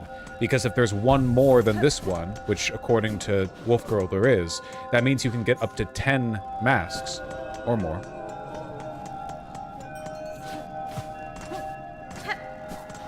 How are you two doing?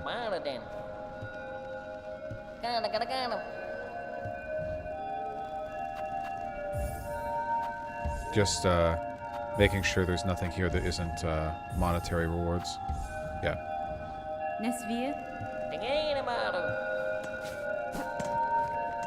Sure does sound spooky.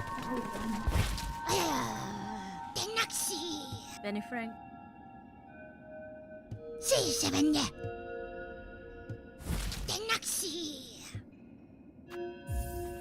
This better be worth a lot. I got it from the fucking abyss. 600. Okay, that's a decent.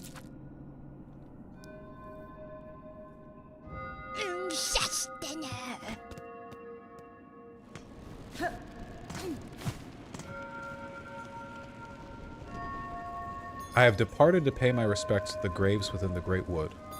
Graves within the Great Wood. No clue what that refers to. Here's my place.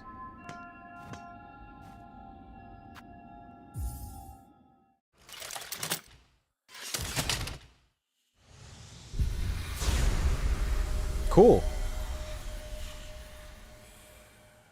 The Weavers had a fucking surveillance device. The state of the world can be sensed. Completion quantities will be displayed in menus.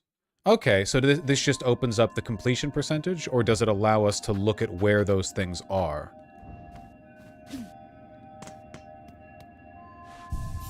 I think it just allows us...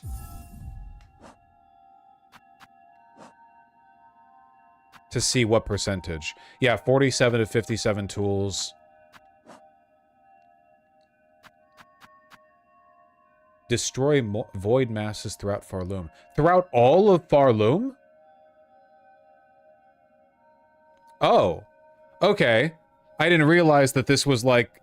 How the fuck... Do I have to check every corner of every map?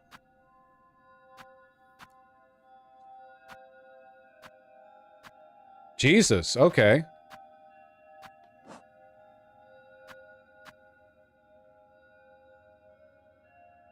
There are still 38 enemies that we haven't even encountered. Difficult to even think about.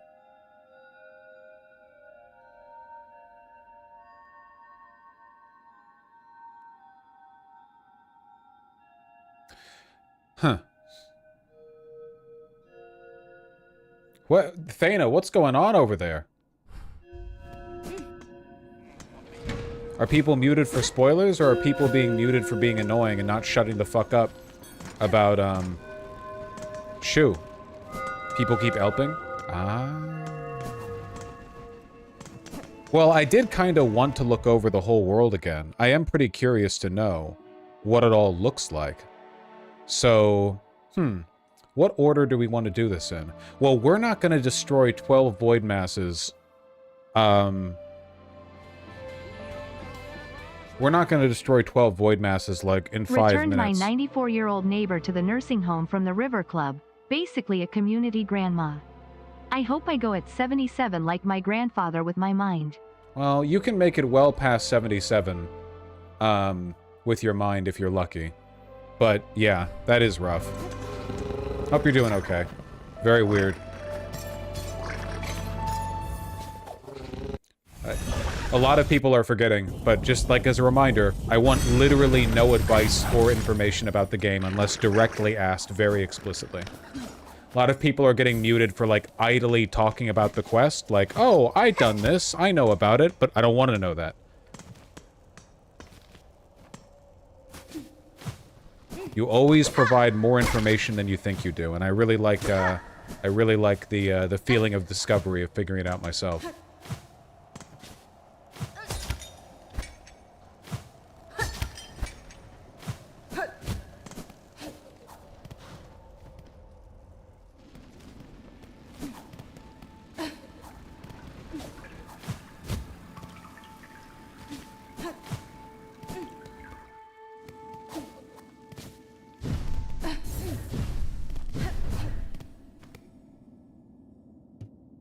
Been here.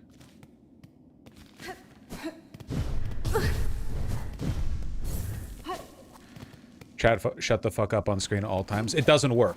Because if you say, hey guys, we're all chatting but no spoilers, the people who spoil always think their spoilers are the special one. I'm going to ignore that and give you advice. Get good, scrub. Trying my best.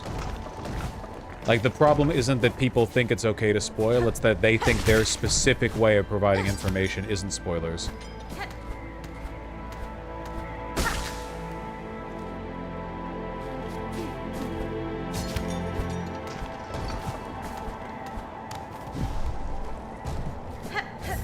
So somewhere in this big old area, there's a mass shard.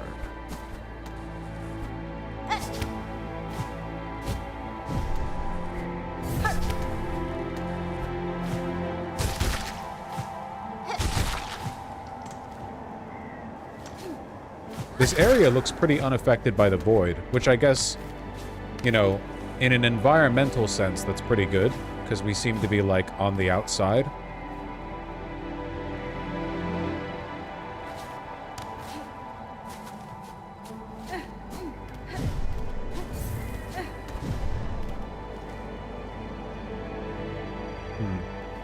Maybe I should just leap up all the way to the top, and then do my discovery going down.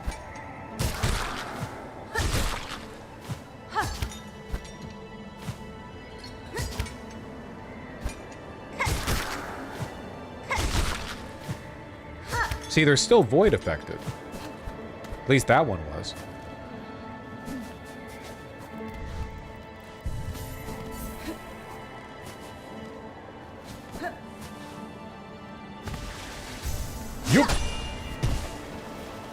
Oh. Okay, little farther out.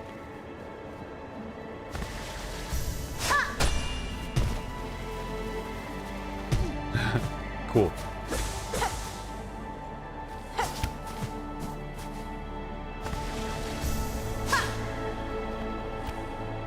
Oh, okay, it doesn't let you if there's nothing to grab onto. I was wondering about that. You ever eat at Subway? Fuck no, Subway's gross. Jersey Mike's is fine, and Quiznos had some good sandwiches, but Subway just... Uh-oh. Uh-oh. Subway is ass, man.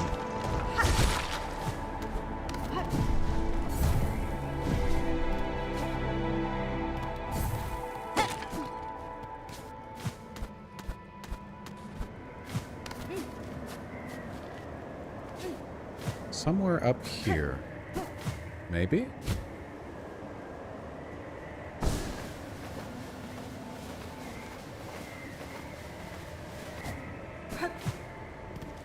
Okay, well, no, oh, you're back. I thought you left.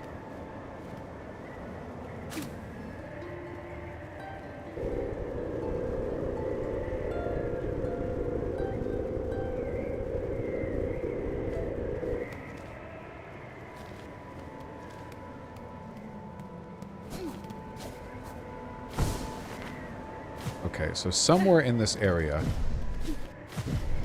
there is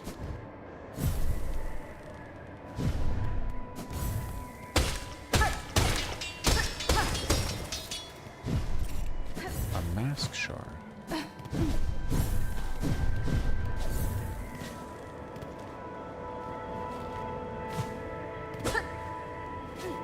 Mask shard.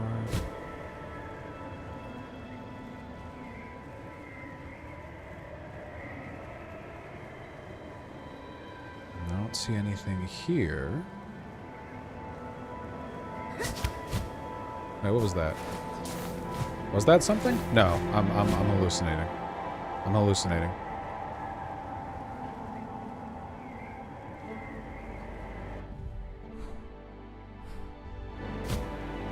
Yeah, I don't think there was anything down that way. There is an NPC up here, though.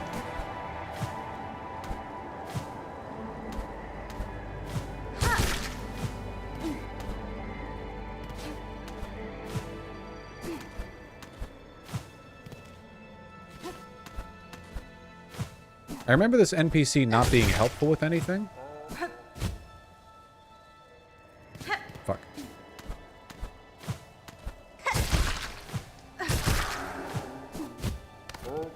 What's up, dude? Hi.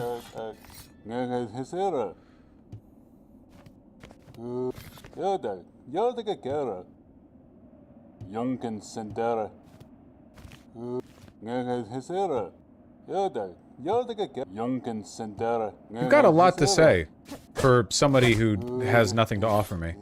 Okay, I don't think it's this. I think this guy's more of like an Easter egg or something.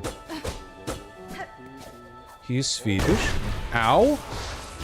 Void enemy. Ow.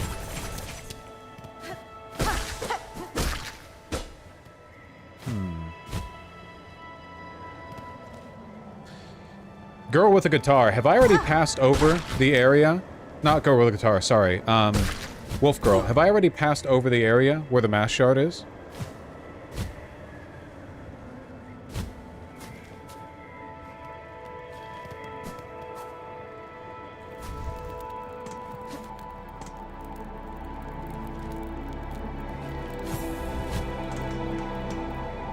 Yes, but no? Okay. Yes, but no. Okay, okay.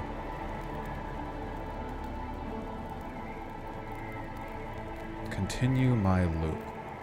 The loopler.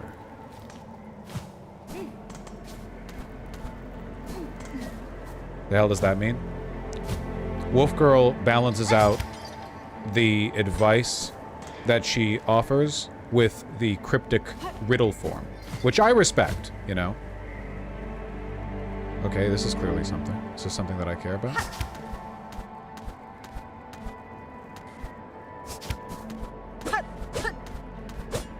No, that was only useful for ascent. These fucking random void enemies, man.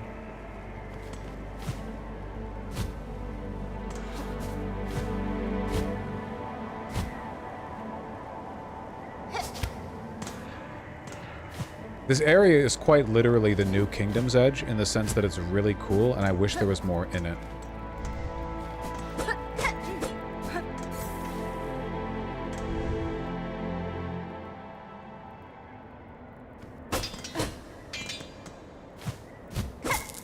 What the hell did I leave those there? Okay, something down here. Okay, wait, I've already gotten a mask shard from this exact area down here. So it can't possibly be here, because they wouldn't put two mask shards in the same area. That'd be a little silly.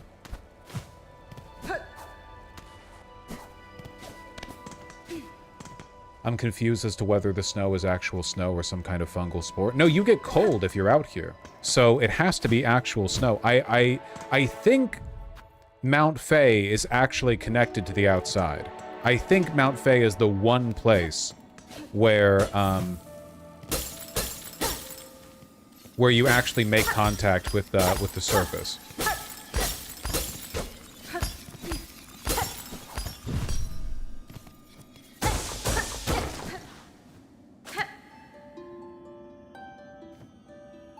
Just trying. I remember there was something here.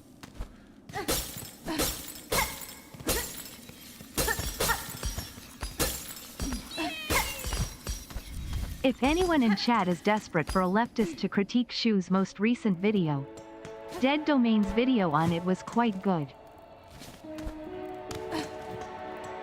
Noted.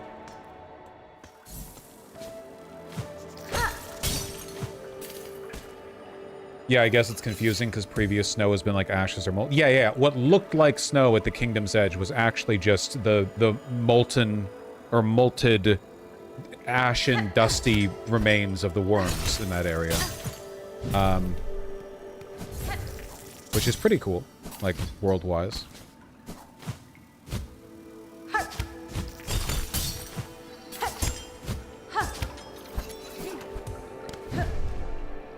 I'm not seeing it. I'm not seeing it.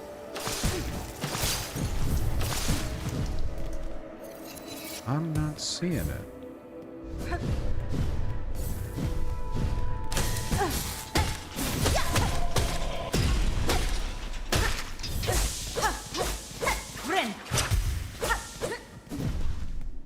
Where haven't I gone? I haven't gone in this middle area.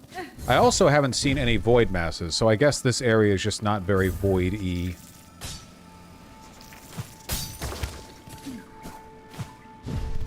I'm gonna go up and to the left.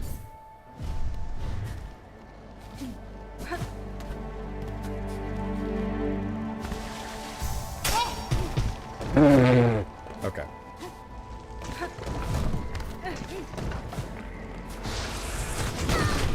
Oh my god! Not? No? Okay, maybe I should just descend normally.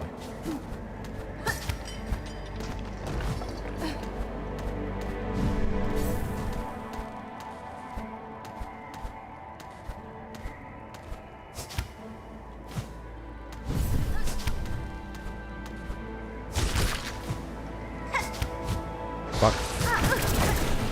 Oh boy. Oh, it hurts.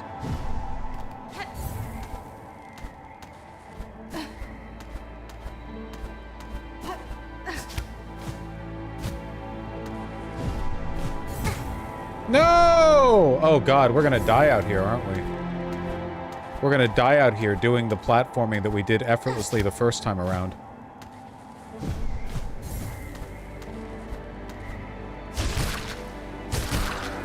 Sheesh. Why? Why would I do it like that, man?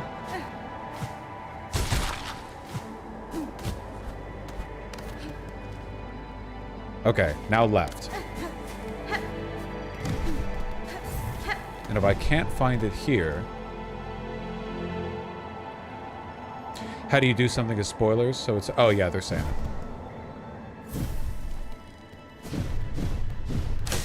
Oh, fuck.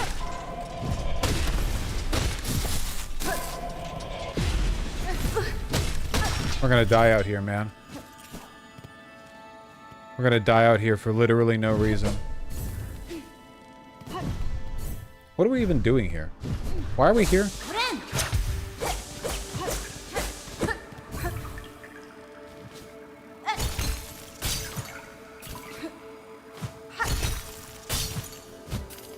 Just to suffer? Yeah, but like, why are we here? What are we fucking looking for? Is it this? No, I've done this. I remember that. Right? Yeah, I've done that.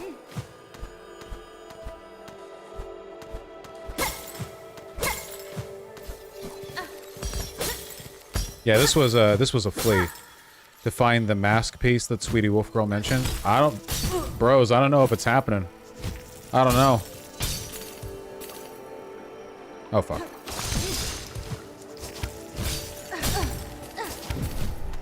I don't know if it's happening.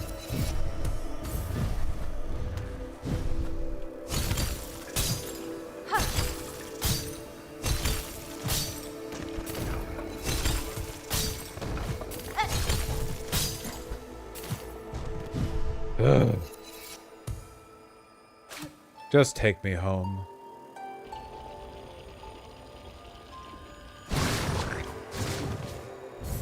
Man, that's nice.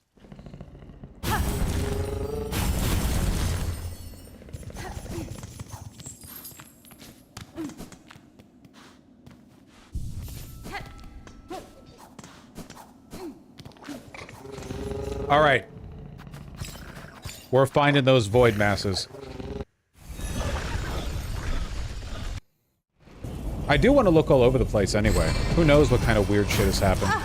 Gotta appreciate it.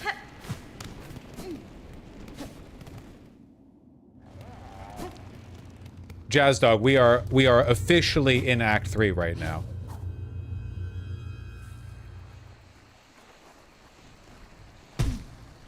Oh, this all looks quite normal.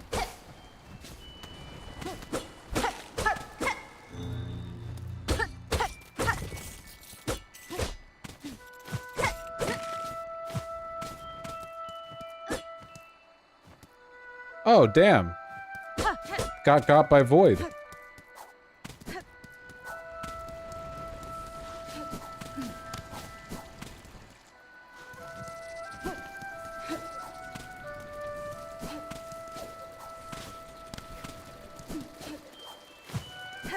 There was another secret wall there. Yeah, the funny thing is, like, I didn't find that myself. I actually walked in on my beautiful partner, who had found that like 10 seconds after beginning playing with no prompting. I didn't know where they were. They were in a little room with the fucking big roly-poly bug. And I was like, where the hell is this? You literally, I just left to get coffee. Oh, shit.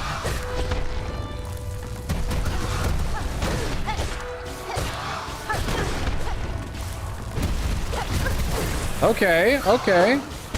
Okay. What the hell?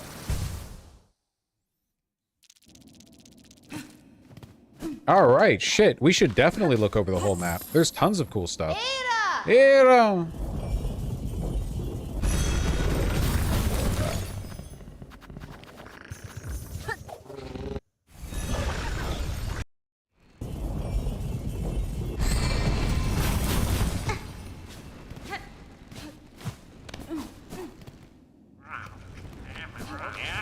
Oh, those fucking guys are everywhere now. It's commentary, surely. Noticing there's also no, bench here. So I think we have to use the bench in the ruined chapel.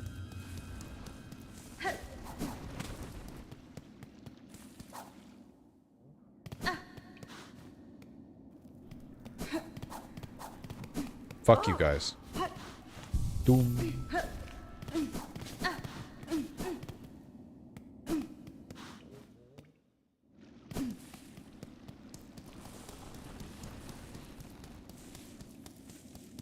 I miss the little guys.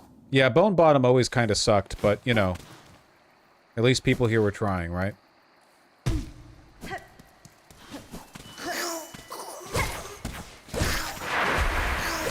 Okay, alright. Fucking void things.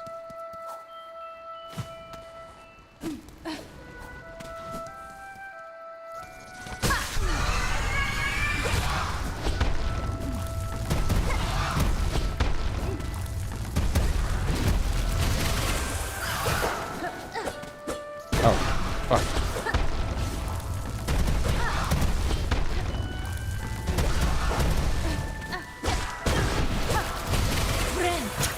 We lose a bit of silk.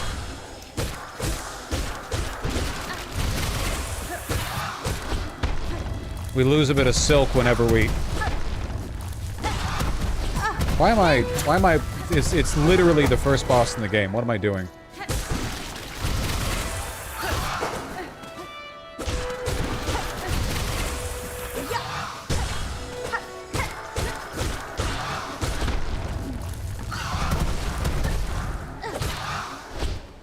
Like hovering just far enough. Hey, get down here. Get down here.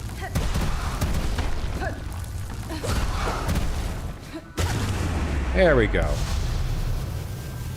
Be at peace or whatever.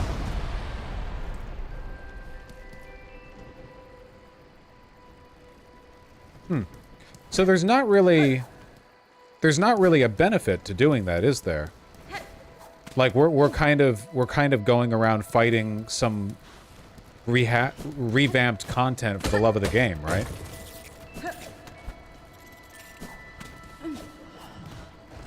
Hello.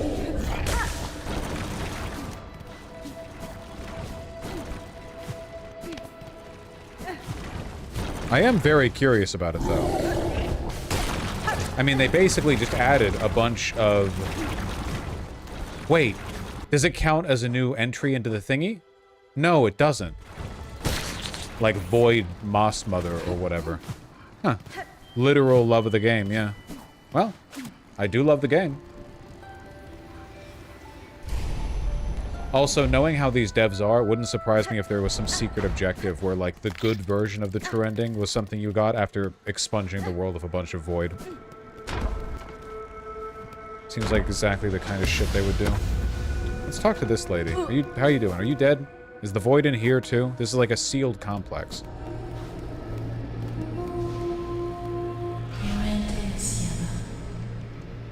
Regina Fora.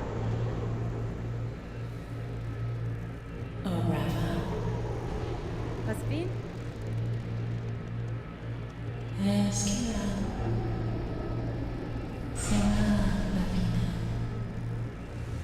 Give me shit. I forget what she does. What does she do again?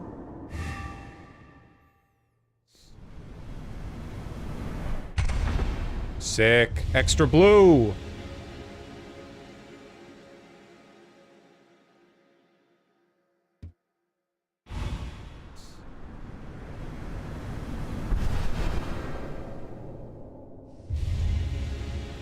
Evolve the Hunter Crest again? Even more lethality. Okay, shit. That's kind of crazy, though.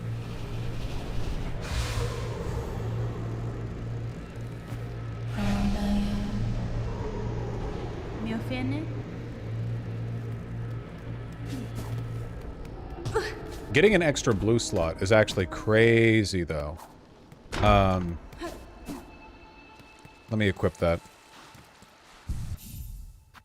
Oh, it fucked all my balls. Here. Okay, it shows all the ones that I'm missing.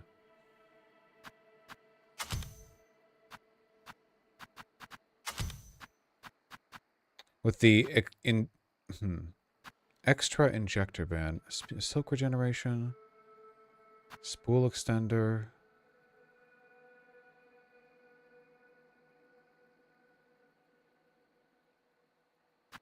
They love removing all your shit. That's true. Yeah, they do.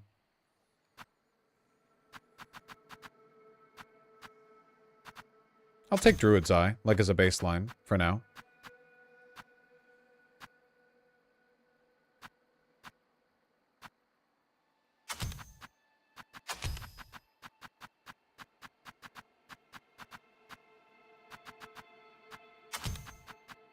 I like the bombs too much to give them up. And for yellow, we'll keep the magnet and...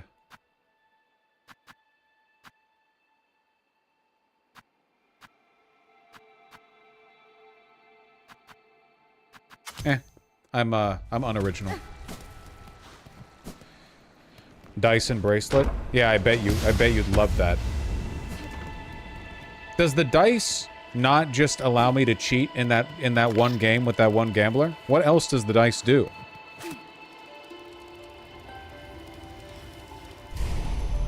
Ooh, I don't have much time today. You want a real answer? Yes, I'm asking that explicitly.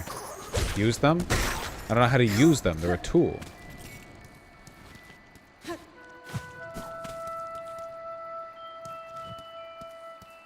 They give you a dodge chance?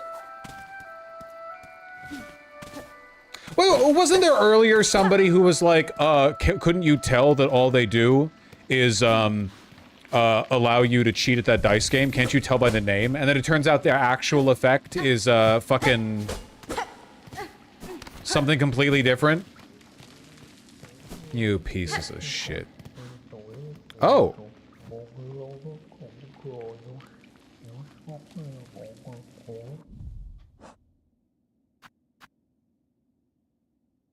Under chapel fallen to the monarch's might. Over camp. This is one of the spots for the mushroom man. Under chapel fallen to the monarch's might. Over camp claps the black thread.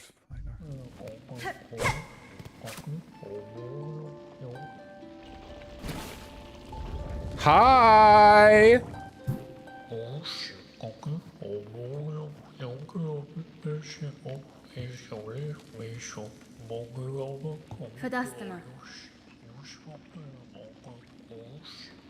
This fucking facts.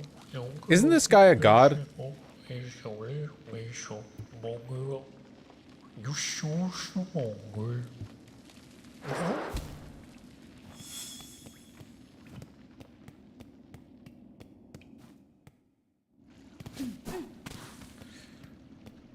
He's just a fun little guy. I'm pretty sure he's a deity.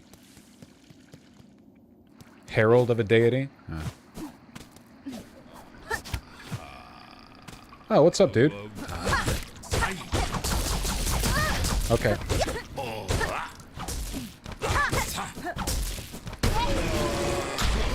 I didn't know if I'd get to see that guy again. Yummers.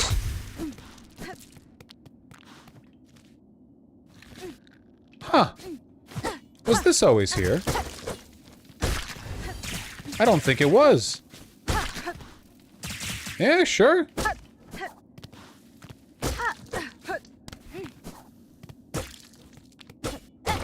Dude, I'm absolutely exploring the whole game again. 100% I am.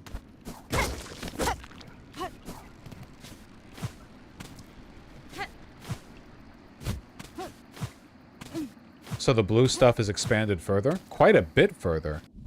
Like, it's supposed to be here. I didn't see this before.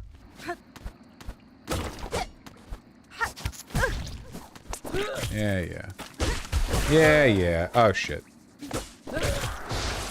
Yeah.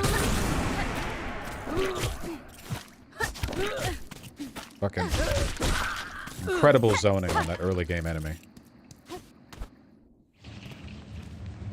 Okay, I'll check out that area later. I want to see. I don't have much more time to play, but I'm thinking maybe I have time to explore the Moss Grotto and the Marrow.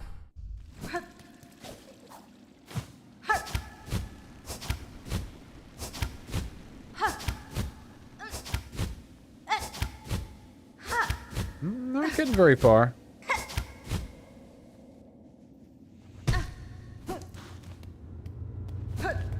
The elevator is, I assume, broken. Oh! Oh my god!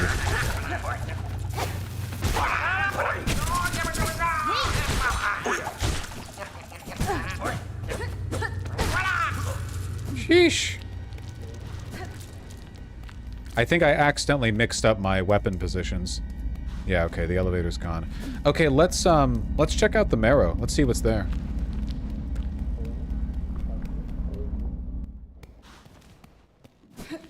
So we'll go to a bench, because we're a little while away.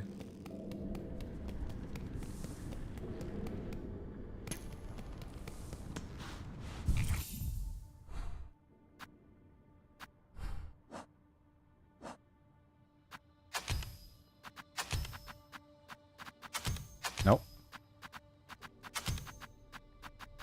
Yes. Your new ability makes elevators superfluous? That is true. That is true. I was thinking I would loop back around to the Moss Grotto through the Marrow, but I could just use that.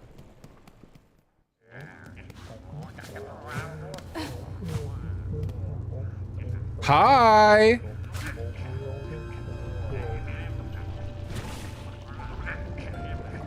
Arise.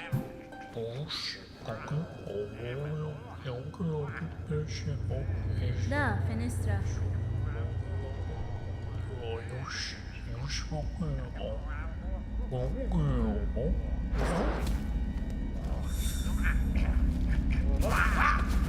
Okay, unironically though, fuck these dudes. They're so annoying to fight. Not here this time? Only have a random chance of appearing? Wasn't that guy in the first game? Yes.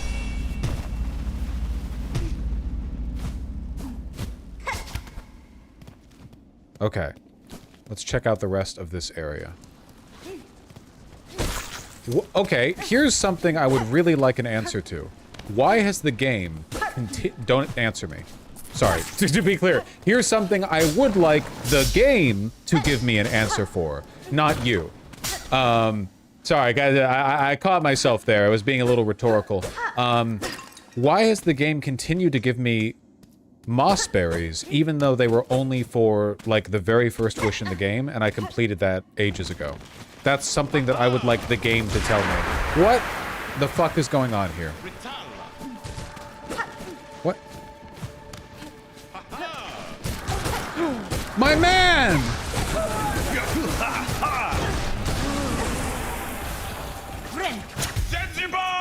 Yeah! Well met, sister. Though the beastly citadel has finally been slain, still the lands caught beneath it suffer. The evils long done by that cursed place have sunk into the kingdom's very foundations, and now they rise up as a black sickness. This darkness, it's a curse deadlier than the haunting. A force from far below that will consume all if given the opportunity. my God. Just so, and while wickedness still stalks these lands, our horned lance shall not rest. You fucking rock, dude. I can't believe it. I'm actually, like, pretty invested in the NPCs. I was not invested in any NPCs except for Hornet in the original game.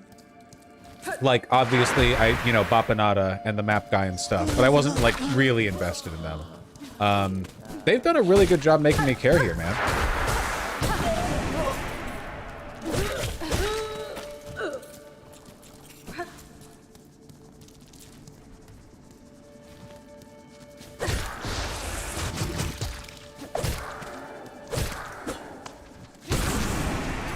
Sheesh. Okay.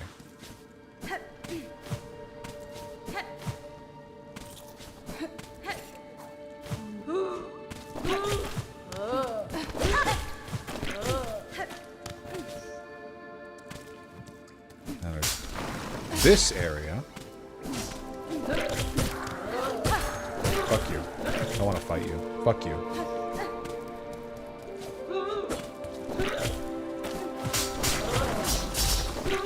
Oh my god, 3?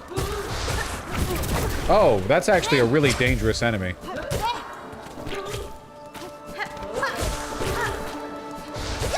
Hey.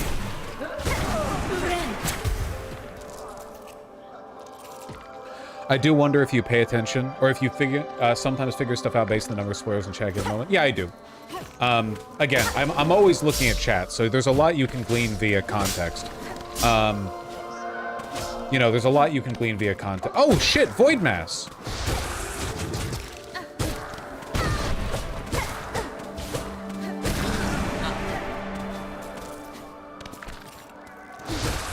I don't hold that against chat, though. I think that'd be pretty unfair. If I was like, oh, you guys spoiled it for me because when I went near this area, a bunch of people started talking in spoiler chat. The only way to address that, I think, would be to have, like, a spoiler Discord chat, like what Joseph Anderson has. Where, for his Discord, they have a channel where people can talk about the game that he's talking about freely. I think that's a good idea, but right now I don't really integrate the Discord that much into, well, at all, really, into active streaming.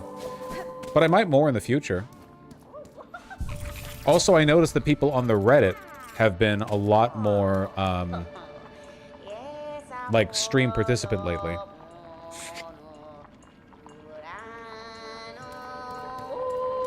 You good? I have, like, a bunch of extra good berry.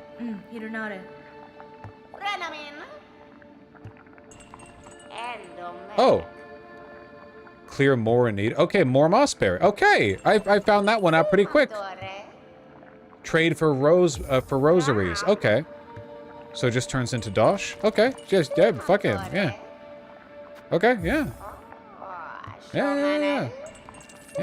I'll take fucking money. I love money. Yum, yum, yum, yum, yum. She's giving me like a random amount every time. That's pretty funny. Oh. Hell yeah.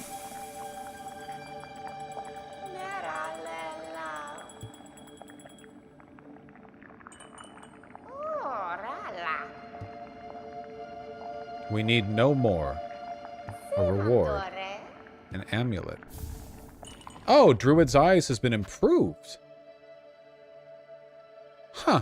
Okay, so I guess now when I take damage, it'll give me 1 silk pip rather than 1/2 of 1 silk pip.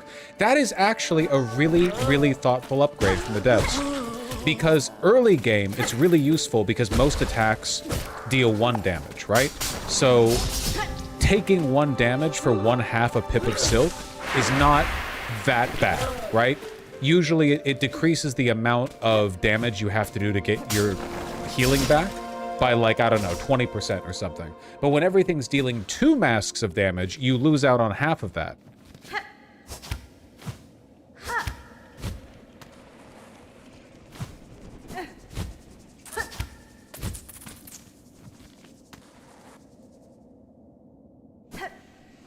Here, let's do the marrow. Guys, I gotta be fucking 100% real with you. I think this game's lived up to the hype. I think they succeeded. I think that a lot of people were credible or incredulous at the idea that this game could live up to the legacy that Hollow Knight created. And I think it has. I don't know. I think it has. How often does that happen? A highly anticipated sequel to a hit game. How often does it come out and actually wow people?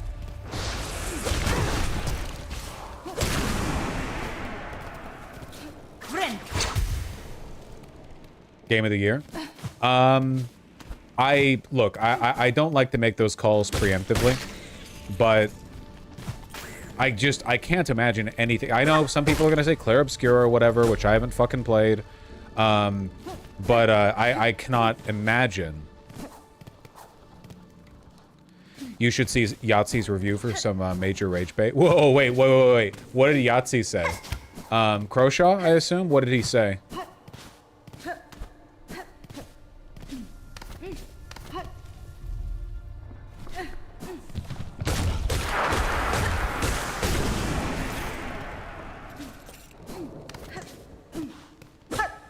He says it's just a Hollow Knight DLC. Damn, really?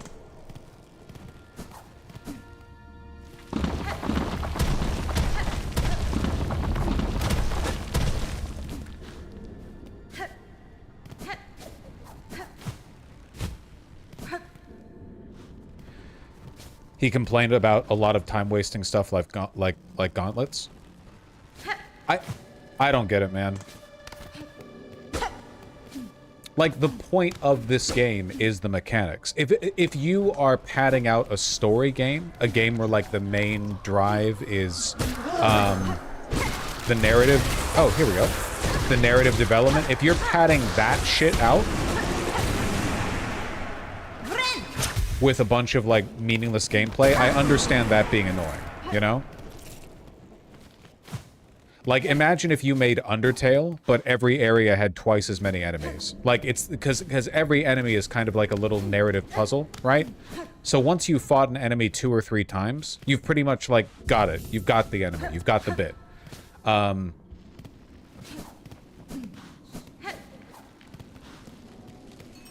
His complaints were mostly it feels like an old school expansion pack. But it's not. It plays totally differently. Like... It's got the same bones as Hollow Knight, but that's what a sequel should be. It does not feel like an expansion pack. It feels so different to play. Like, Shadow of the Erdtree was DLC, but that was actually DLC. Fuck you. Fuck you.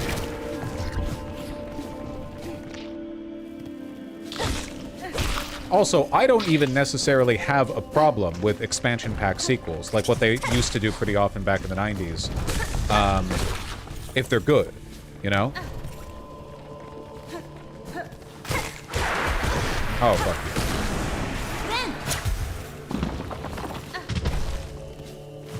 you. Like Majora's Mask? Yeah, like Majora's Mask.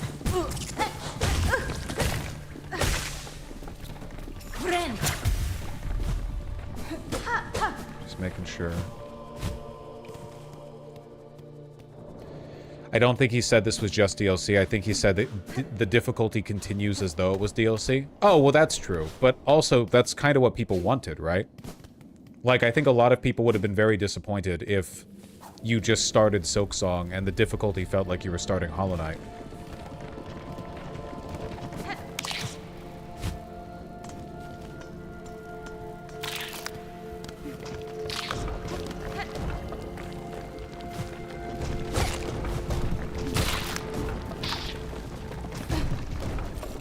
Hold on.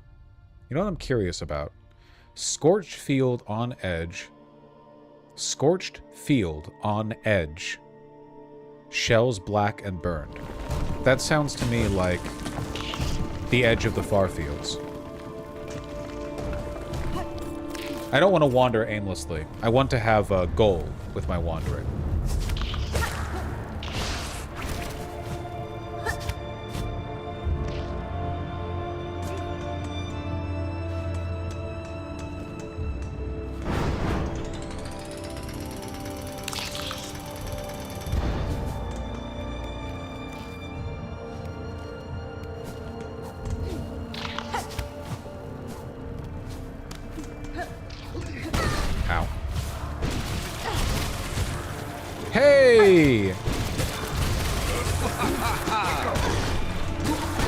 Okay, okay, I get it. I get it. I get it. I get it. You're very tough. I get it.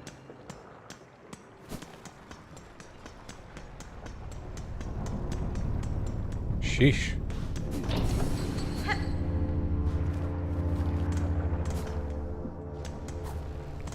Let's go over to the far fields. How much time do I have? 5:15. Let's try to find one more, like, hinted area for the mushroom quest.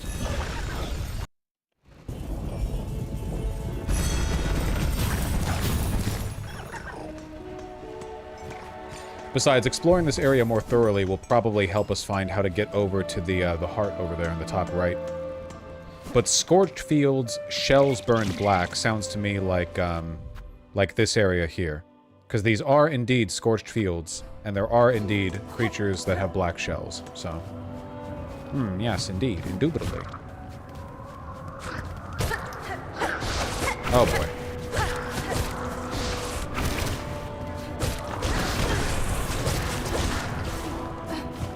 Fucked up that you don't get any,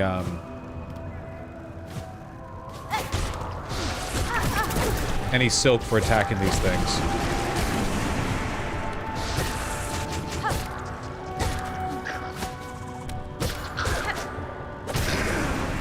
Ugh.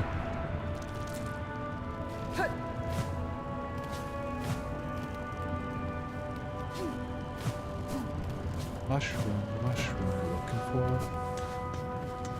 we're looking for mushroom.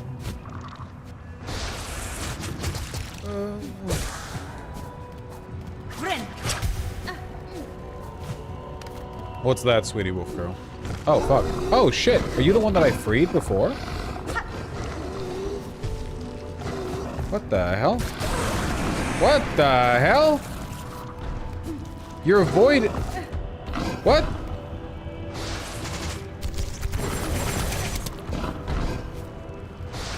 Are we... Are you attacking me? Or...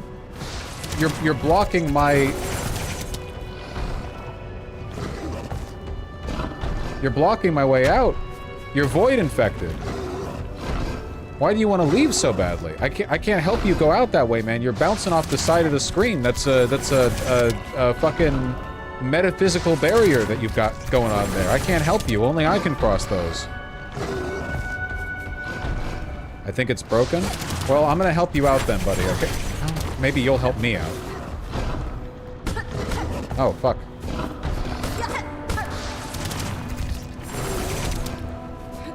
Oh.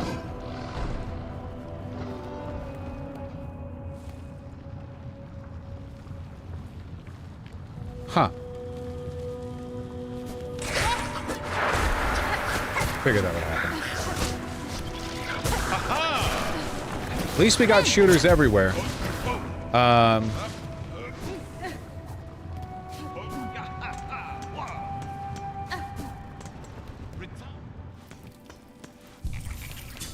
We're looking for... Okay.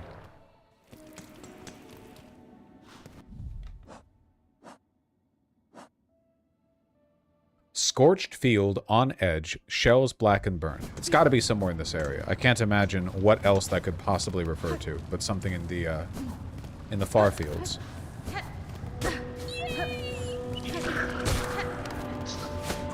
Yeah, thank you, Levis Matius. I really appreciate that. It's very kind of you.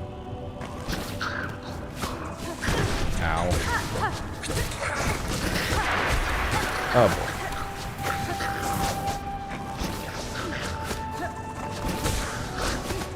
Jesus Christ.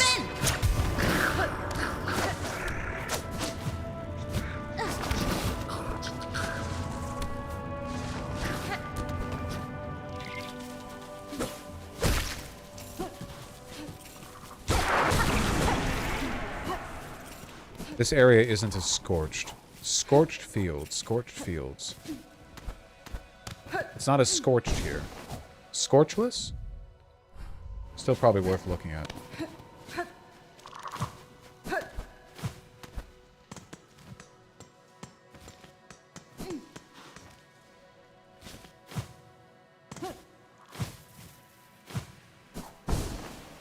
This area over there, that's a platforming challenge. I don't think we need to go that way.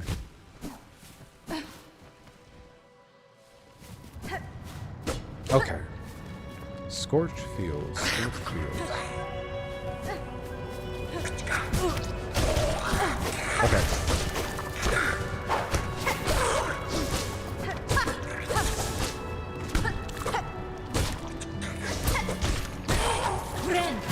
Sheesh.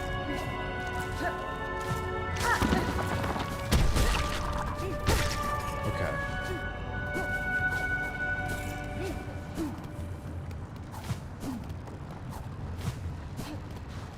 Not seeing it here. So I think it might be further down and to the right. Yes.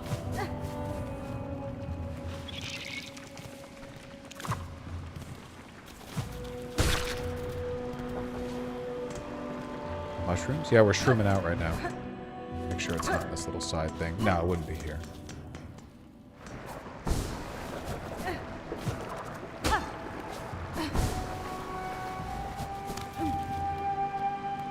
Wait, what about up here? The further up we go, the less scorched everything is.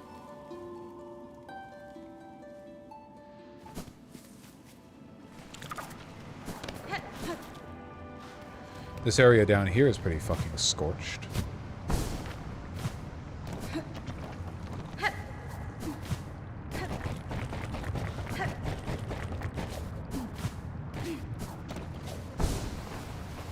Deep docks? Nah, it's scorched fields.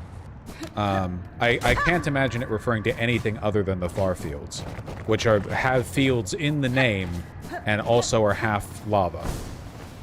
Also, were shells burnt black? That also describes some of the enemies here. Let's see how you're doing, lady. Alive? Alive! How nice.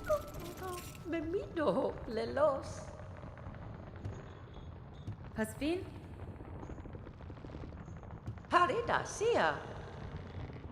Oh, she's mad at us.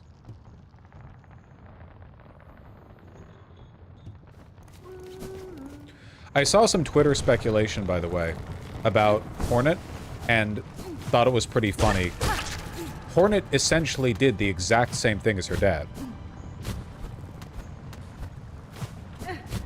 The Pale King also, in an attempt to help Hallownest, sought to contain the Radiance, and in so doing ended up spreading a blight that affected everyone there.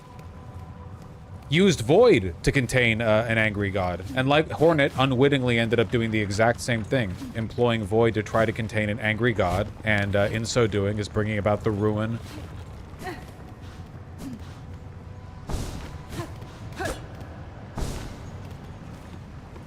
Okay, but she was tricked? Yes, that's true. Though she did still seek to contain an angry god, which you'd think she might have second thoughts about after what happened to Hallownest.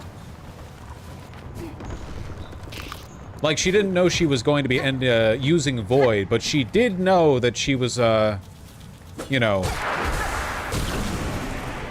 trying to contain an angry god with a trap, which was, again, exactly what her dad did. Mushroom, mushroom, mushroom.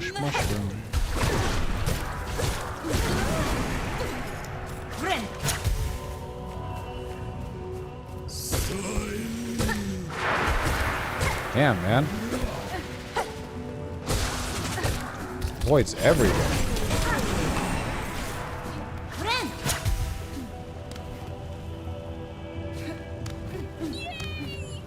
Thanks, Chickside. Hey, mister. Vosh, lost power earlier cause bad storm blew by. Would you mind giving a quick rundown on what happened after the Coral King fight up to now?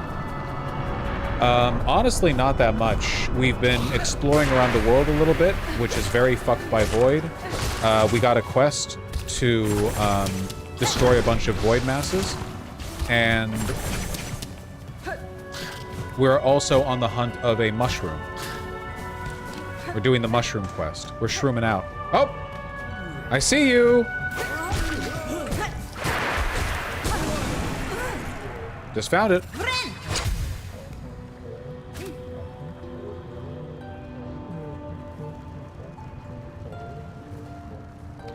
but he couldn't kill the Radiants like the Knight could, and Hornet would be forced to bind Grandmother Silk to herself without that option, which was exactly what the Hollow Knight had done. True. I mean, if anything, it just feels like a more of a capitulated version of what the Pale King attempted to do with more time and effort. I think it's right up there. It's right up here. Yeah. I also saw some Twitter speculation that the creature that Force F-Pregged us is the same species as the Pale Mother, the Pale Queen from Hollow Knight, and I think that's true. They look like exactly the same. They're both like tree people.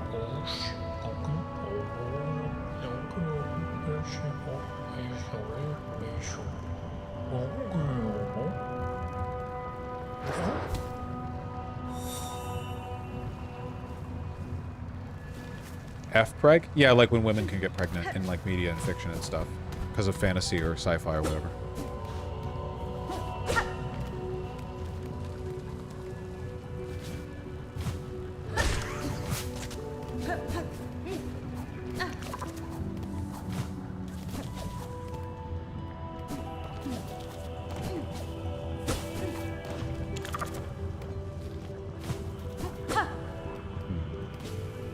I think I need to go.